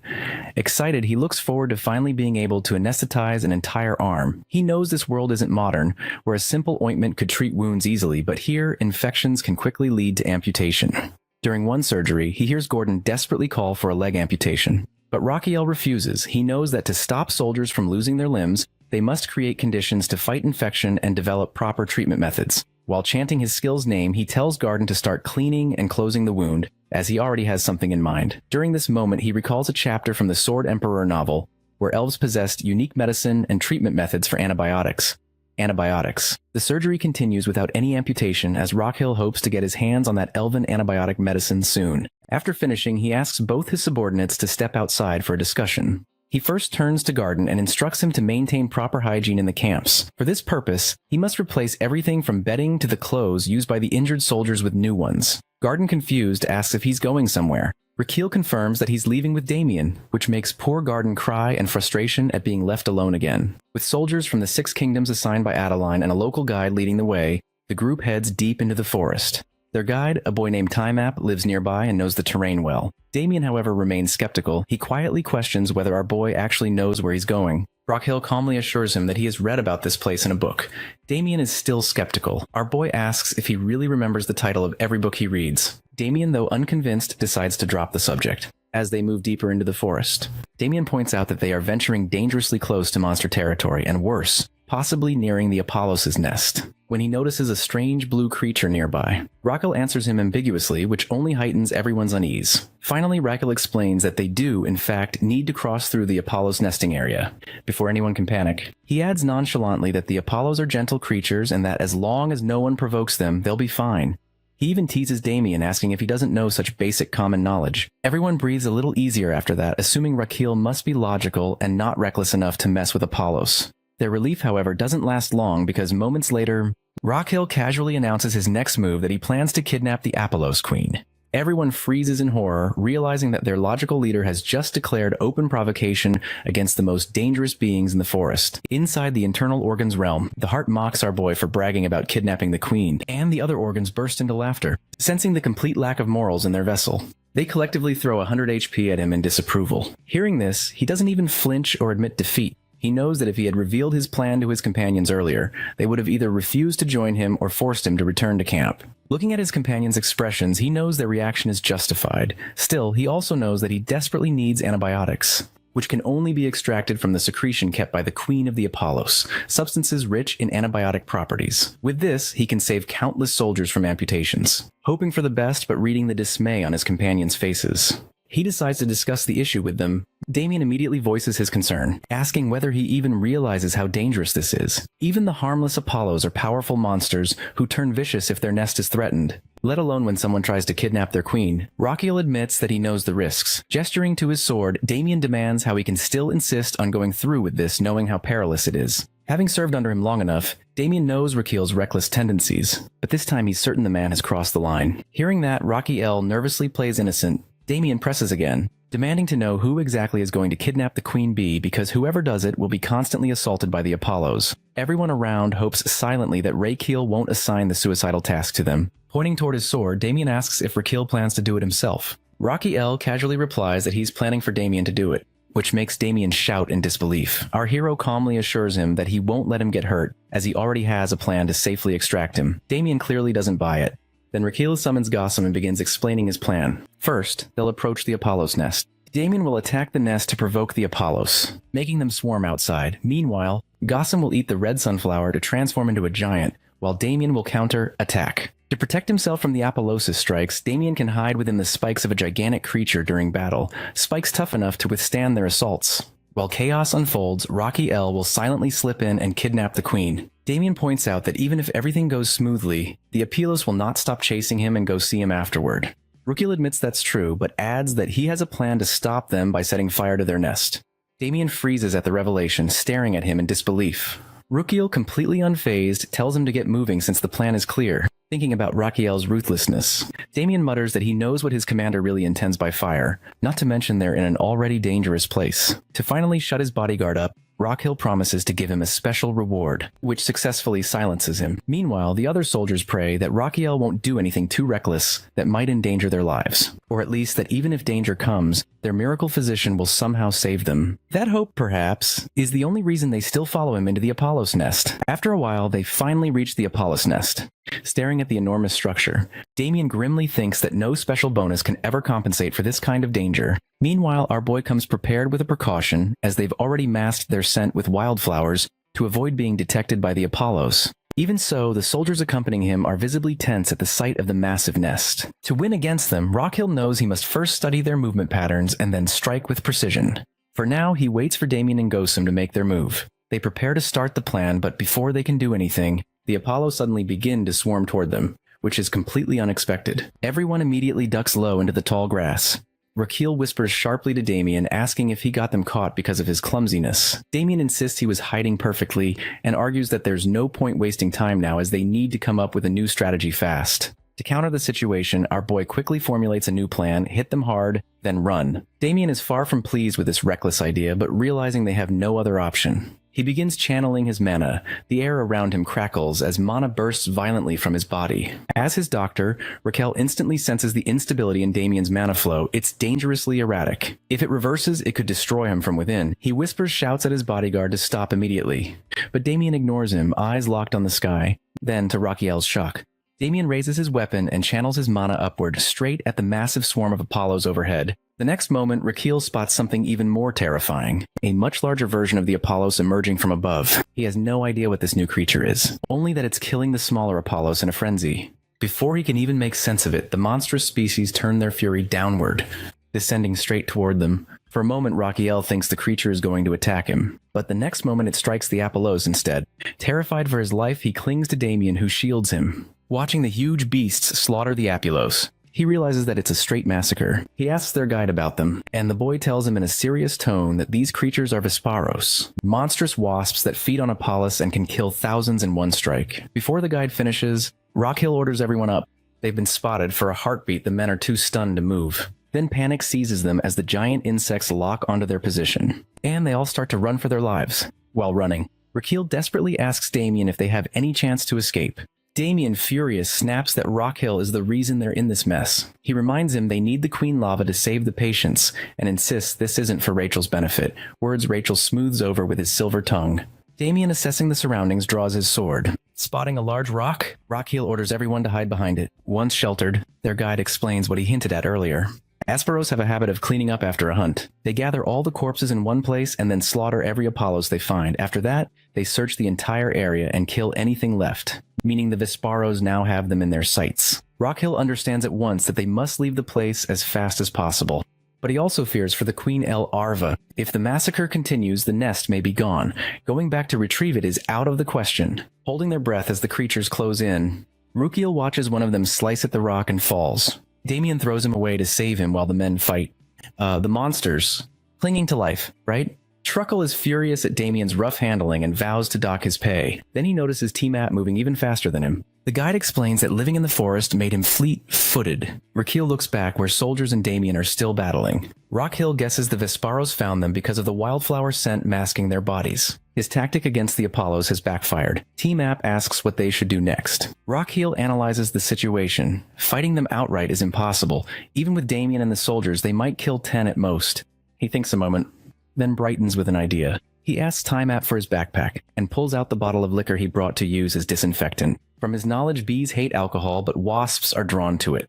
Raquel hurls the bottle toward a distant tree. It shatters, and to everyone's surprise, the Vesparo suddenly stopped. One by one, they gather around the spilled liquor, attracted by the scent. The soldiers urge him to run. The Vesparos are distracted for now and dangerous. But Raquel points out the truth. Even if they run, they will die once the wasps finish their feast and resume hunting. The group argues about hiding. Raquel reasons there's no safe place until the effect wears off. Then he lays out his plan. He orders Team App to prepare torches. They will start a fire. Team App hesitates because of the nearby elves, but Raquel snaps that there's no time to worry about that. Damien, grudgingly trusting his leader, hopes Raquel actually has a workable plan. After a short while with the torches readied, Raquel gives the order to throw them. Everything around them catches fire, and the Vesperos burn in the blaze. Raquel orders everyone to run to save themselves from the spreading flames. While running, he worries about his respiratory system because of the thick smoke, sweat pouring down his face. Then he trips and falls. The soldier rushes to him immediately. His condition becomes so dire that his internal organs donate 500 HP to encourage him. Even so, he struggles to breathe. Damien warns him that if he faints now, he'll die. Without hesitation, Damien ties Rachel onto his back and carries him through the forest. The soldiers glance at each other, wondering if it's really acceptable to carry the crown prince like that. On the way, Raquel mutters that they'll be safe once they're outside the forest. But the next moment, the Queen Vespuros appears to attack them. Rachel turns to call for Damien, but freezes when he sees the petrified expression on his bodyguard's face. Since the day he met Damien, he has never seen him this intimidated. Panic sparks in Rockhill's mind because if Damien, the strongest among them, looks this scared, they're doomed. Thinking fast, Rakiel decides to calm him down. To control the situation, he plans to stimulate Damien's acupuncture points and release the tension by analyzing the flow of his QI and blood. He activates his meridian scanning skill to check Damien's QI and blood flow, but unexpectedly, the skill locks onto the Queen Vesperos instead. For a moment, he doesn't understand what just happened, then it clicks. The skill worked on the Queen because she's in his line of sight. Realizing that even monsters must have meridians since they're living beings, he grins. He can now see the energy flow within the Queen's body and the exact placement of her acupuncture points. A smile spreads across his face as he announces that he has an idea. Damien's shaken out of his daze and glares but still demands to know what the idea is. Rockfield tells him to follow his every instruction, whether to walk, defend, or attack without hesitation. Damien looks doubtful, but Rakiel insists it's necessary for all of them to survive since he's going to guide Damien through the Queen's every move before Damien can argue. Rakiel suddenly shouts for him to duck. The Queen Vesperos dives toward them and rushes past. Rakiel instructs everyone to stay down and take 5 steps forward, predicting the Queen will come back. And it does. Terrifying them all, Rakiel then orders the soldiers to fall back. He and Damien will handle it. The soldiers agree without question. Rakiel begins guiding his bodyguard through every motion, step by step countering the Queen's attacks. Finally, he orders Damien to twist his body clockwise and slice horizontally through the Queen's midsection.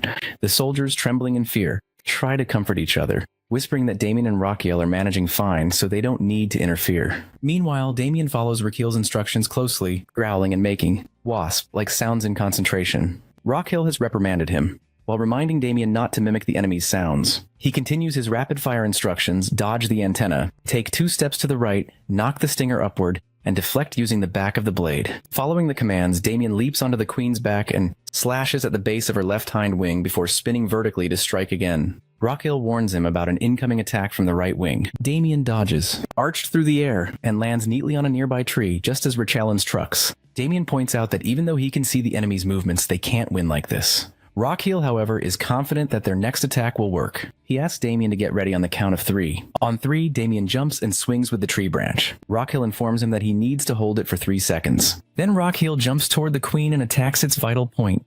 A large explosion follows, making Damien wonder if they've finally taken it down.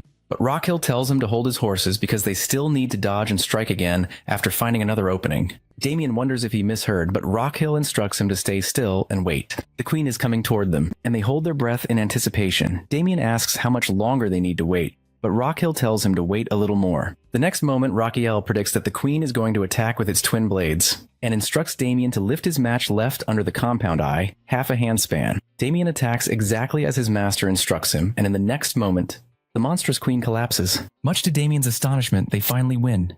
Now our boy is assessing the corpse of the Vesperos Queen with great excitement, realizing that they've targeted all of its acupoints along with the Doom Meridian and Ren Meridian points to bring it down. Damien asks how they managed to do it, and Rakiel reveals that it's because they always attacked its weak points. Damien, confused, asks how he could know them in advance. Rakiel answers that he can actually see them, so they simply struck where it hurt most. Then with his usual audacity, he even taunts his bodyguard to work on his skills as a swordsman if he can't even see a target's weak points. After a while, all of them are shocked to see other Vesperos gathering around the Queen's body. They freeze in terror for a moment, but the next second, the insects start feeding on their own queen while burning to death in the fire.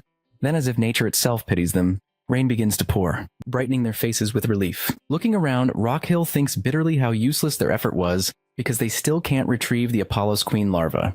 Their initial plan was to obtain the Queen's larva to produce antibiotics, but they've already wasted too much time. Deciding not to waste another second, he orders Damien to check the nest while he tends to the injured soldiers. As they proceed, Damien examines the corpses of the Apollos, and advises Rakiel to head back since there's nothing left to find. But Rakiel, ever determined, insists on searching for anything of value, like honey, which irritates his bodyguard who can't believe his master's greed. However, when they reach the nest, even the honeycombs are dried up, and our boy realizes they're completely screwed. No profit from this dangerous journey. Suddenly, Rakiel hears something and informs Damien that something is still alive. Damien offers to check and steps inside, where Rakiel's eyes widen in disbelief. He spots the Apollo's Queen. Cautiously, Damien examines it and confirms it's dead. But Rakiel shakes his head, saying he senses movement from its belly and asks his bodyguard to help him push it. Together they push, and Raquiel hopes to find something rare or valuable after a moment. Something wriggles out from the queen's belly, which is a cute Apollos baby. Jumps right onto Rachel. Holding the tiny creature, Raquel guesses that the banana-shaped thing is actually an Apollos larva. Damien offers to take care of it, but the baby recoils in fear. Seeing its expression, our boy realizes it can understand their language. The next second, the larva even tries to charm Damien with its cuteness. Raquel, amused, asks if it can really understand them, and it nods. Delighted, Raquel beams, realizing he's finally obtained the queen's larva, the very target of their mission. He recalls reading in a novel that Apollos queens and their larvae can communicate with elves. He hopes the larvae will be intelligent. Then, to his surprise, the larva says something that makes him believe it can truly communicate with humans. It talks about the strange behavior of its mother, unaware that she's dead, assuming she's merely sleeping after fighting her enemy. Raquel glances at the Vesperos nearby and realizes they must have killed the Apollos queen. He understands that both creatures fought to the death, while by some miracle, the larva survived, feeling sympathy. He gently consoles the poor baby, telling it that its mother is only resting after a fierce battle, and he pats it lovingly. He offers the larva to stay with him until its mother wakes up. Though he doesn't want to lie, he knows the entire Apollos colony has been wiped out, and he can't leave the baby alone here, where it would certainly die. He decides to leave the area and makes an excuse to the larva, saying they're only stepping away to let its mother rest peacefully. Feeling this warm, soft creature in his arms, even his internal organs seem to relax. With a small smile, he names it Cuckoo. His act of saving the larva deeply moves everyone around him, even earning him 500 HP. He tells Cuckoo its new name and manages to convince the little thing to work with him before they start playing together. With that, he declares they're heading back, prompting cheers from the rest of the group. Meanwhile, far away, a blonde elf inspects the forest's ashes, infuriated by what she sees. She can't believe any one of the new generation could commit such a reckless act. Seething with anger, she vows to find the human responsible for this destruction, and teach them a lesson they won't forget. After a while, the cart pulled by the giant Goosome arrives, carrying the corpse of the Vesperos queen. As soon as Garden spots Raquel and the others, he rushes toward them, prompting a dry comment from our boy about how consistent he always is. Raquel immediately asks about the wounded and whether anything happened in his absence. Garden assures him that everything is going smoothly, that the injured are resting well. But his eyes soon land on little Cuckoo. Raquel proudly introduces the creature and asks the baby to greet Garden, which it does without hesitation. Then he tells the little guy about the wounded camp he had already mentioned earlier, while Garden stands there in awe of the adorable creature. Upon reaching the camp, Rachel orders that, from this moment on, they'll start treating the infected wounds of the soldiers. Damien remarks that Garden is going to be surprised, and indeed, Garden's confusion turns into disbelief when his gaze falls upon the Vesperos queen's massive corpse. He can't believe they actually managed to bring back something like that. Raquel, with his usual nonchalance, jokes that he picked it up on the way. Curious Garden asks how he plans to use it. Raquel answers vaguely that he's going to make liquor from it, leaving the royal physician utterly baffled. Later inside the camp, he turns to his new pet and gently asks it to spit out the substance he needs from its mouth. Once a month, an Apollos queen larva secretes a material mixed with purple cloud ointment, an excellent compound for burns, skin regeneration, and antibacterial treatment of external wounds. Raquel urges Cuckoo to do it, explaining that it'll help the wounded. But the little larva doesn't know how, looking disappointed in itself. He grows worried, not expecting to face a situation where even the larva doesn't know how to secrete the substance. Then an idea strikes him. He activates pressure point scanning and asks Cuckoo to hold still. Once he locates the acupressure points, he carefully begins pressing them with a needle to help trigger the process. Cuckoo lets out a few shrieks during the experiment, as Raquel alternates between sharp, precise pokes and soft, steady pressure on opposing points. Finally, after much effort, the larva produces the substance in bead form. While being exhausted but successful, Raquel notes with satisfaction that it smells like mint chocolate. At that moment, Garden informs him that the supplies requested by him have arrived. Rachel turns to the physician and immediately starts the process of making the salve. Soon he's mixing the ingredients, stirring with intense focus. Garden offers to take over, but Raquel refuses because failure isn't an option when the bead can only be produced once a month. He can't risk the wounded succumbing to infection or worse. Damien volunteers to take the first watch and Garden agrees. After a long night of nonstop work, the ointment is finally complete by the next morning. Turning to his little pet, Raquel announces the name of the new creation with dramatic flair. Ratakusal. Damien, of course, visibly dislikes the name, but Raquel ignores him. Just then, his system notifies him that he has become the first person in the entire continent of Laurasia to create an antibiotic ointment, which is a milestone that will mark the dawn of antibiotic therapy in history. His name, it declares, will forever be carved into the annals of medical advancement. Even though his internal organs feel drained to the core, they still grant him 800 HP in recognition of his achievement. Moments later, he faints from exhaustion. When he finally recovers, Raquel immediately goes into the camp to test his new ointment on the injured soldiers. To everyone's astonishment, their pain vanishes almost instantly, and their wounds begin to heal rapidly. Our boy, of course, looks absolutely smug about his success as everyone cheers for him, while he, delighted with his extra years of life. 2 days later, at the Valois fortress, an officer reports the current state of the battlefield. He explains that aside from a few minor skirmishes in the outer sectors, there have been no major conflicts. The reason, he adds, is that the main opposing forces have gathered nearby, clearly targeting Valois fortress as their next objective. Hearing this, the Emperor concludes that the rebel army will soon confront them directly, which is an assessment confirmed by his subordinate. However, his expression darkens with fury as he brings up Javier, whose repeated defiance continues to test his patience. Despite favoring the man and keeping him close against the advice of his counselor, Chavion still dares to rebel against him. Suppressing his irritation, the Emperor demands to know if there's any other report. The officer confirms and mentions a remarkable development, news from one of the injured soldiers' camps. He reports that over the past 2 months, the survival rate of the wounded there has surpassed 70%. Shocking the Emperor into silence, the officer continues, explaining that this particular camp has become famous among the soldiers of every division across the kingdom. Rumor has it that once a soldier reaches the care of our boy in the camp, survival is almost guaranteed no matter how grave the injury. Finally, the officer adds that the camp is now officially under the 21st Support Battalion, and its lead physician has earned a nickname among the troops, which is the Healing Camp. The next day, the famous physician Chandler and his assistants reluctantly head toward the injured soldiers' camp where our boy is working. After hearing reports of the so-called miracle worker, the Emperor has ordered them to train under him. Chandler, however, is far from pleased. He doesn't believe a word of the rumors surrounding this so-called prodigy and assumes the man has merely built a cult-like following. His assistant flatters him, saying that he is, without doubt, the best physician in the Empire. Chandler confirms in smug agreement, still wondering why he's been sent here to learn anything. He's already determined to expose whatever trick this so-called miracle worker is using. Meanwhile, the miracle worker in question is snoring loudly inside the camp. So loudly, in fact, that the patients begin complaining that his snoring is disturbing their rest. At first, Garden almost gets a heart attack listening to Rockhill's thunderous snoring. But then he calms himself down, knowing that Raquiel has stayed up all night treating patients. He carefully wakes him up and informs him about the arrival of Chandler, an active duty military physician sent by the Emperor himself, who was pleased with the camp's success. Rockhill is delighted to hear this, as he has been expecting a rookie. He immediately asks where Chandler is. When Garden tells him that the man is outside, Rockhill rushes out, introduces himself warmly, and welcomes the newcomers. Seeing their stiff faces, he apologizes for being too enthusiastic after hearing about their arrival. He asks for Chandler's name, which Chandler provides currently. Excited to begin, Rockhill expresses his understanding that they must be tired, but insists that a physician's first priority should always be their patients. He asks them to follow him, but no one moves. Puzzled, he wonders why they're not following. Chandler retorts that they should be shown their quarters first. Rockhill is taken aback. He can't believe they want to rest before seeing their patients. Chandler repeats his demand for rest, emphasizing that they've had a long journey, and that they're here under the Emperor's command. Instead of agreeing, Rakiel seriously asks Chandler's name again. When Chandler repeats it, Rockhill addresses him directly, and asks whether it's inconsiderate to request that he tend to be injured instead of resting. Chandler immediately agrees that it is. Then in a calm but sharp tone, Rockhill asks whether a physician should really choose rest over treating patients who are waiting for him.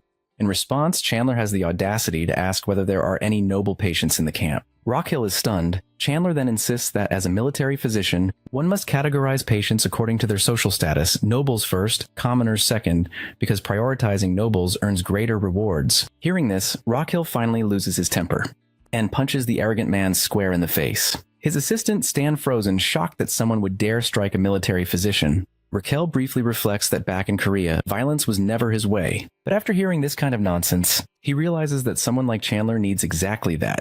One of Chandler's companions protests that hitting someone without warning is unacceptable and demands an apology, threatening to report him. Garden and others peek outside, tense, as Raquel turns to the man and asks on what grounds he would report him. The assistant replies that Rockhill has used violence. Rockhill's expression hardens. He states firmly that this is the result of Chandler's insubordination. Because they were sent here by the Emperor to train under him, yet they're flaunting nonsense instead of following his orders as their commanding officer. That shuts the man up immediately. Later, the same assistant sits beside the knocked-out Chandler, who finally wakes up. At first, Chandler doesn't understand what happened, but his companion fills him in as they move him into a tent. Learning the full story, Chandler seethes with fury, furious that Raquiel dared to disregard him, and even more so that he's been demoted to second place because of Raquiel's presence. His companion informs him about his discovery regarding Ryan, which he investigates while Chandler is resting. He tells Chandler that Ryan is able to save patients without the need for amputation.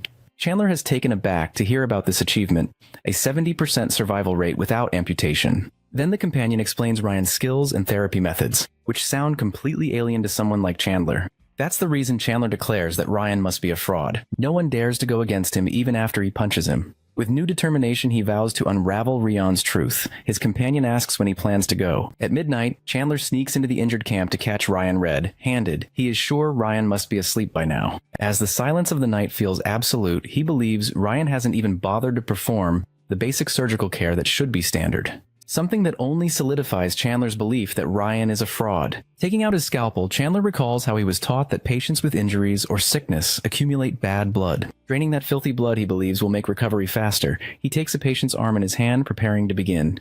At that moment, the patient wakes up and demands to know his identity.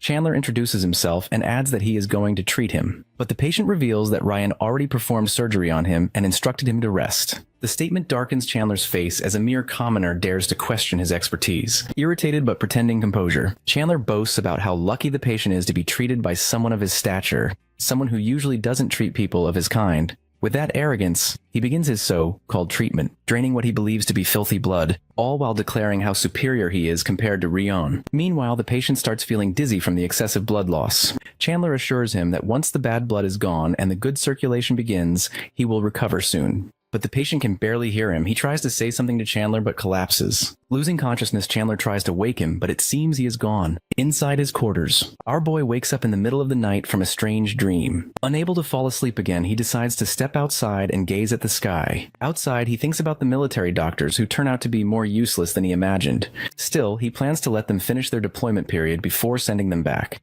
All he cares about right now is the lifespan bonus he'll get for treating patients.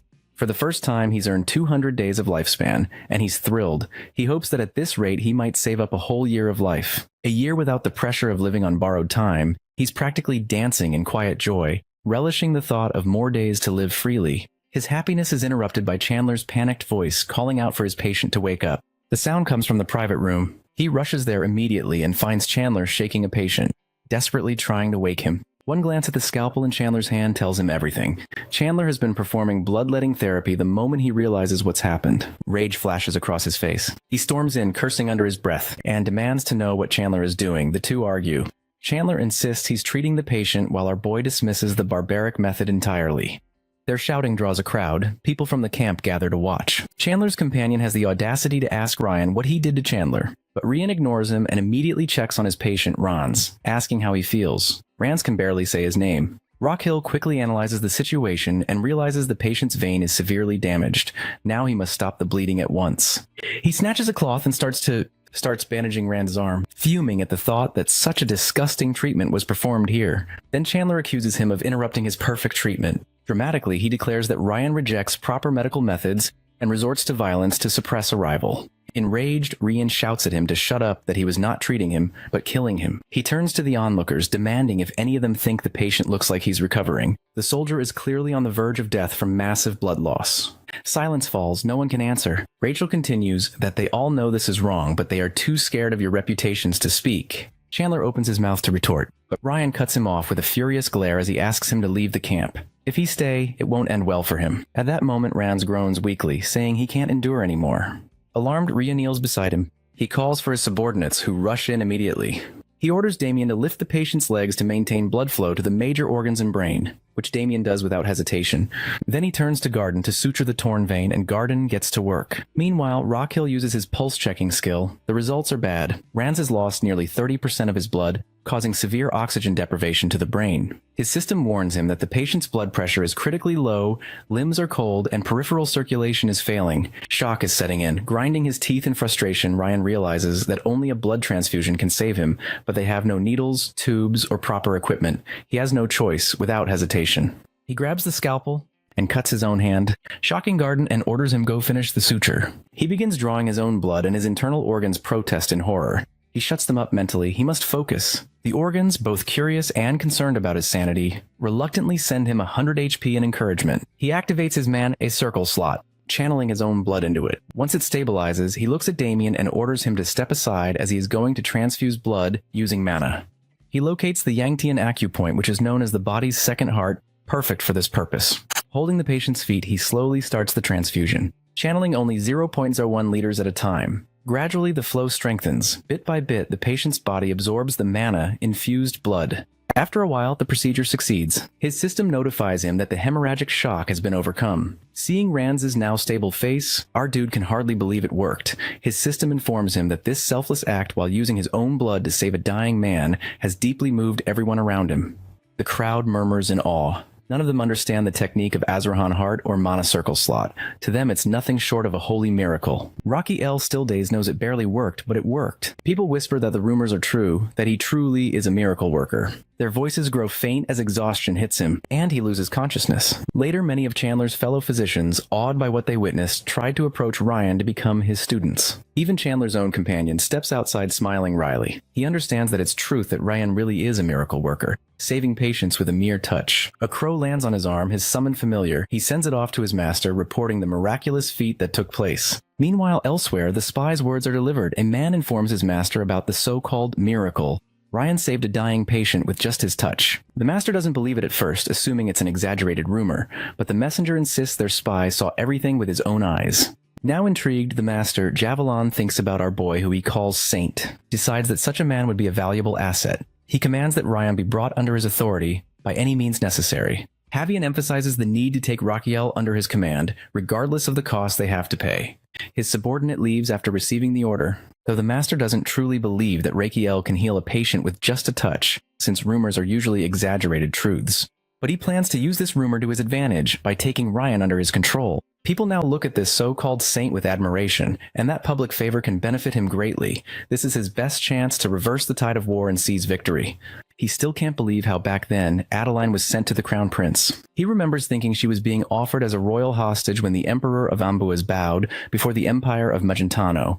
The memory fills him with disgust toward the empire of Amboise, and he swears to pull them off their throne himself. At our boy's quarters, a spy finally approaches him and offers a better deal if he joins the rebel forces. He can't believe this nonsense. The spy emphasizes that this is an official proposal. He wonders how a rebel spy can approach him so openly, especially when he is just a physician in disguise. The spy insists that if he swears loyalty to his lord, he will gain glory and honor. He immediately realizes that the lord must be Havirian, but he doesn't believe in such a direct offer. He even threatens to expose the spy, but the man remains calm and replies that it doesn't matter. There are many others like him, and even if he is killed, someone else will come for him.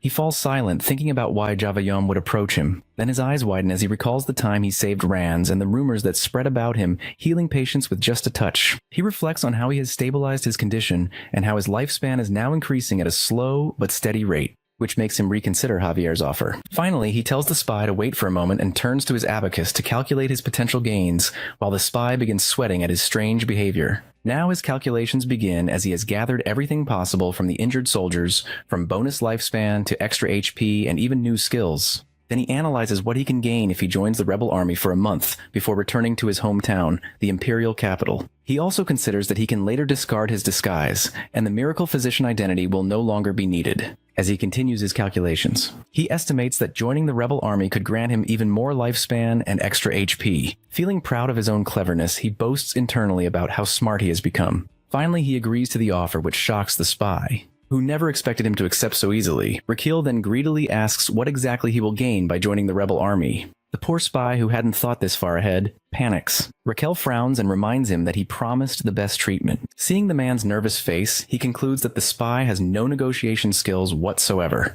The spy stammers that his job was only to deliver the offer. Raquel can't believe that someone on such an important mission knows so little about basic bargaining and came empty-handed while trying to recruit him. He snaps that at least the man could have brought some energy drinks to make his visit worthwhile. Finally, Raquel orders the spy to return to his master and come back with proper terms and conditions. The spy quickly agrees. Raquel warns him not to dawdle, as this matter is equally important for both sides. Outside, the spy starts doubting his own sanity, forever approaching this man. Meanwhile, Raquel summons his subordinates. As soon as he tells them that he's planning to join the rebel forces, they're too stunned to speak. Garden thinks he must be running a fever, while Damien believes he has completely lost his mind. Raquel, however, insists that he's absolutely serious. He even adds a casual lie that the spy offered him land, money, and a house.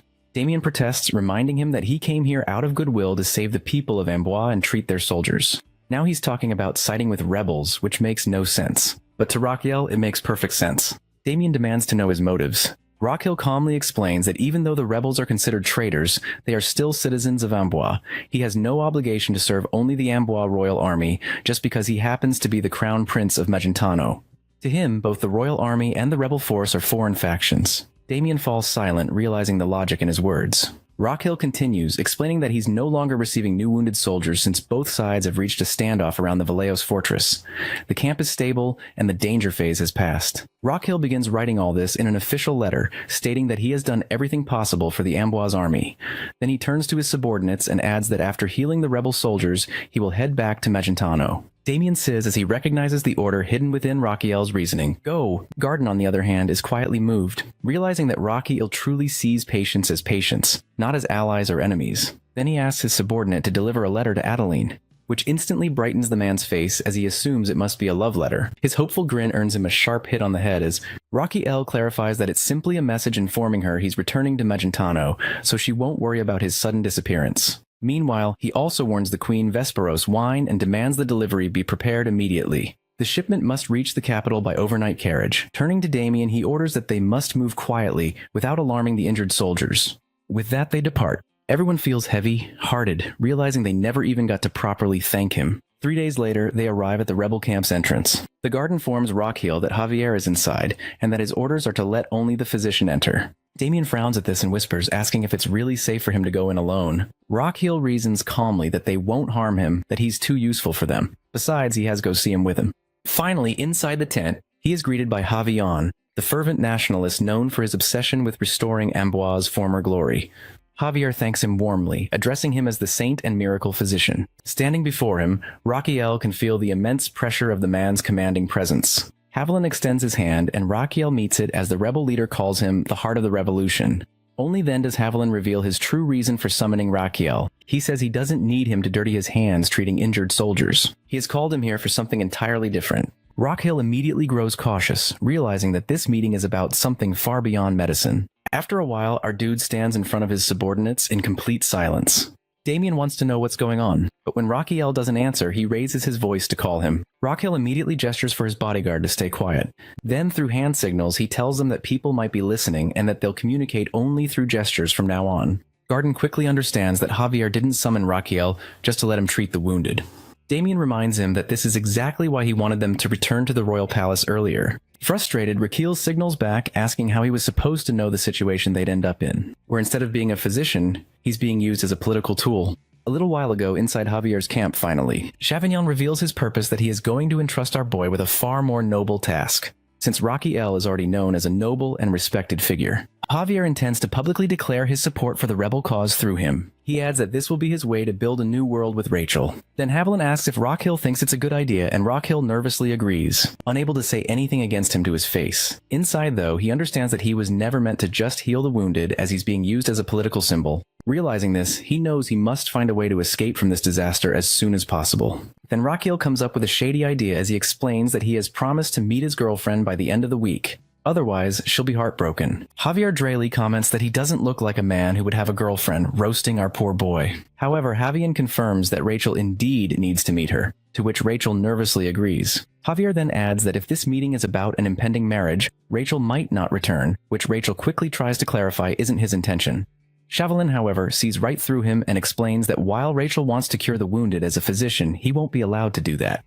Instead, he will make a public declaration supporting Javion's cause 10 days from now. Until then, Javion won't give him the duty of tending to the injured. Without that declaration, it wouldn't be favorable for him if people learn that a respected figure like Ryan has joined the rebel forces. Rockhill asks if Javier is worried that his presence in the camp before the declaration would weaken its impact. Javier confirms it, revealing that the declaration must be shocking enough to shake the Revolutionary Army. Rockhill then seriously asks why he has to wait 10 days instead of making the announcement now. Javier explains that this isn't the right timing. He wants Rockhill to feel sincere about the cause, or at least appear genuine. Even a small trace of sincerity will be enough to move people when he makes the declaration, which Javier doesn't sense from him yet. With that, he says Rocky almost first resonate with the people's hearts. He doesn't quite understand his words, so Javier elaborates that during these 10 days, Rachel will stay close to the people, observe their spirit, and understand their ideals, so that genuine sincerity can take root in his heart for the cause. Then Javion asks whether he feels uneasy about not fulfilling his duty as a military physician. Our boy isn't concerned about that anymore. To show some mercy, Javier now appoints him as his personal physician for 24 hours a day so he can still fulfill his role. Upon hearing this, Raquiel tenses up, realizing he's truly screwed. Now in the present, he tells everything to his subordinates and adds that he must now sleep in the same camp as Javier. Garden asks what his next course of action will be, and he expresses his need to escape and return home. Damien points out that the army's defenses are tight. Escaping even during the darkest hours would be nearly impossible. He then writes to him that there's a swordsman hovering around all the time, making escape impossible, which is a fact Raquel is already aware of. He knows the security is extremely tight, and since Damien hasn't even reached the level of a swordmaster, escaping is out of the question. Then Raquel asks them to trust him, saying he must first find something out. Damien quips that trusting him is exactly what got them into this mess, which angers our boy. Raquel gets up, and Garden asks about his next course of action, left with no choice. He mutters that he's going to whine about it, revealing that he's heading to bed. Both his trusted men understand that they can't do anything about the situation for now. Meanwhile, at the Imperial capital, inside the main office, a man appears before the Emperor, who asks him to report about his son. The messenger bows and begins compiling and organizing his notes before speaking. He then adds that according to the 107th regular report, Raquiel left the infamous healing camp 5 days ago. The Emperor immediately asks why his son left the camp. The reporter admits that they themselves don't fully understand Raquel's intentions. He explains that initially, Raquel had planned to return to the capital as he had informed Princess Adeline. He further reports about a letter from Raquel to Adeline, in which Raquel stated that his purpose at the injured soldiers' camp is complete and that he is returning to his side palace clinic. In the same letter, he also requested that the liquor made from Queen Vesparos be sent to him in the capital. The Emperor asks if that's all, and when the messenger concludes the report, he dismisses him. Once alone, the Emperor's nostrils flare with pride. He bursts out, shouting in eagerness to see his son soon, safe and sound in the capital, and then laughs menacingly, leaving the people outside the palace utterly confused by his sudden outburst. Meanwhile, in his bed, our boy is silently crying, feeling as though he's never going to return home anytime soon. At that moment, Javier stands beside him and declares that he's awake. Rachel immediately gets up, deciding to start the morning checkup right away since he's supposed to be under 24-hour surveillance. But Javier denies it, reminding him that as a swordmaster, he knows his body better than anyone else. Raquel gives a nervous grin, thinking that there's no need for them to share a room since he can't even sleep properly. Javier calmly replies that being a swordmaster means he's fully aware of his physical condition. Then he invites Raquel to have breakfast with him during breakfast. Javier finishes first and urges Raquel to take his time with the meal. Raquel, however, feels awkward under Javier's constant gaze but continues eating anyway. Once the meal is over, Javier tells him he has a question. Raquel, still uneasy, asks him to go ahead. Javier smiles faintly and says it's a simple question, one that requires him to suppose. But as he speaks, Raquel feels an odd sense of déjà vu. Javier continues, asking him to suppose he must choose between two options to revive the nation and its people. Suddenly, Raquel remembers that this is the same question Javier once asked in the Demon Sword Emperor. Javier presents the first option. Raquel can sacrifice himself, ensuring the nation's prosperity, but the act will disgrace his family. His descendants will live in shame, and generations of his bloodline will bear the scorn of his decision. Then comes the second option. He can sacrifice someone else instead. In this case, no one will blame him. Rather, he will be honored, praised, and remembered as a hero for generations. Finally, Chavion concludes by saying that no matter which option he chooses, the nation and its people will prosper all the same. Then, leaning forward slightly, he asks Raquel which option he will choose. Javier urges him to answer. Inside, Raquel knows that if his answer doesn't please Javier, he'll be dead.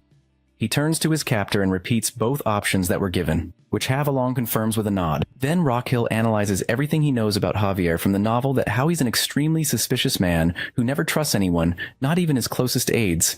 He always asks the same question to those he wants to keep close to him, but no one has ever managed to give him the right answer. In truth, even Havilong himself doesn't know what the right answer is. For him, the worst answer is when someone hesitates between both options, no matter how much he plans to make that person his aide. Once he senses their wavering, he kills them immediately. Now Haviland asks slyly whether Raquel can't make a decision. Instead of hesitating, Raquel bursts out angrily at the absurdity of the question, demanding how a nation can even be reduced to such choices. At that, Javier instantly unsheathes his sword at Raquel's rude reply, even though he hasn't chosen either option. Raquel, nervous and pale, quickly explains that he only spoke what was truly on his mind. Javier narrows his eyes, asking whether he really means those words. But instead of fury, Javier feels something strange stirring within him after hearing Raquel's answer. He doesn't understand the emotion himself. Watching him, our boy immediately senses his confusion, because according to the novel, Javier spends his entire life seeking the answer to that same question, only finding it shortly before his death. Suddenly, Havilong dismisses him, startling Rachel before he can say anything. Javier coldly emphasizes that he doesn't want to see him for the rest of the day. Finally stepping out of the camp, Rukiel exhales in relief, grateful to have escaped death once again. But his mind still churns with thoughts of how to escape this nightmare for good. At that moment, a soldier signals for him to go adjacent camp with Shavian. Our boy panics, remembering that Haviyam explicitly said he didn't want to see him, and yet this soldier is leading him somewhere within Haviyam's sight. He silently prays for one of his companions to rescue him. Inside, Javier sits deep in thought. He knows that shedding blood has always been his way toward revolution. But now he questions whether the kingdom he dreams of, the one he fights for, can truly be called a nation. When no answer comes, frustration consumes him. He crushes the wineglass in his hand, blood mixing with spilled wine, muttering how ridiculous it all seems. 3 days later at midnight, Damien and Garden keep a cautious eye on their master, who now stays in a tent adjacent to Javi Yong's, instead of sharing the tyrant's. Garden whispers that they should help him escape soon. He's still appalled that the crown prince is serving a man like Javelin. Damien, however, admits their helplessness. They can only trust Rakiel's judgment for now. Just then, a guard becomes alert to their presence. Damien quickly mimics the sound of a cat, and the guard, convinced it's a stray, relaxes and walks away. Hiding again, Damien sighs to Garden about how ridiculous their situation has become. The next morning, our guy peeks his head out from his tent and spots the guard stationed outside Javion's camp, meaning Javion is inside. No one has come looking for him in 2 days, which he takes as a possible chance to escape. He listens a remark from Javion that he'd like to go for a walk. Next moment, he's greeted by Javion himself, who orders the guards to stay put. Then Javier fixes his sharp gaze on him and asks what his true intentions are for staying like this. Rockhill freezes, realizing his supposed freedom might have just ended. After a while, they are standing at the edge of a cliff, our boy huffing and panting because this walk turns out to be more like hiking. Javier stands tall beside him, gazing into the distance before speaking. He admits that he has been thinking about Rockill's rude answer, but has ultimately rejected it. Rockhill notices he's still conflicted. Havlon continues, declaring that any form of sacrifice, whether of oneself or others, is noble, whether it's done willingly or forced by circumstances. The weight of spilled blood, he says, is what makes the revolutions sacred. Our boy thinks he's spewing nonsense, but he can't say anything. He knows Javier learned these ideas from someone else, which is why he struggles to accept anything that contradicts them. Still, Rockhill doesn't bother arguing. His focus is on finding an opportunity to escape.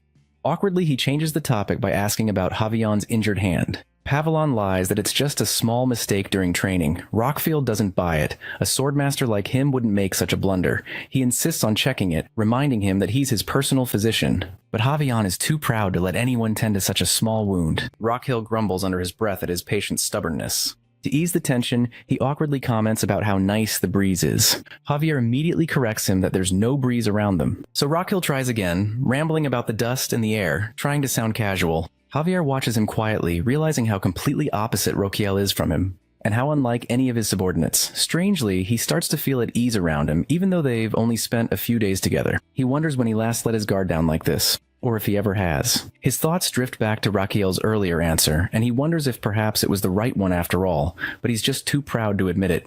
Looking at Roquiel, he begins to question their relationship. Will this man become a close aide, a trusted subordinate, or something else entirely? A strange idea forms in his mind, whether it is friendship.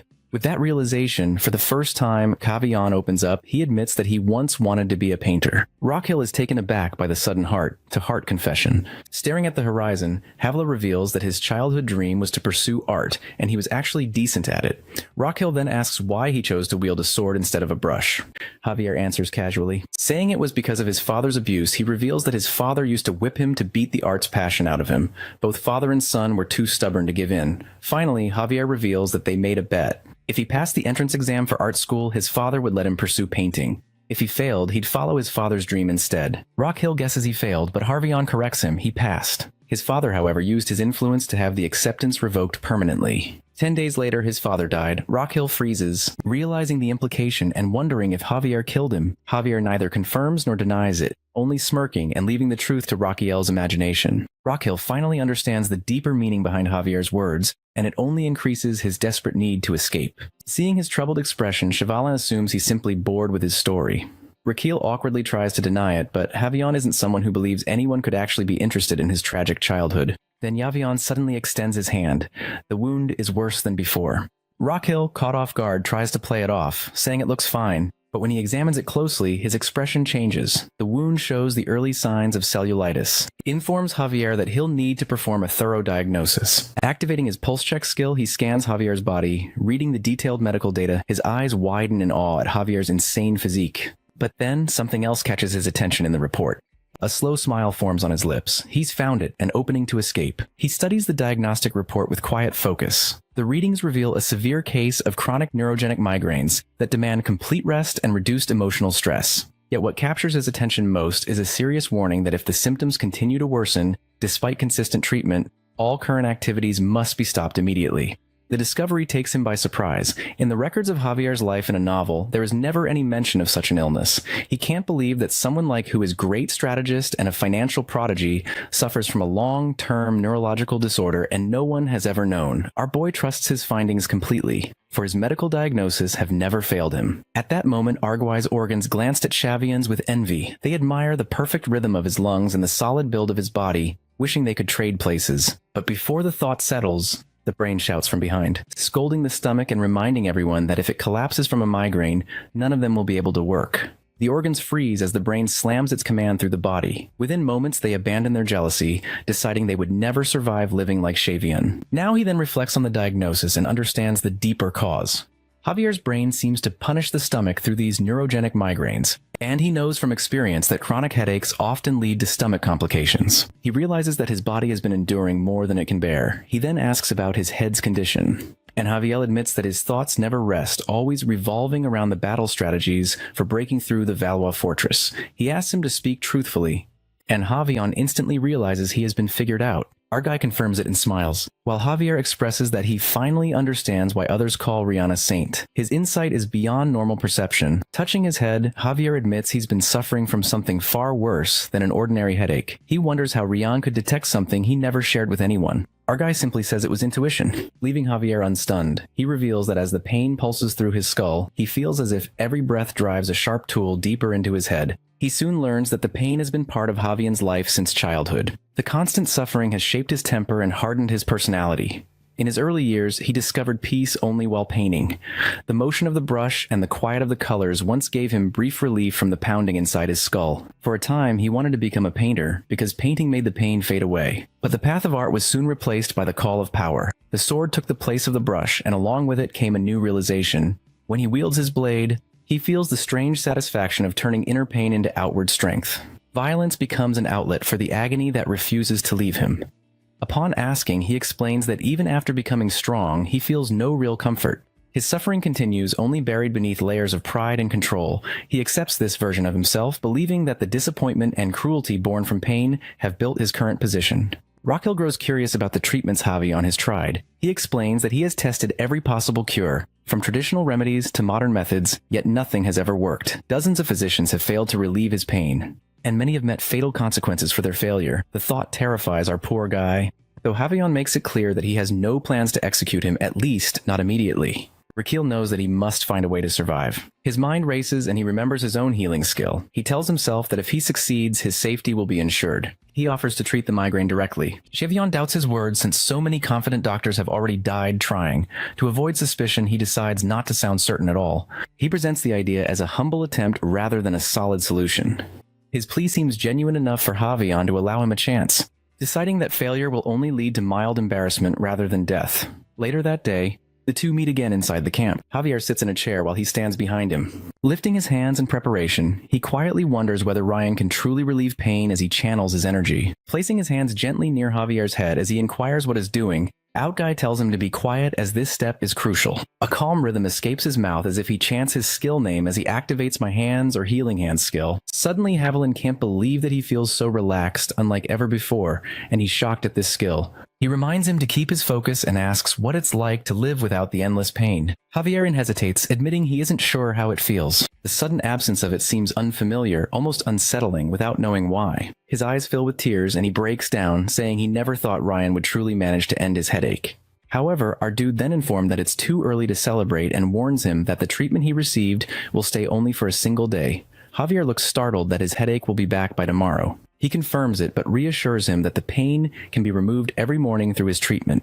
Javier asks if this means he will remain free from pain until morning. He confirms, while warning him only not to oversleep and miss the next session, so he exhales in relief, declaring to rely on him again the next day. Inside him, Raquel thinks the situation is unfolding just as he wants. The more Javier depends on his healing, the more control he gains. Once that dependence is complete, he plans to slip away unnoticed when the time feels right. Outwardly, he keeps his calm tone, assuring Javier not to worry. Every morning, our dude repeats the same process with his captor. He places his hands over his head, letting a soft current of power ease the pain until it disappears entirely. He observes him with deep respect, believing that such kindness could only come from a saint. When he finishes, he announces that the treatment is done. Javier feels a sense of calm wash over him and admits that life without Rion's help would be unbearable. Meanwhile, he silently notes that everything is proceeding exactly as planned. Later that day, after another session, he tells Javier that he has something important to share. When he asks what it is, he explains that he must perform a sacred prayer that night to maintain the strength of his healing. He listens intently as he continues, saying that the power he uses each morning is granted by the heavens, not freely his own. He explains that during the full moon, he must offer clear, cold water to the moon from its rising until it sets. If the ritual is not completed, the blessing will fade, and his healing gift will vanish for a full month until the next moon cycle. His eyes widen at the thought, and he asks if that means he will truly lose his power. He answers seriously, swearing on his honor that it is true. He adds that the prayer must remain unseen, and if anyone witnesses him during the ritual, the blessing will disappear instantly. A wave of unease runs through Javelin as the idea of losing Rion's healing terrifies him, and the thought of that unbearable pain returning feels impossible to face. He calmly says that this is why he needs a hidden place where he can pray without being disturbed, asking Javier to arrange it. Though anxious, Javier agrees, saying he will prepare the location himself.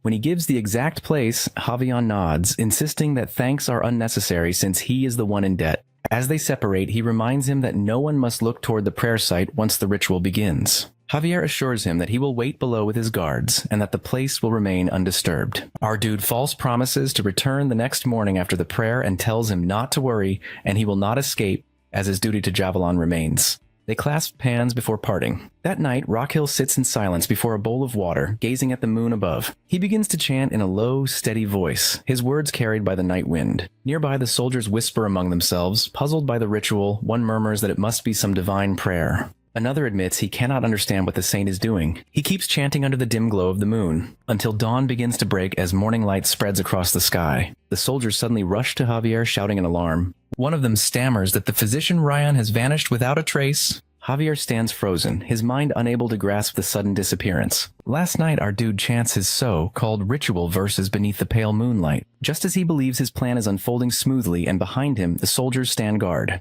He smirks inwardly, certain his escape will succeed, but the ground suddenly gives way beneath his feet. Before he can react, he plunges into a pit, shouting for help as he crashes down into a cage. Garden and Damien rush toward him, calling out an alarm. Gordon yells that they arrived exactly as informed. Earlier in the northern region, Gochum had carried a letter from him to Gardan and Damien while Javier was away. In the letter, he revealed his escape plan, telling them to meet in the small forest beneath the cliffs before dawn. Although the message had confused them at first, they now understand its purpose. In the present, Damien asks how he even knew about the hidden cave within the hill.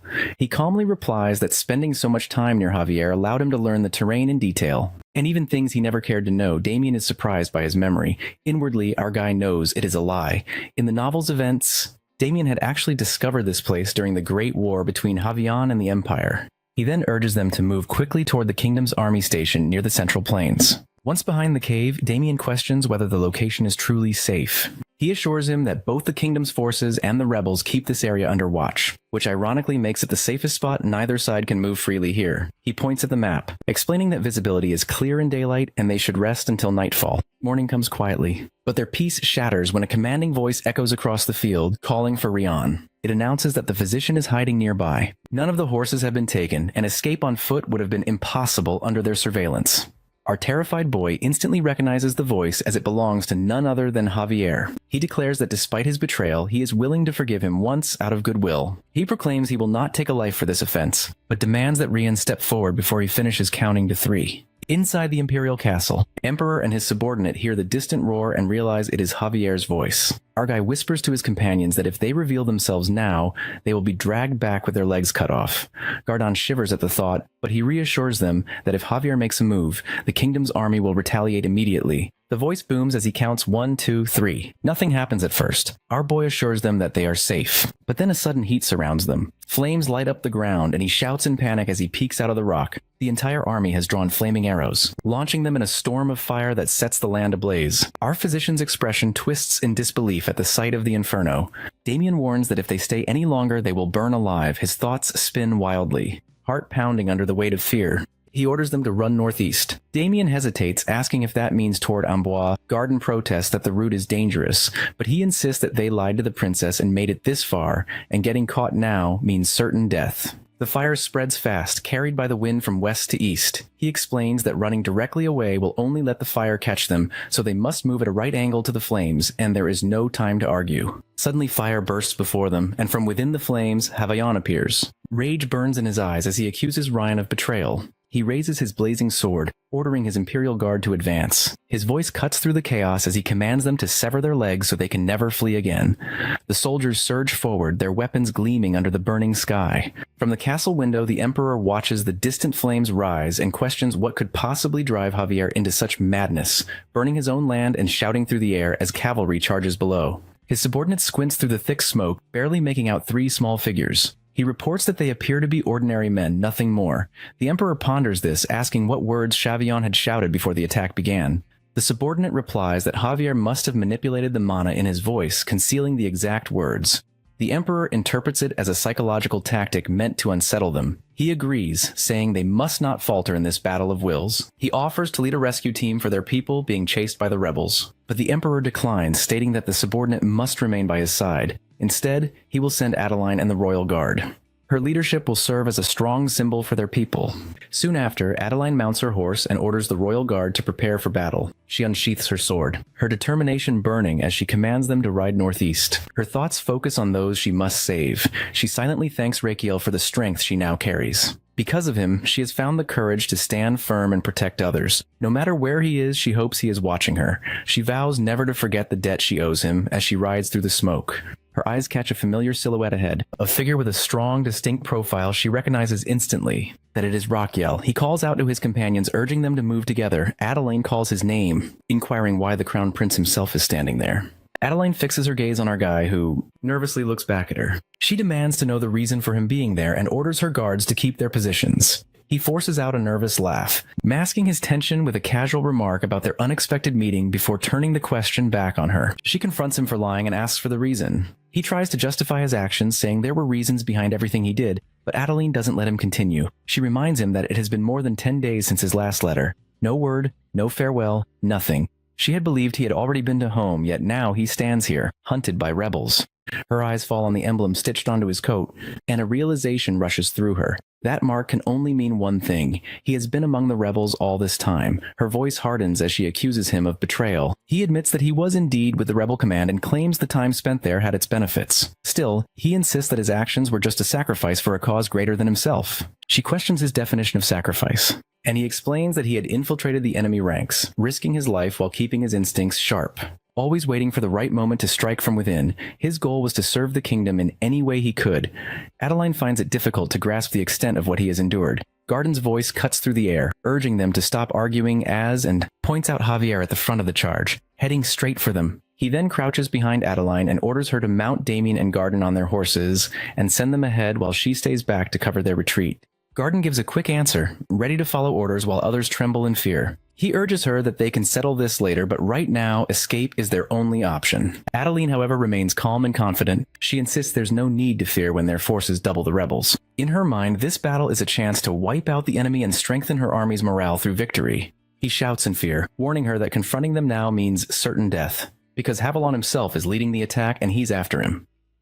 Confusion flashes across her face as she wonders why Havalon would go to such extremes just to catch him. He answers bitterly that he's become the most precious person in Javier's life. Adeline looks out at the battlefield, the fire spreading fast as the enemy forces close in. The delay has brought them too close for comfort. If Haviland truly leads the cavalry, retreat isn't an option anymore. They'll have to fight. She draws her sword and commands her troops to gather behind her. The soldiers obey immediately, forming up in tight ranks. Our guy catches her arm trembling as he begs her to run, but she refuses, declaring they need to buy time for the others to run. She raises her voice and orders the second and third lines to ready their crossbows. At her command, they aim carefully when she shouts to fire. A storm of arrows cuts through the air. One spear flies straight at Chavion's horse, but it rears up, narrowly avoiding it. More arrows follow, striking down enemy riders. Adeline then commands a full retreat. The soldiers surge forward, guarding her as they pull back. For a moment, she believes the attack has bought them enough time to flee safely. But then a noise makes her turn. Her face goes pale when she sees her, Havillon stepping out of the smoke, with a cold smile on his face.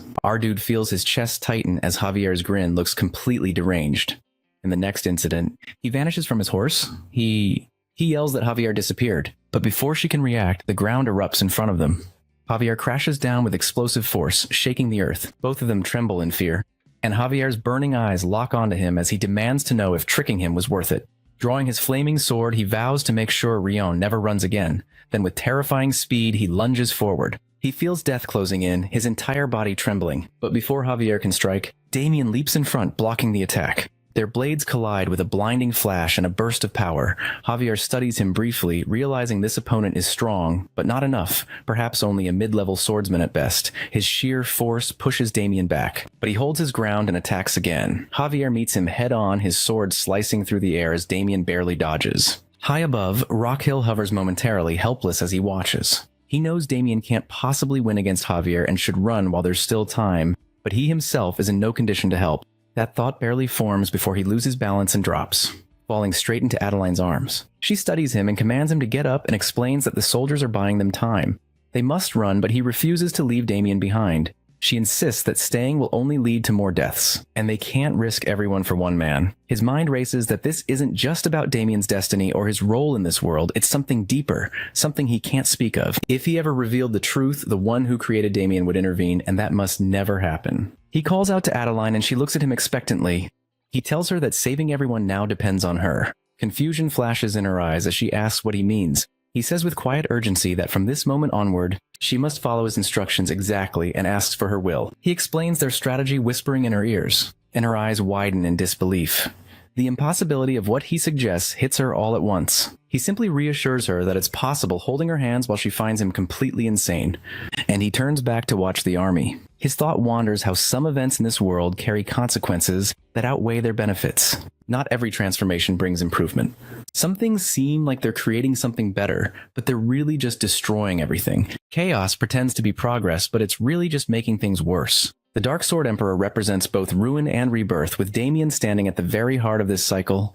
Amid the wreckage of a collapsed empire where order no longer exists, Damien grows stronger. He shatters the world again, reshaping everything from the fragments. This burden becomes his destiny, and he accepts it completely. Rakil's thoughts drift back to his strategy. He realizes that abandoning Damien's development, trapping him in an inescapable crisis, might trigger his true awakening. Once that being emerges, the entire world faces its end. This understanding drives every decision, creating fake excuses to keep Damien away from the arena, maintaining him close by at all times. He endures countless chaotic situations, but keeping Damien nearby prevents him from facing the same trials described in the novel. Despite all these precautions, the situation still spirals toward disaster. Rakil forces himself to regain composure as fear serves no purpose now. The chaos in Cremo pales in comparison to what Damien's awakening might unleash. He turns toward the princess, checking her readiness. She hesitates briefly, needing just another moment, then confirms she's prepared. The battlefield erupts around them. Swords clash violently as armies collide. Damien faces Javier, and Damien is completely enveloped in mana. Javier questions whether exhaustion has begun to set in, then launches his next assault. The force of his attack makes Damien reconsider everything. Initially, it seems like pure defense. Damien simply blocks each strike. But something else becomes clear. Every single time, by the smallest possible margin, Damien slips through the attacks, avoiding the full impact, and the precision seems impossible. Havilong recognizes this pattern. Some fighters possess this quality. They never stop evolving. The battle itself makes them stronger. The realization creates urgency, and crushing Damien now becomes the only option before he grows beyond reach. Havilong reposition his sword, testing a new approach. His speed increases dramatically. In one fluid motion, he appears behind Damien, striking from an unexpected angle, yet somehow Damien blocks this too. The sword hits the ground instead, the impact revealing Damien's monstrous strength. Havillon's disbelief grows as dodging that particular strike requires extraordinary reflexes. He acknowledges Damien's endurance, but declares the fight nearing its end. Damien studies himself, insisting he can still continue. He dismisses this as empty courage, and their swords collide once more. Something shifts in that moment. Javier suddenly snaps his movement. Launching Damien backward with tremendous force, Damien crashes into rock. and Haviland approaches to finish things, calling the entire exchange boring as Damien lies against the stone. Haviland raises his weapon for the final blow. Strange thoughts fill Damien's mind. Never did he imagine dying in such a place. Yet as the sword descends toward his heart, something feels wrong. Time seems to freeze and the weapon moves closer. But fear doesn't come. Instead, an odd calm settles over him. Javier notices the oddity too. Damien's mana flow changes, becoming irregular, unfamiliar. The sword reaches Damien's heart, and tremendous amounts of mana begin radiating from him. The energy patterns make no sense. At that moment, a voice cuts through everything. It's our boy calling out to the princess. She appears, holding an enormous stone above her head. With complete force behind the motion, she hurls it toward Javier. He scoffs at the attempt, questioning what anyone expects to accomplish with such a simple tactic. Rockhill moves quickly while the stone travels through the air, flying forward. The Healing Hands technique activates, and he begins chanting its verses. Javier shouts at him, outraged at his audacity. He hits the ground but continues the technique without pause. He channels everything into the Healing Hand spell until completion, and immediately Javion suddenly starts feeling refreshed. Our dude plan succeeds perfectly. Javier senses the immediate change as his aura vanishes without warning, leaving him confused. Rockhill, however, understands the situation completely, that Javier doesn't even realize what the headache meant to his entire existence. Cognitive dissonance grips him now, throwing everything off balance in ways he can't comprehend. From the very first pulse check, he knew the truth about Javier's condition. Every single time Javier swung his weapon throughout his entire life, pain shot through his skull. This agony accompanied him from birth, becoming something he endured through willpower alone. Gritting his teeth through the pain became part of his routine. The suffering never left him, even after he reached Swordmaster level. The headache and his determination to push through it became deeply ingrained in his swordsmanship and monotechnics over the years. They formed part of who he was as a warrior. Now that part suddenly disappears, leaving him in cognitive dissonance. Our dude immediately approaches Damien without a second thought, instructing him to come back to senses. Damien stares at him in disbelief. Raquel demands to know what just happened. He struggles to describe how, at the instant everything seemed finished, time warped and the world went eerily silent like the edge of an endless sleep. Then his Healing Hand skill voice echoes in his ears. That single sound drags him back. A ridiculous thought follows that he hasn't even claimed his danger compensation. Whatever else occurred in those blank moments, that voice got him his senses back and helped him find himself again. At that moment, our boy realizes that Damien has inched closer to whatever truth sits inside him. The moment barely passes before Haviland's voice slices through the air, asking if the conversation is finished, and he slams his sword down, sensing a shift. Javier surges toward Damien, and the duel reignites with brutal intensity. As steel meets steel, Damien yells that he'll buy him time to flee while the chance still exists. He warns that if he hesitates now, there will be no second chance. Sparks fly with every clash. Damien's thought that Raquiel is foolish to linger slips outward as he suddenly voices it, ordering the Crown Prince to run. Damien freezes, stunned that Raquiel has spoken his very thoughts aloud. Just then, he comes closer, presses a steadying hand to Damien's shoulder, and taunts him for doubting his employer. Then he exhales and releases the poisonous smoke he has been holding in. He had been inhaling it in tiny measures, he realizes, saving it for a moment like this. The cloud rushes straight toward Chavion, meant as a surprise strike. Even a small breath of it into Chavion's lungs could be enough. Rian yells for the princess to enact Plan 1 on 19. Adeline answers immediately that Plan 1A19 means securing the Crown Prince, and she charges with her troops. Our boy informs Damien they may have 5 seconds to form up. Just then, Chavion appears and scoffing that nobody leaves until the end and strikes, flinging Damien backward and then slamming into him. Both of them lie on the ground, and blood comes from his nose as he looks at him with furry vision, realizing that he must not faint at this moment, or everything will be over. Scene flashes back to before he left the palace, as the royal mage had come to Rookle and informed he would cast a disguise. Rachel had doubted whether it would hold, but Zenides in a mischievous way reminded him of that lightning he once fired at him, and asked if he truly mistrusted such a simple glamour. Rachel relented and trusted him. Zenides, however, added a warning that one condition exists that will shatter the spell. He explained that a physical blow strong enough to render him unconscious will break the charm. His mana will form a protective shell that absorbs the first heavy impact and keeps him from blacking out, but that safeguard works only once, so caution is essential. Back in the present, a brilliant light blooms before Javier, and as Rian in front of him shifts back to Rachel, bathed in radiance. Pavlon's face twists with disbelief as the saint is the Crown Prince of Magentano. Troops begin to surge forward, but Haviland draws his sword and warns them to stay back if they want to avoid seeing the Crown Prince being dead. He slams his blade into the ground with a shout, and an explosive shockwave throws everyone, including Adeline, off their feet. Rockhill measures his escape options and wonders whether his title affords him any protection here. He concludes that Javelin could not care less. At worst, he will be taken hostage. The the rebellion will claim victory, and the royal family of Magentana will have no leverage. For now, he forces himself to rise and wait for the exact moment to slip away. Then he recognizes something else. He just endured a direct strike imbued with the force of a first swordmaster.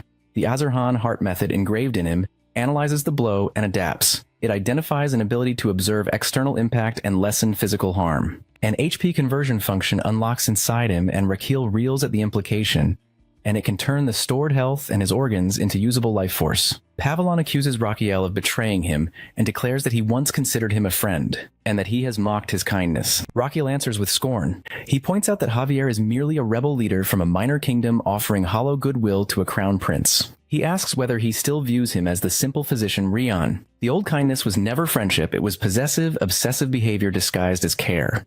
He tells Javier to stop humiliating himself and back away while he still can. Havilim responds that he never wanted things to end this way, but warns him that in this city, no one will recognize him as the crown prince. He raises his sword, declaring that if he kills Adeline and her guards, no one will remain to witness it. Rakiel asks about his intention of cutting his legs still, but Javier insists he can keep him captive forever and bring down the Empire. Rachel calls him insane. Javier demands to know why Rocky all doubts him. His aura of darkness as he raises his blade, but just then, his hands begin to tremble. Dracula meets him with a calm smile and answers with a single word, unbreakable. Rakiel activates the Azarhan breathing technique option called immovable, which provides him with 5 minutes of protection. The firm durability of his man of circle shields his nervous system completely, ensuring that no matter what impact he receives, he won't faint or lose consciousness during this period. The time remaining until the effect wears off shows 4 minutes and 59 seconds on his status. He reflects on how he gained this immovable option by enduring Adeline's shockwaves 500 times. And now for the next 5 minutes. Passing out becomes impossible no matter what damage he takes. Haviland attacks him with tremendous force. The strike lands, and Rakiel's current HP drops dramatically to 130 out of 300. He realizes that just one hit caused this much damage. Understanding that Hav alone is a high level, and without using immovable, he would have fainted instantly from that single blow. Now the situation demands that he use HP conversion right away. He activates 170 HP from his reserves, and those points get restored immediately.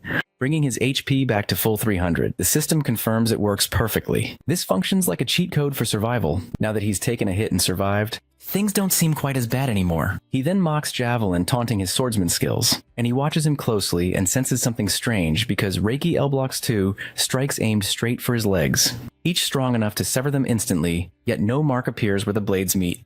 Then our boy mocks him with loud taunts, claiming that for a supposed swordmaster, his strikes seem weak. Deep down, Rakiel knows he only needs to keep Javier distracted for a little longer, so Damien can recover. He continues to provoke him, urging him silently to stop holding back and show his true strength. Javier rushes forward with incredible speed, claiming he won't fall for such simple tricks. His sword lands with tremendous power, and Rakiel's HP drops sharply, falling to 190 out of 300. Without hesitation, he activates his conversion technique, restoring 110 HP instantly and returning to full strength. He smirks to himself, thinking that a real man always fights at full HP, no matter how dangerous things get.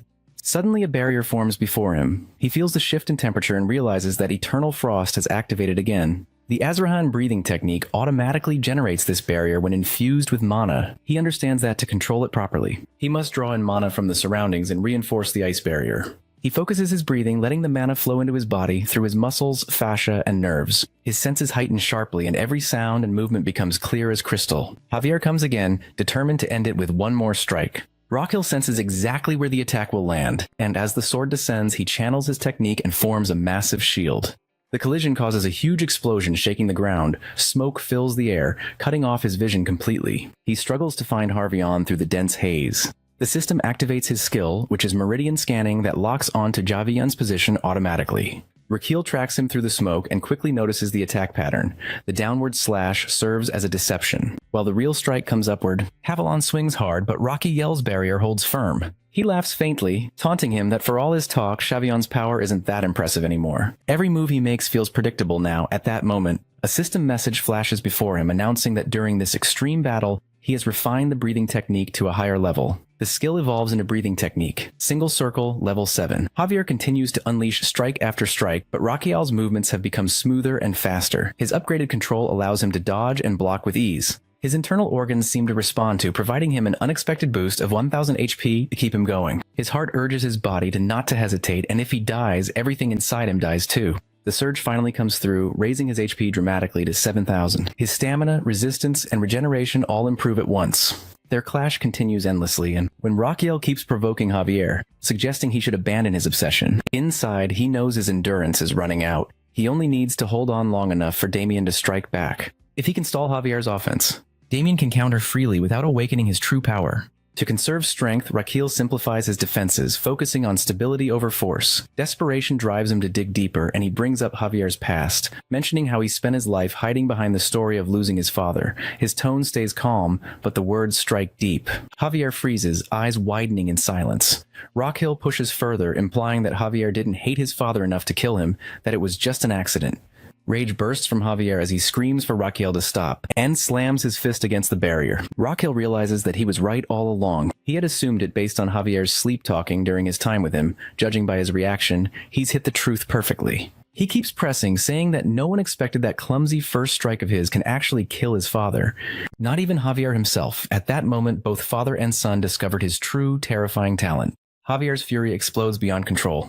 His aura burns like wildfire, his sword blazing with violent energy. Raquiel braces himself, feeling the immovable skill fade away. A nervous smile crosses his face, as this was never part of the strategy. The ground shakes as an enormous blast erupts, shrouding everything in smoke and debris. When the haze clears, Raquiel sees Javier approaching through the dust. Sword raised for the final blow, but before it lands, another blade intercepts it with a sharp clash. Turns out it is Damien facing Javier head-on, and Javelin taunts him for not giving up. Raquiel is shocked to see his bodyguard, who now stands between them. A little while ago, when Damien wakes up in the middle of thick smoke, wondering if he got unconscious for a second. Not far away, a soldier holds on to Adeline, who is unconscious. Meanwhile, Javier and Raquiel continue their fierce fight. Damien sees Javier's power slowly coming back and knows he has to do something before the enemy gets his full strength again. A memory pops up of Damien practicing hard with his sword. Cutting through wooden practice posts, he never wants to fail like he did during Cremo incident. By putting mana into her strikes, he cuts through entire stacks of wood at once. But this still doesn't feel good enough,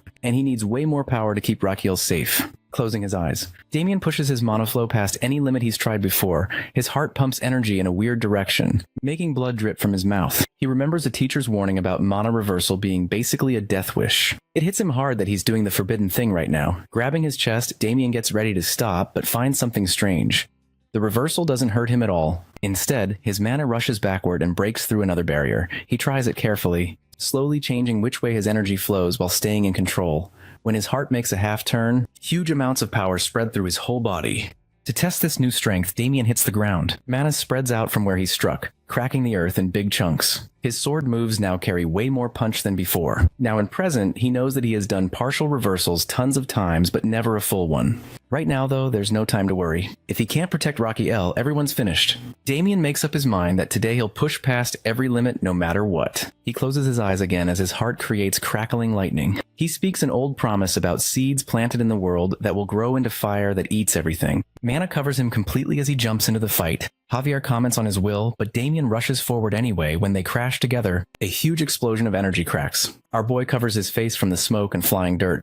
Javier mentions how stubborn he is as their weapons keep hitting each other. Behind him are boy watches, totally shocked and worried. He lifts his weapon up high while Raquiel figures out he's using the forbidden reversal heart move. The weapons smash together hard. Javier's mind races with confusion about someone without aura blocking a swordmaster's attacks. Aura usually only stops other aura. A scary thought enters his head that maybe he's actually scared of this guy. Damien lets out another strike, making Hovelon super angry. The swordmaster screams about him and throws powerful attacks at him. He swings his blade really close to Damien's body. Out of nowhere, a ball of pure mana explodes between them, breaking Javier's aura completely in one hit. Our dude watches, barely believing what he sees. Damien is using the main power of the Sword Emperor's scariest move, something that automatically makes the user one full level stronger than whoever they're fighting. Even swordmasters, no matter how powerful, can't stand up to this move. Javier won't accept losing to someone he thinks is weaker. He charges ahead with his hand out, thinking about his best technique. If he can just touch Damien, he'll use his unlimited attack. As Javier gets close, Raquiel suddenly jumps in and grabs his enemy's hand. Leaving Damien totally confused, Javier's hand shakes as he figures out the attack has already started and can't be stopped now. He'll end up killing Raquiel whether he wants to or not. He questions if our dude even gets what's about to go down. He answers with a knowing grin, confirming he knows Javier's trying the illusion move, but Raquiel explains that letting Damien keep going would cause bigger trouble. Alicia is pretty effective move when fighters channel raw mana through touching, an old school method that destroys pure inner energy. During these raw power battles, even the reversal heart move can't help. Since Damien has a smaller body than Javier, he'll definitely lose this exchange. Our boy makes fun of him for picking on someone weaker opponent, calling it pretty sad. Javier screams back, then freaks out when he realizes Raquiel plans to take Damien's place. Raquel corrects him that no sacrifice happening here. He's going to eliminate Javier instead. The Crown Prince activates a Kuzman skill while eating a sunflower seed. The system right away warns him he's illegally eating something only mythical creatures should have.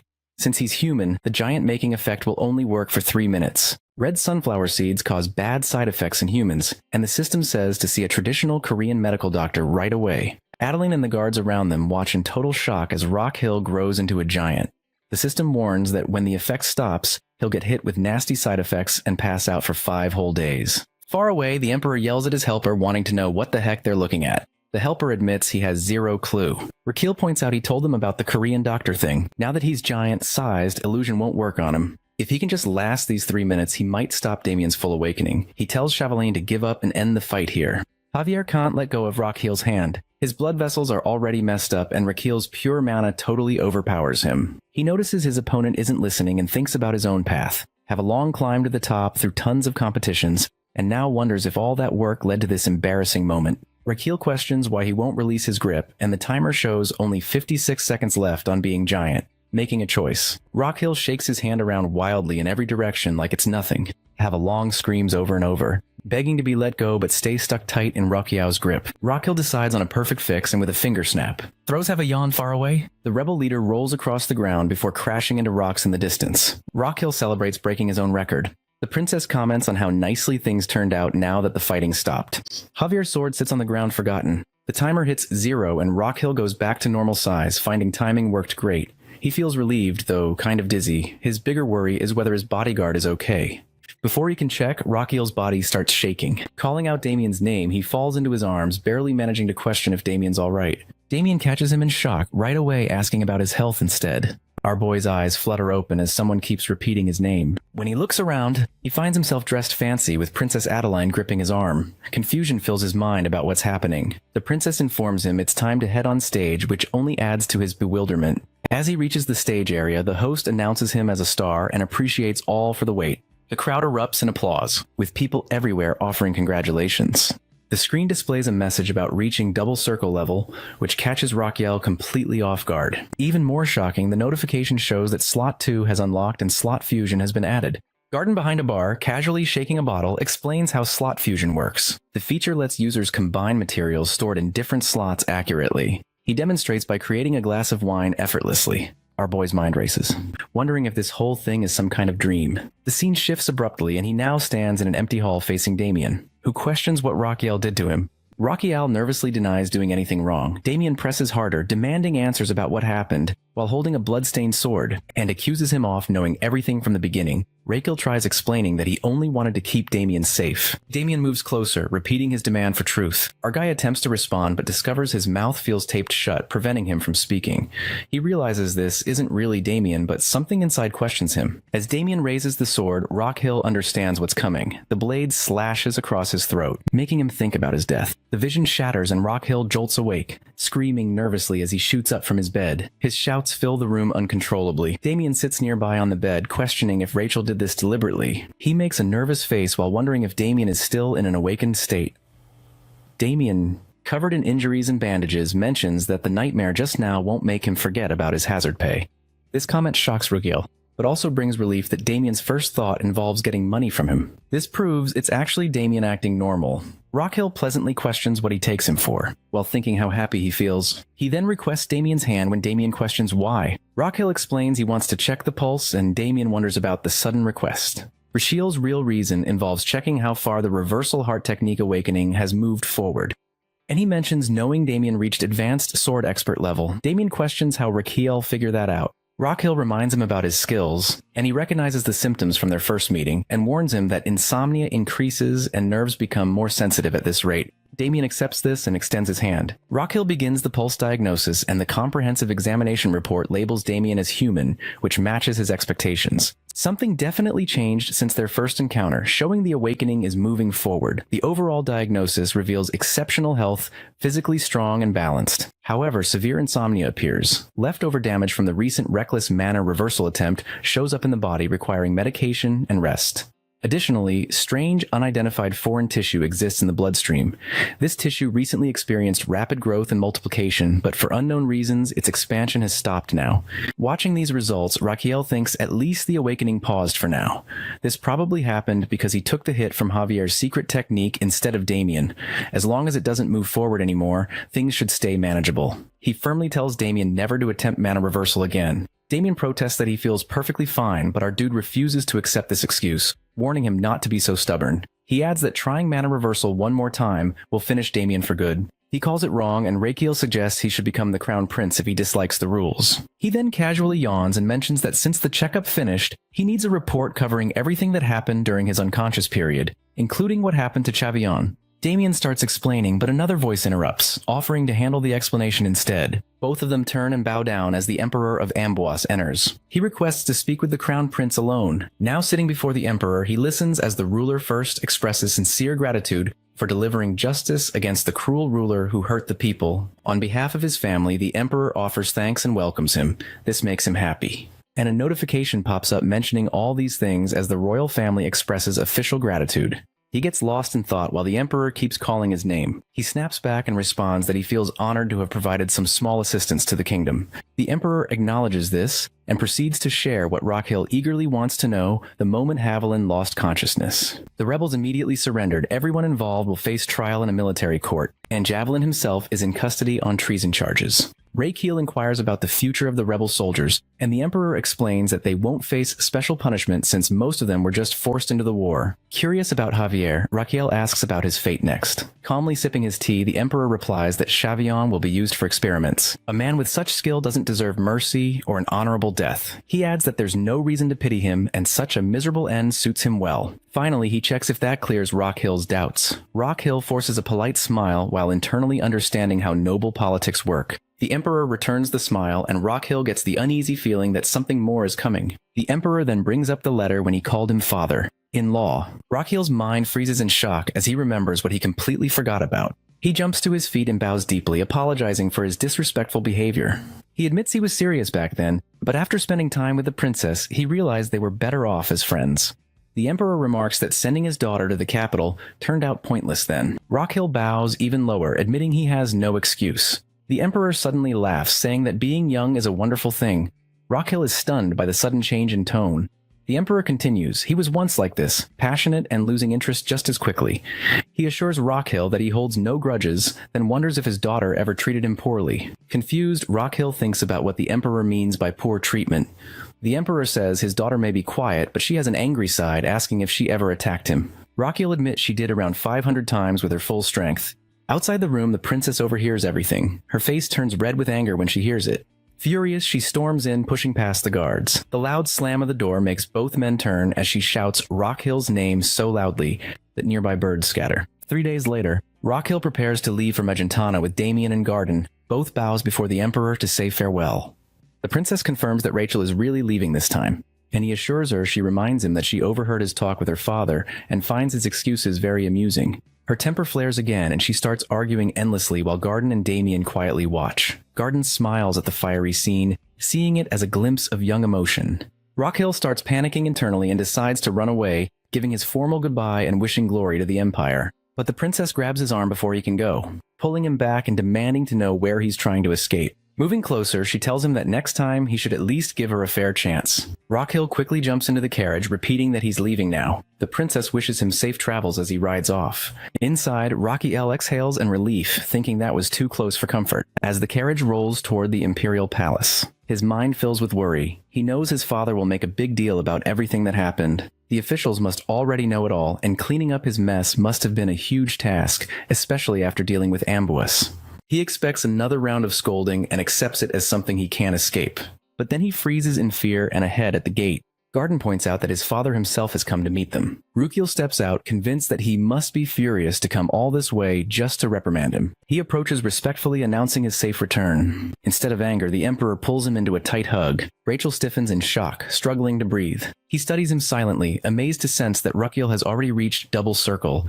He can't believe someone achieved that level so quickly, as it took him 25 years himself. They exchange greetings, and Rakiel wonders if it's over already. The lack of scolding makes him think maybe he is pleased. But then the Emperor lightly mocks his weakness, saying that if such a small show of affection hurts him, so if he can carry the burden of the throne, Rakiel sighs inwardly, realizing the lecture has arrived after all. However, his father then hands him a scroll, and Rakiel hesitates, wondering what it is. He explains that it's a number of marriage proposals from royal and noble families across the continent. Our dude freezes in complete shock, holding the scroll as if it weighs a ton. In Frontera Square, people stay busy working as the day goes on. The shopkeeper shares gossip with a customer that regarding rumors about the crown prince doing something incredible in Amboise. The customer shows interest and inquires if the rumors are right. The shopkeeper gets excited, confirming the story is real. Based on what folks are saying, the crown prince defeated the rebel group and took down their master using just one finger. The customer points his own finger, finding this claim hard to believe. The shopkeeper insists he's not lying and quickly adds that piles of marriage proposals have started arriving for the crown prince from princesses all over the continent. The customer remarks, believing the crown prince was too weak to ever marry, so all that worry was for nothing. The shopkeeper snaps back, saying the customer should be more concerned about his own life instead of royal gossip. Offended, the customer grits his teeth and demands an explanation. The shopkeeper calmly points out that he should probably find a work before dreaming about marriage. He turns red with anger, saying he never asked for advice and that he always talks this way, and demands an apology. But he reminds him that he still hasn't paid his rent. Hearing that, the customer's tone changes instantly. He bows and admits he was wrong. That night, Rakiel lies inside a moving carriage, feeling worn out from the day. Damien's voice catches his attention, and he turns to him. Damien gestures toward a stack of letters and asks if those really are marriage proposals. Rakiel confirms that every single one is from someone hoping to marry him. Damien guesses there must be some error. But Rakiel with pride informs that it only shows how well-known he has become, something that can't be hidden anymore. With a teasing tone, he adds that someone like Damien, who spent his whole life fighting underground, doesn't know much about romance anyway. Damien's response shocks him that he has been into relationships. Rakiel lets out a loud scream, shocked by what he just heard. Damien calmly explains that the underground arena wasn't only filled with men. Rakiel screams again, unable to believe it, and calls Damien a traitor. Trying to steady himself, he mutters that this whole conversation is giving him a headache. Garden guesses that Rakiel must be stressing over which marriage proposal to pick. He proudly claims he's an expert in love and offers to help Rakiel make the right choice. Taking his hand dramatically, he begins explaining the proper method of romance. First, hold her hand, then look into her eyes to see if her heart feels the same. Rakiel's expressions change and tells Garden to stop right away. He ignores him and keeps talking about moving closer and going for her lips. Horrified, our dude yells, calling such actions offensive, and declares he's going to reject every proposal, pushing Gordon's face away in frustration. Damien looks confused and asks for the reason. And Rakiel explains that those letters aren't about love, they're about power. They were sent to him because of his position and future as emperor, not because of who he is. Now that he's the strongest heir, he's the top marriage candidate across the continent.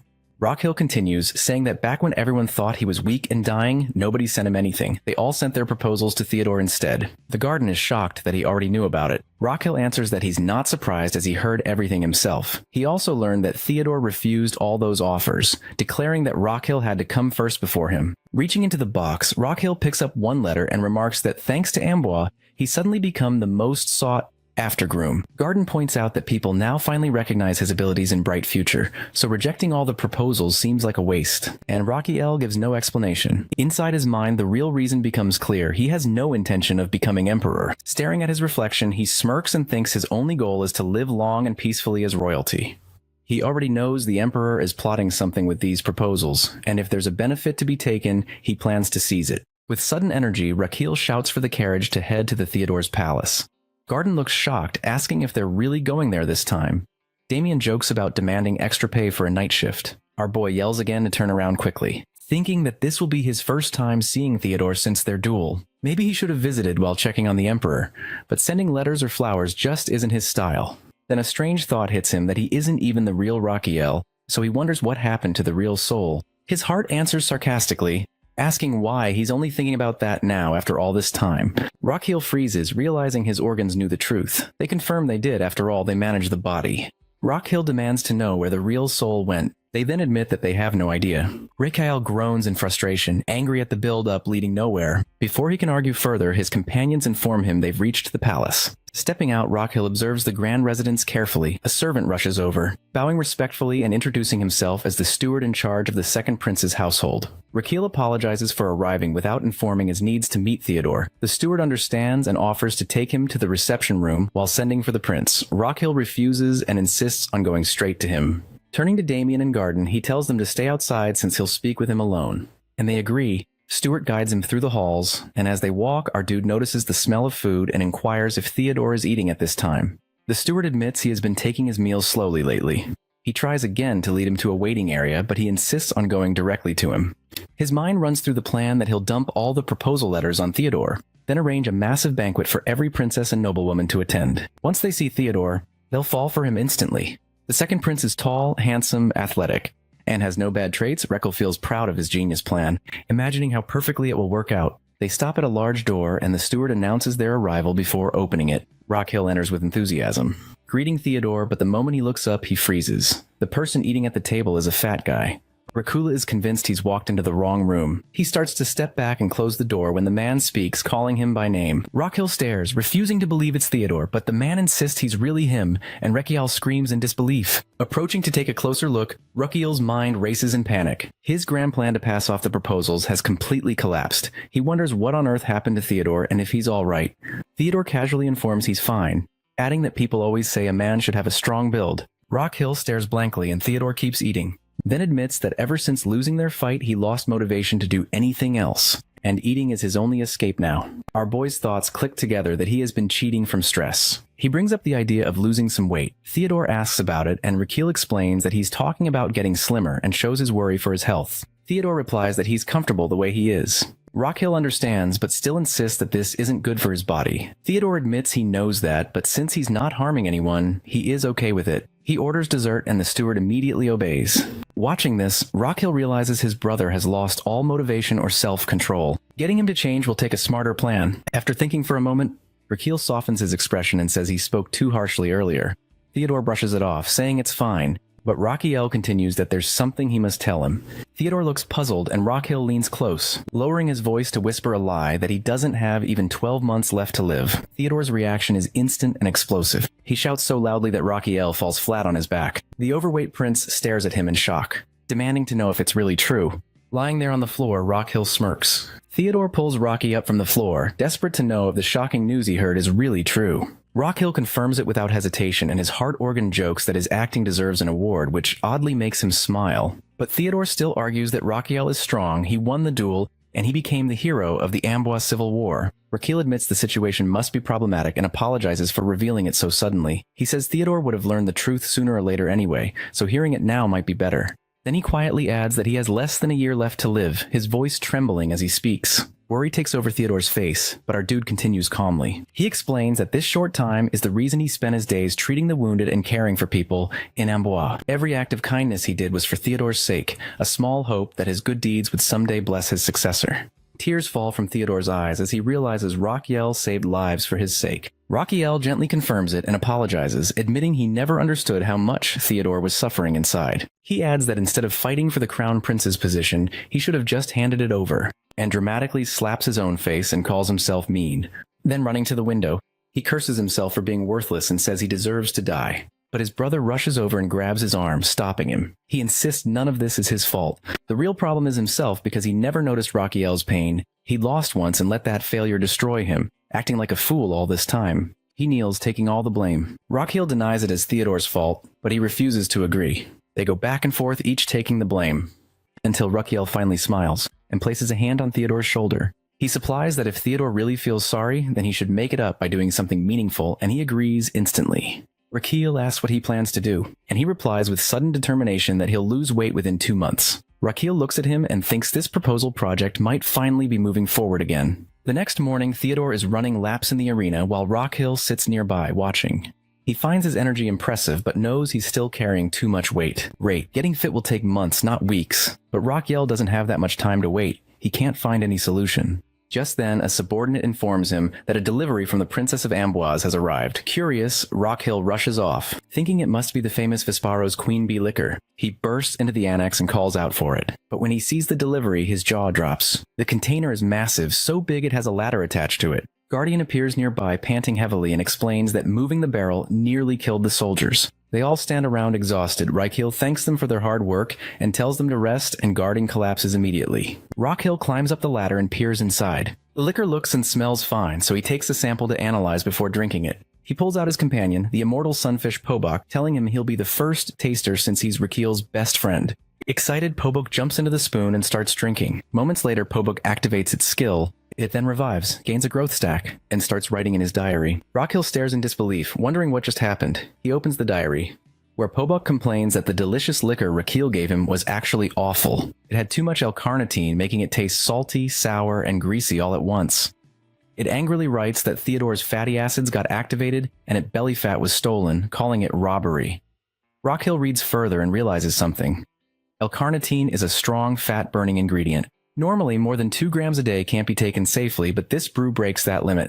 Unlimited fat burning with no side effects, it's a miracle. Rachel's eyes widen that if he gives this to Theodore, he can not only help him lose weight, but also turn it into a powerful diet supplement worth a fortune. He shouts for Theodore, announcing that it's time to burn fat. He drinks the liquor and immediately starts exercising, though he complains he can't run anymore. Rockhill pushes him to keep going and then makes him take tonic afterward. 2 months later, Theodore's hard work pays off and his body is strong and lean again. Rockhill praises him, impressed by his effort. Theodore jokes and asks why Rockhill looks serious after a checkup. Rockhill finds that Theodore's organs are tired from the fast weight loss, and that such change constrain the body. His internal organs tease him about kidney stones, and he realizes his kidney has awakened, just like an ambuous.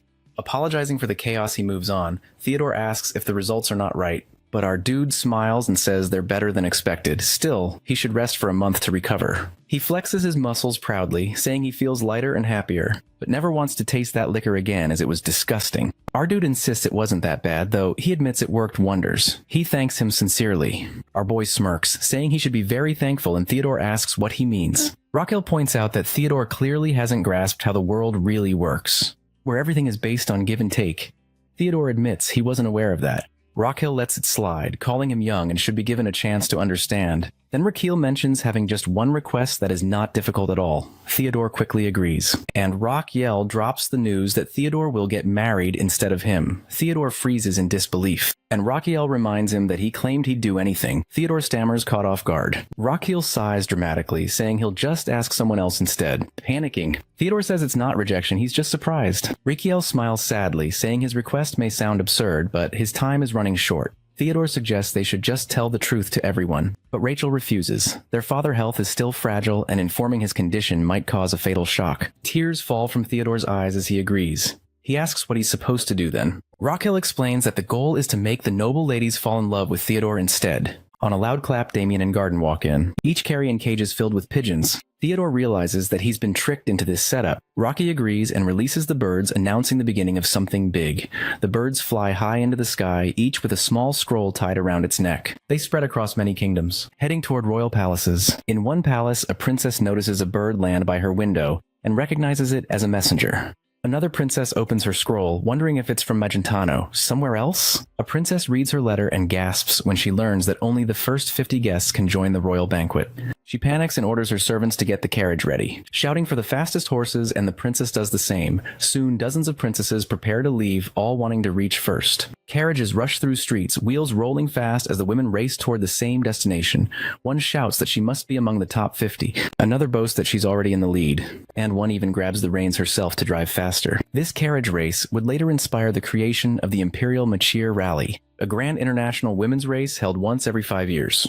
At the palace gates, the steward stops the line and announces that no one else can enter. Guards push away the latecomers, while some princesses beg to raise the limit. Those who made it inside breathe in relief, thanking their luck. From a nearby tree, a figure silently watches the scene before vanishing. Inside the palace hall, the princesses take their seats, whispering among themselves. Some wonder what kind of man the crown prince really is, while others doubt the rumors about his weak health. Servants bring trays of food, and the room fills with chatter. One princess says she heard he defeated a swordmaster in battle. Another claims that he opened a free clinic where he treated everyone kindly. They begin to think the prince must be both strong and generous. Then the announcer declares declares that Crown Prince Rakiel Adrian Magentano is entering. The princesses look toward the door with excitement. But when it opens, an old-looking man walks in slowly, leaning on a cane. Everyone freezes in shock. Rakiel, hidden under disguise magic, stumbles forward as if weak and tired. The princesses whisper to each other in disbelief, wondering if this man is really the Crown Prince. Some feel cheated for traveling so far, while others can only stare in confusion. While he feels pleased that Chersonety's magic works perfectly, he pretends to fall, letting Damien catch him and thinks the act is going as planned. He stays calm, used to getting such shocked looks before. He decides to speak, introducing himself as the host and thanking everyone for coming. The princesses murmur again, some complaining about the effort it took to get there, others thinking about leaving. Rakiel then says the banquet's venue was kindly offered by someone he wishes to introduce. His younger brother, Prince Theodore Palermo Magentano. Theodore walks in, and he's tall and handsome. The princesses gasping awe and rushed toward him. Asking for dances or offering drinks, he asks them to wait, but no one listens. The crowd grows louder as everyone fights for his attention. Rakiel calls out to him but can't be heard over the noise. Damien quietly laughs, noticing Theodore's total distraction. Rakiel realizes his plan worked and the proposal dumping mission is a success. Now that the princesses are chasing Theodore, he can finally slip away. He tells Damien he's going to get some air and asks him to prepare a drink. On the terrace, Rakiel takes out a small bottle, opens it, and drinks alone. His disguise fades, returning him to his real form. The night air feels calm, and he enjoys a rare moment of peace after months of chaos since Amblaz. Suddenly, someone covers his mouth from behind and presses a sword to his neck. His body stiffens in shock. He realizes it's an elf and wonders how she entered without Damien's notice. The elf speaks coldly, asking if he set a fire recently. He feels confused, but answers that he hasn't. She snaps that he's lying, accusing him of burning the forest that held the Apollo's nest half a year ago. He admits that counts as recent. Though he finds it unfair to call something from months ago new, she insists she chose her words carefully. He suggests she lower the sword if she comes to ask for something, and she demands compensation for the forest he burned. Rakiel apologizes, admitting that his reason for setting the fire doesn't excuse the act. He knows elves love plants more than anything and never harm them. He offers to make it up to her and asks what she wants. She says he must personally go to the forest and restore it exactly as it was. He repeats her words in disbelief. She wants him to plant trees and grass himself. She adds that he must take care of them until the forest looks just as it looked. He points out that it could take 20 years, but she doesn't find it long. Our boy feels frustrated that for elves, who live over 1,000 years, 20 years is short. But for him, it's a huge part of his life. He tries to reason with her, offering to pay for the restoration instead. She reacts angrily, declaring gold means nothing to elves. He quickly explains that he doesn't mean a small payment. He can offer full chests of gold if needed. She hesitates for a moment, clearly tempted. He notices her reaction and presses the offer, saying hiring experts with enough funds could restore the forest faster and better than if he worked alone. The elf finds his reasoning sneaky but can't deny it makes sense. She decides to think about it. Rakiel encourages her to take a short break before deciding. She agrees and informs about her return after thinking it over. He smiles, calling it a good choice, and promises to wait at the annex when she disappears.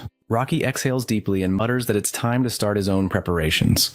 The next morning, the steward comes in and calls Theodore. He slowly opens his eyes, drooling at the corner of his mouth. As he sits at the table, the steward tells him it's time to get up. Theodore informs him that had a lot of drink last night. All the princesses are also still drunk and scattered around the hall, some sitting and some lying down.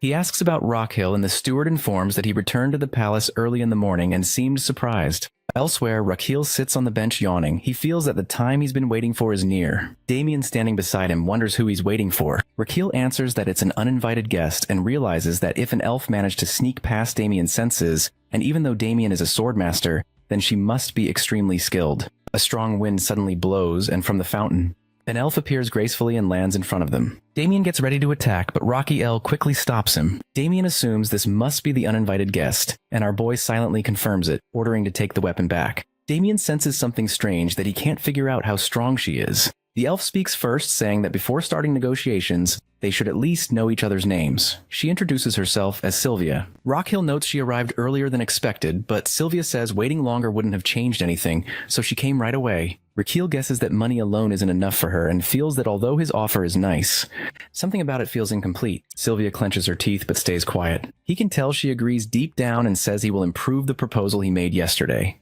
Sylvia doesn't understand what he means by it. He explains that he will let her live. Sylvia is startled and asks what he's implying. Rakiel calmly answers that it isn't a warning, that even if he does nothing, she won't have a long life. He had noticed something strange about her the night before. The way she breathed, the faint rattle in her chest, and the faded smell of infection in her breath. He assumes she probably coughs up dark green phlegm every morning. Sylvia questions why it should even matter. but Raquel calmly reveals that he can heal her if she agrees to his offer. She finds it ridiculous for a human to make such a bold claim. She admits she coughs occasionally, but insists it's nothing serious, just a passing illness that will fade with clean air and rest. Raquel disagrees, saying it's far from a simple sickness. He calls out to Pobok, a small mythical creature that appears at once. Sylvia stares startled as she sees a mythical being. Rocky L instructs Pobok to display the pulse record, and in seconds a projection appears, showing an image of Sylvia's lungs. He points at a glowing red spot inside her lungs, explaining that a parasite has formed itself there, worsening her health each day. Sylvia struggles to believe him. Humans might deceive after all, but then recalls what the elders said, that mythical creatures always speak the truth, so she's worried if he's telling the truth. As she asks about the parasite, Rachel identifies the intruder as a lung fluke known scientifically as Paragonomus. It feeds on her body from within, harming her lungs slowly. Shock spreads across Sylvia's face as she asks how such a creature could have entered her body. She has never faced any curse or dark spell before. Rockhill informs its causes, ingesting its larvae without noticing. As she asks for its possibility, he explains it happened through the food she eats. Raw meat, likely. The larvae were swallowed and made their way into her lungs and stayed there. The smell in her breath shows inflammation, and the slight rattle in her breathing could already be the start of pneumothorax. He adds that cysts worm sacs have started forming inside her lungs. When she asks what cysts are, Raquel tells her simply that they're nests for worms. Her eyes widen in disbelief, and she asks if it's really that serious.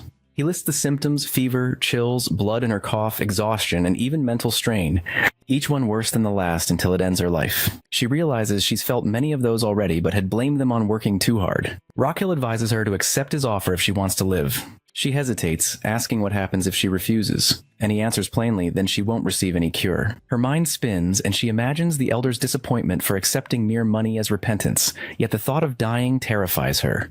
She has worked for centuries to earn her position as an agent, and still hasn't even got love. Tears well up in her eyes as she silently apologizes to the elder, and decides to accept. With tears in her eyes, she asks about the treatment, noticing the faint herbal scent on Rocky Hill's clothes. She guesses he'll use a potion made from rare plants. Rockhill shakes his head, saying there won't be a single leaf or root in what she drinks. She brightens at first, until he gestures toward a massive minotaur grazing nearby. He explains that the creature feeds on lacquer trees, and its dung is used to brew a rare drink known as loq coffee. 1 cup, he says, is all it will take to heal her. Sylvia goes pale, realizing what he means. It's made from cow dung. She covers her mouth, horrified and speechless. Rachel admits it sounds unbelievable, but it truly works. The dung comes from a beast nourished by powerful medicinal trees. Still, Sylvia looks uncertain, fighting the thought of drinking such a thing. Our boy can't blame her, and even he wouldn't want to try it if he didn't know the proof behind it. He then remembers standing on the terrace last night, when his organs seemed to celebrate in a strange way. His lungs were being praised for their achievement in identifying the parasite. His heart asked who knew the lungs had such skill. The kidneys laughed, wondering who would have thought to negotiate with a lung fluke in the first place. Inside Sylvia's body, her lung fluke enjoys itself. While dancing at a party, our boy's kidneys approach it playfully, pretending they also came to dance. The fluke blushes shyly and joins them. Together they sway, and the kidneys tease her, asking if she likes meat or fish. She agrees to both, and then they lean in closer, asking what she dislikes most. The fluke whispers softly into their ears, revealing her secret. It reveals its dislike for, and the visitors acknowledge this and prepare to leave. However, it suddenly announces she'll accompany them while they grin at it.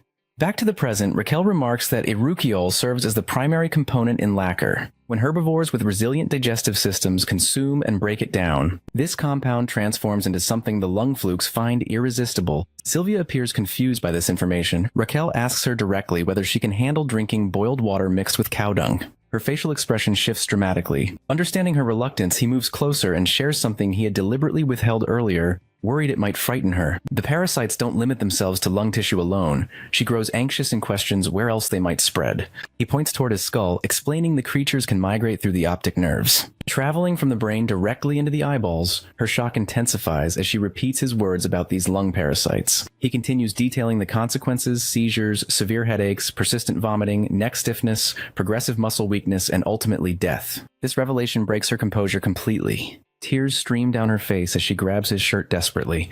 Agreeing to consume whatever treatment he prescribes, she repeats her willingness multiple times through her sobs. The scene shifts to Damien carrying cow dung with both of them face covered, confirming they have enough material. Damien protests that his assigned role involves protecting the royal heir, not handling animal waste. The prince reminds him this task falls under that protection duty. Damien recalls the mortifying experience of collecting the excrement.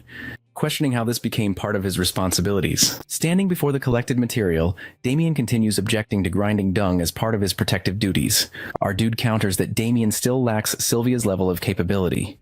He apologizes but argues that creating this medicine also protects him from infection, making it relevant to his guard responsibilities. Rykel orders him to stop complaining and pulverize the material properly. Damien reluctantly agrees, drawing his sword while closing his eyes. He strikes his fist downward, launching all the dung balls into the air. His blade flashes repeatedly, slicing them into progressively smaller pieces until they reach a powder consistency. He confirms completion of the task. He examines the powder, satisfied with the results. He prepares the concoction and warns the patient not to let it cool since the treatment loses effectiveness with temperature. A note mentions this represents the Secondary Palace Clinic's new manual release of Urwak coffee, first brew. She stares at the cup hesitantly before setting it down, expressing her continued discomfort with the entire situation. She pushes it toward him and she slides it back. She nervously pushes again, refusing. He lifts the cup and reminds her of her earlier promise to do anything necessary for recovery. She accepts it reluctantly, mentally repeating that this isn't actually done while attempting to take a sip. The first taste hits her hard and her eyes bulge as she realizes she cannot swallow. The stench overwhelms her senses. Raquel places his hand over her mouth, forcing her to gulp it down. After finishing, she sets the cup aside and questions whether this will actually eliminate the parasites. Before receiving an answer, violent coughing seizes her body. She collapses to the ground, trembling uncontrollably. Fear grips her as she wonders whether he has poisoned her instead. Mental images flash through her mind of him admitting he tricked her with poison. She vows revenge while still shaking, then notices something unexpected. Colorful fluid pours from her mouth. He confirms this outcome with satisfaction. She accuses him of further trickery, refusing to be fooled again. He responds bluntly, directing her attention to the expelled material. He points out specific elements within the vomit. These represent the lung flukes from her respiratory system. She questions whether this proves genuine treatment rather than poisoning. He emphasizes he never jokes about medical procedures. She asks whether recovery is now complete, and he awkwardly admits it isn't finished yet. This response triggers her anger as she reaches for her weapon. He advises against looking so distressed about swallowing waste. His comment only intensifies her fury, and he clarifies that she needs to consume this mixture twice daily, morning and evening, until no more parasites emerge. This information devastates her emotionally and tears flow freely. The treatment continues over subsequent days, each dose producing more expelled flukes. He encourages her progress consistently. A system notification appears, confirming administration of Urwak coffee brew to the patient using herbal decoction skills. Medical efficiency rises by 14%. Another message reveals the patient was suffering from progressive lung fluke infection that would have proven fatal within 3 years without intervention. The coffee successfully eliminates all parasites. Medical expense claim level 2 activates. The treatment extends her life expectancy by 7.3 decades. However, the system detects non-human status and has the life expectancy reward. Calculations convert this to 68 bonus days. Her expected remaining lifespan now totals 376 days. The prince feels satisfied with this outcome, noting this confirms his expectations about elves. He congratulates her on successful treatment completion. She questions whether she must continue drinking the coffee. He confirms the parasites have been eliminated. Gratitude washes over her despite the horrible taste. He inquires whether anyone in her community exhibits similar symptoms. She wonders about his motivation for asking. His internal thoughts reveal his desire to increase his bonus lifespan further by treating others, though he frames it differently aloud. She admits lacking knowledge about her people's health conditions. Her explanation surprises him. She hasn't returned home in approximately 3 decades. He questions whether she ran away from her community. She clarifies her role as an executor handling external affairs. He questions why she doesn't return between missions. She explains the Great Elder dispatches them like dandelion seeds on the wind, and they simply follow wherever assignments take them. Disappointed by this dead end for finding more patients, our dude shifts his focus. He refuses to let compensation for forest fire damages slip away easily after working so hard for that money. Every coin matters to him. He transitions to settling the medical bill. Her confusion shows as she asks about payment. She believed the treatment came free of charge based on what everyone claimed. He slams his hand on the table, demanding to know who spread this misinformation. She responds that public consensus established this belief. He corrects her understanding, and his earlier statement about providing treatment never included making it free. He produces a letter explaining that anyone completing a medical registration slip receives free care. Since she never filled out this registration form, standard charges apply. She questions whether such a registration slip actually exists. He confirms its existence and demands payment immediately. His subordinates rush into the room as he accuses her of planning to leave without settling her account. He expresses disappointment that an elf would behave dishonorably, especially after he paid her forest fire compensation without complaint and treated her properly. She asks about the total cost. He states 100,000 megans. This astronomical figure shocks her completely. She requests installment payment options. He questions whether she has any money whatsoever. She admits she carries no funds at all. He emphasizes this creates a serious problem. Growing a rushel containing lacquer trees costs enormous amounts. The equipment and tools for brewing the coffee also required substantial investment. A subordinate interrupts with information that they're operating at a loss, warning they might need to pawn the prince's belongings again. She suggests the imperial family could cover the expenses. He explains she doesn't understand the emperor's approach. His Majesty provides no financial support, claiming this restriction fosters independence. She asks whether alternative payment methods exist beyond monetary compensation. He confirms another option remains available. She can settle the debt through physical labor. Raquel sits confidently among chests overflowing with gold coins. He shares his amazement with Damien about everything selling out within a single night. Suddenly, Sylvia bursts through the door. Her face twisted with rage, she storms toward them, accusing him of deception. Her fury centers on broken promises, as the agreement only required her to stand still as a model. Yet somehow she ended up participating in an elaborate scam. She declares him a fraud rather than legitimate royalty. He defends himself against these accusations, rejecting the label of scammer. He prefers identifying as the prince who specializes in selling medicine. Meanwhile, at the second prince's residence, music fills the air. Several princesses gather around him, urging him to continue drinking with them. He protests that days of continuous drinking have already passed. He worries further indulgence will cause muscle deterioration. One princess dismisses his concerns, insisting the celebration has barely begun.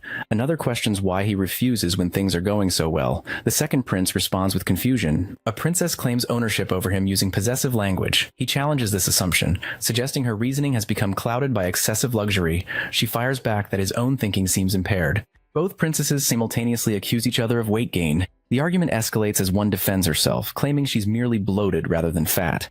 The exchange continues with bickering about vineyard survival if drinking continues at the current pace. One princess announces her intention to marry the second prince.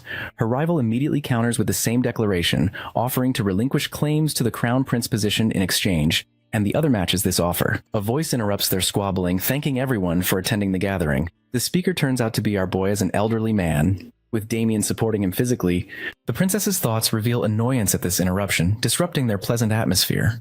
He acknowledges his royal status while commenting on their intimidating expressions. He announces plans to present everyone with a remarkable gift and opportunity. The princesses quickly shift their competitive energy, each declaring they'll yield the crown prince to the other. His internal thoughts reveal indifference to their declarations. He only needs to execute his part of the plan, curious whether they'll maintain their current attitudes afterward. He loudly proclaims a revolutionary breakthrough in weight management. The princess's attention sharpens instantly at the mention of weight control. He introduces the ultimate diet solution, and Sylvia descends wearing an elegant gown, serving as the living demonstration. He directs attention to her transformed physique. The medicine contains highly concentrated L-carnitine extracted from Vesperos queen.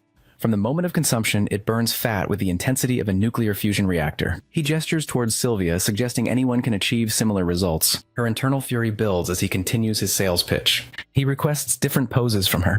Whispering reminders about her outstanding debt, his confidence shatters when she strikes an unexpected pose, flexing prominent muscles instead. The princesses react with amazement at the muscular display. See it or stares in shock? One princess questions whether the pill produces such dramatic results. Sylvia admits she's been over, exerting herself since arriving. Another princess acknowledges her face has definitely become fuller lately. The princesses immediately request the medicine. One asks her companion's opinion about purchasing it. Her friend responds that she spent her entire life attempting weight loss and will buy it regardless of cost. The other matches this commitment. He announces limited availability of the special unlimited showcase package. He reveals a table full of products. The princesses surge forward in a chaotic rush, each claiming first purchase rights. He instructs them to form an orderly line. His internal organs celebrate his successful sales tactics. One organ observes he's not merely selling medicine, but extracting maximum profit from everyone. Another questions the ethics of an elf promoting diet pills, suggesting false advertising, but his internal response dismisses these concerns, prioritizing profit generation. His organs acknowledge his cunning methods with approval. Back in the moment, he admits to Sylvia that his methods might resemble those of a charlatan. However, the medicine's effectiveness remains genuine. He tested it thoroughly on the second prince, who experienced dramatic weight loss. She processes this information, questioning whether the male human among the ladies was indeed the test subject. He confirms this detail. He clarifies that pills alone won't produce results, and the package includes comprehensive instructions and necessary precautions. A specific clause guarantees full refunds if customers follow the diet plan without success. She questions how anyone proves adherence to the program. He points out that the burden of proof falls on those making claims. He advises her to stop worrying excessively. Her compensation will be handled appropriately. The previous night's sales generated substantial wealth. The wealthy customers purchased special packages at premium prices. After covering damage payments, remaining funds will finance his next venture. Her internal thoughts rage about how all this money should constitute her medical fees. She forces a laugh despite her anger. He invites her to rest at the palace for as long as needed, mentioning he must now meet with the emperor. She questions this meeting. He confirms the emperor summoned him that morning and expects to receive a scolding. She observes his lack of concern despite anticipating reprimand. As he departs wearing his jacket, he explains that today's scolding serves as a necessary component for his next plan's smooth execution. The emperor confronts him upon arrival, demanding explanations for treating arranged marriage proposals like trivial games. The emperor labels this behavior pathetic and questions whether the prince thought his recent activities went unnoticed. His internal thoughts confirm his expectations about this test. Obsessed ruler. Passing this test will result in granted requests, so he must endure the criticism. The emperor expresses disappointment at the prince's choices. Important marriages with powerful families were treated as jokes, pawned off to his younger brother. The previous night's medicine sales at the banquet hall, complete with contract signings, crossed acceptable boundaries. He responds that he doesn't treat imperial marriages as jokes. The emperor already understands this truth. The emperor's eyebrow furrows as he questions whether he has discerned his true intentions. He confirms his understanding. The emperor asks when this realization occurred. He explains his awareness developed shortly after receiving the initial stack of marriage proposals. The emperor never genuinely intended for him to accept any of them. The emperor challenges this assertion. Questioning the source of such arrogant certainty, his reasoning unfolds logically. If the emperor truly wanted him married, grandchildren would already exist. Strong heirs could have bypassed his frail constitution entirely. From the beginning, succession wasn't the actual plan. The preparations merely accounted for potential early death. If he collapsed while a young heir remained a child, and an empress came from a powerful family, the family would manipulate the child as a puppet to seize throne power. This outcome contradicts the emperor's desires. Therefore, none of those ladies represented genuine candidates. He simply executed what the emperor had already decided. The emperor acknowledges that rejections were handled while providing cover and justification to deflect criticism. He confirms this interpretation. The emperor admits the prince's perceptiveness exceeds expectations.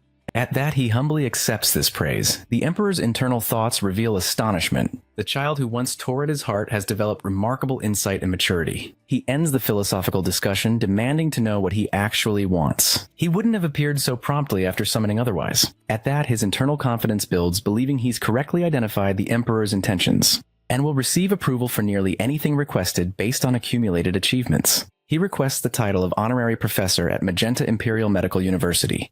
His internal thoughts question whether approval will come while he maintains his bowed position. The emperor delivers a single-word response. This rejection shocks our boy completely. Our guy thinks through his plans while asking for the title. His clinic's growing popularity will create serious problems. He and Garden can only treat a number of patients daily. They need more doctors, but there's a huge problem that he doesn't have a medical license. This makes his clinic illegal according to imperial law. Illegal clinics can't hire licensed doctors, and real doctors won't work at illegal places. Two options exist: get a medical license or receive honorary professor status that works like a license. Either way, he can then hire doctors in different fields. Building a full hospital would help him collect bonus lifespan more easily. These happy thoughts vanish when the emperor says no. Rockhill protests, listing all his achievements, and someone with his success surely deserves the title. The emperor agrees but wants to see more effort. Walking away, he realizes this won't work. He needs a better approach. He turns around and kneels before the emperor, and he speaks about wanting to save more lives. This changes the emperor's expression. The emperor gives his command that instead of honorary professor, the crown prince will join the medical university's final year and take their graduation exam. Our boy looks completely shocked. The emperor asks if this bothers him, and he smiles for real and accepts, thinking his father always does this, creating tests. Later, as he sits in the medical institute, frustration sets in over what could have been quick, now taking months. Like it or not, he must do this to build his hospital. The extra money would be nice too. A man approaches, introducing himself as Belvedere, dean of the medical university. He greets the crown prince formally, apologizing for not providing proper reception due to an urgent patient requiring attention. Rakiel responds that physicians must prioritize patients above all else. The dean expresses gratitude for this understanding. His internal observations reveal the dean's cold reaction. The dean likely assumes royal power will manipulate the system. The medical university probably believes Rakiel practices questionable, unorthodox medicine. Proving competence through skill becomes the only viable strategy. He requests being shown around the facility. The The dean offers a university tour, but he declines. Referring information about the graduation examination he'll be taking, the dean agrees to this arrangement. Damien receives instructions to return elsewhere. The prince's confidence builds regarding graduation exams. His previous achievement as second in class at Seoul National University Medicine provides a substantial foundation. Approaching a laboratory filled with various instruments and skeletal diagrams. Numerous students occupy the space. These represent the graduating class. The dean announces the crown prince's presence formally. All students become attentive, though their reactions mirror the dean's icy demeanor. The atmosphere feels decidedly frosty despite forced smiles. The dean introduces His Imperial Highness Raquel Magentano, Crown Prince of the Empire, who will join the graduation program. Students should provide assistance as needed. The students respond with disinterested acknowledgement. Not a single genuine welcome occurs despite his royal status. One student raises his hand with the question about the morning. Crown Prince taking the examination without attending coursework everyone else completed. The dean responds that the crown prince might find coursework unfamiliar, suggesting mutual assistance during graduation would prove meaningful. The student, Kellogg, objects that this contradicts founding principles they've learned and practiced. Qualification must precede responsibility. Earning qualifications first demonstrates proper responsibility. Our boy observes this dynamic with interest. During his introduction, no mention of the secondary palace clinic occurred, yet they challenge him directly to his face.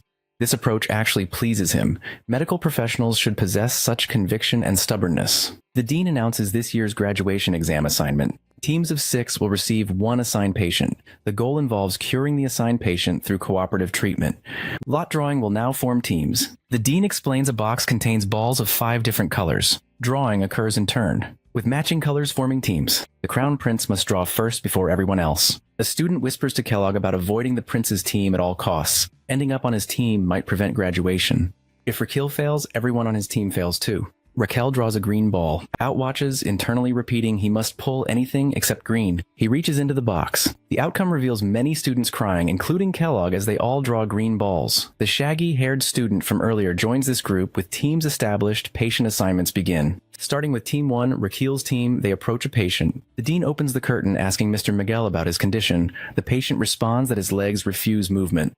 The dean acknowledges this information and closes the curtain, instructing continued rest. He explains the case to the students. Everyone knows this patient, but explanation occurs again for the crown prince's benefit. The patient experiences lower limb paralysis without any accident or injury involved. Sudden inability to move both legs developed unexpectedly. Before paralysis onset, he showed enteritis with persistent diarrhea lasting several days. Tingling sensations and pins and needles feelings affected his feet. 6 days prior, toe movement ceased completely. Paralysis gradually ascended from that point. Currently, neither leg responds to movement commands. Students grow extremely nervous, whispering concerns about this being their examination. Everyone wears expressions suggesting doom. The dean emphasizes the patient's future rests in their hands. Finding the cause, process, and appropriate treatment becomes their responsibility. He takes his leave after addressing Raquel directly. Kellogg addresses the prince, requesting permission to speak freely. Raquel grants this permission.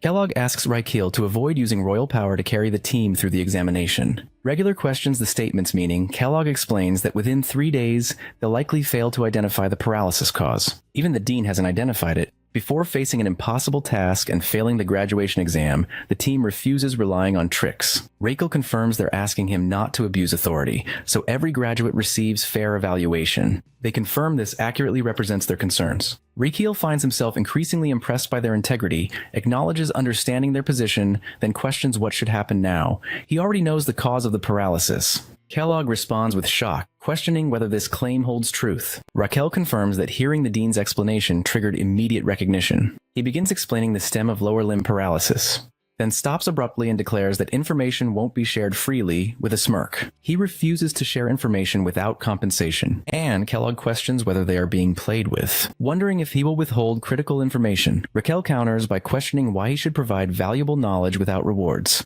Kellogg steps forward, emphasizing that a patient's future hangs in the balance. Raquel observes these students carefully before posing his own question, that if he identifies and treats the paralysis cause, would he get all the honor of that?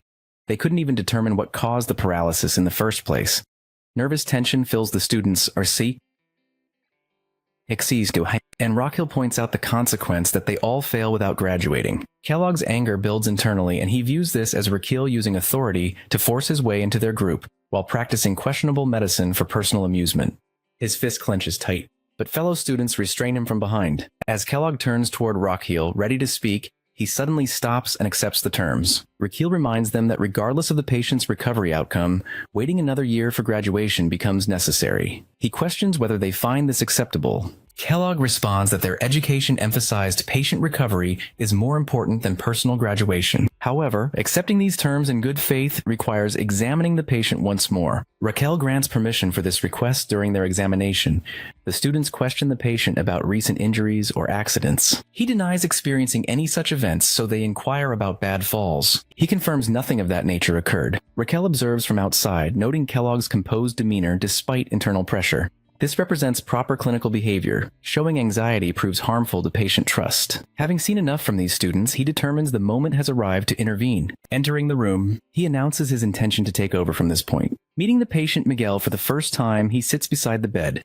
Miguel addresses him by royal title. Raquel requests he remain lying down, clarifying his presence stems from being a physician rather than crown prince, and his purpose centers on providing treatment. Raquel confirms the dean mentioned enteritis with diarrhea occurring before paralysis onset. Miguel confirms this timeline. The toes experienced prickly and numb sensations before paralysis started there. Raquel verifies no severe blows occurred to the head, neck, back, or waist. Miguel agrees, tears forming as he expresses confusion about why this happened. Despite initially thinking tiredness caused everything, Raquel asks precisely about the start of the paralysis, and Miguel places it around 6 days prior. He acknowledges this information and requests permission to check his pulse by holding his wrist. Pulse reading reveals a fundamentally healthy body. However, demyelination of motor neurons due to focal inflammation shows up clearly. This pattern matches acute inflammatory demyelinating polyneuropathy, AIDP, perfectly. His suspicions receive confirmation, and he concludes the examination for now. Stepping outside, he addresses the students in the next room. They immediately request information about the paralysis cause. Raquel identifies it as Guillain-Barré syndrome, an autoimmune disease affecting the peripheral nervous system. Students repeat these terms with confusion, autoimmune and Guillain-Barré. Kellogg questions why this condition develops. Raquel admits the true cause remains unknown to everyone. Leading theories point toward viral infections and immune disorders. The condition can even occur after vaccination. Shock registers among all students at the mention of vaccinations. Their confusion deepens as he explains common links to Campylobacter, Mycoplasma pneumonia, Epstein virus, influenza, HIV, and COVID. These infections throw the immune system into disarray. A confused immune system mistakes the neuron's myelin sheath for a pathogen and launches friendly fire against it. His mind visualizes neurons approaching the immune system, asking about their myelin. Immune cells respond by questioning what myelin is, mistaking it for bacteria, and attacking immediately. The explanation continues with damaged neurons leading to paralysis. He emphasizes this represents a strong hypothesis rather than settled doctrine. Kellogg points out that even Raquel doesn't truly know the cause. Raquel brushes aside this concern, confirming he knows the treatment method.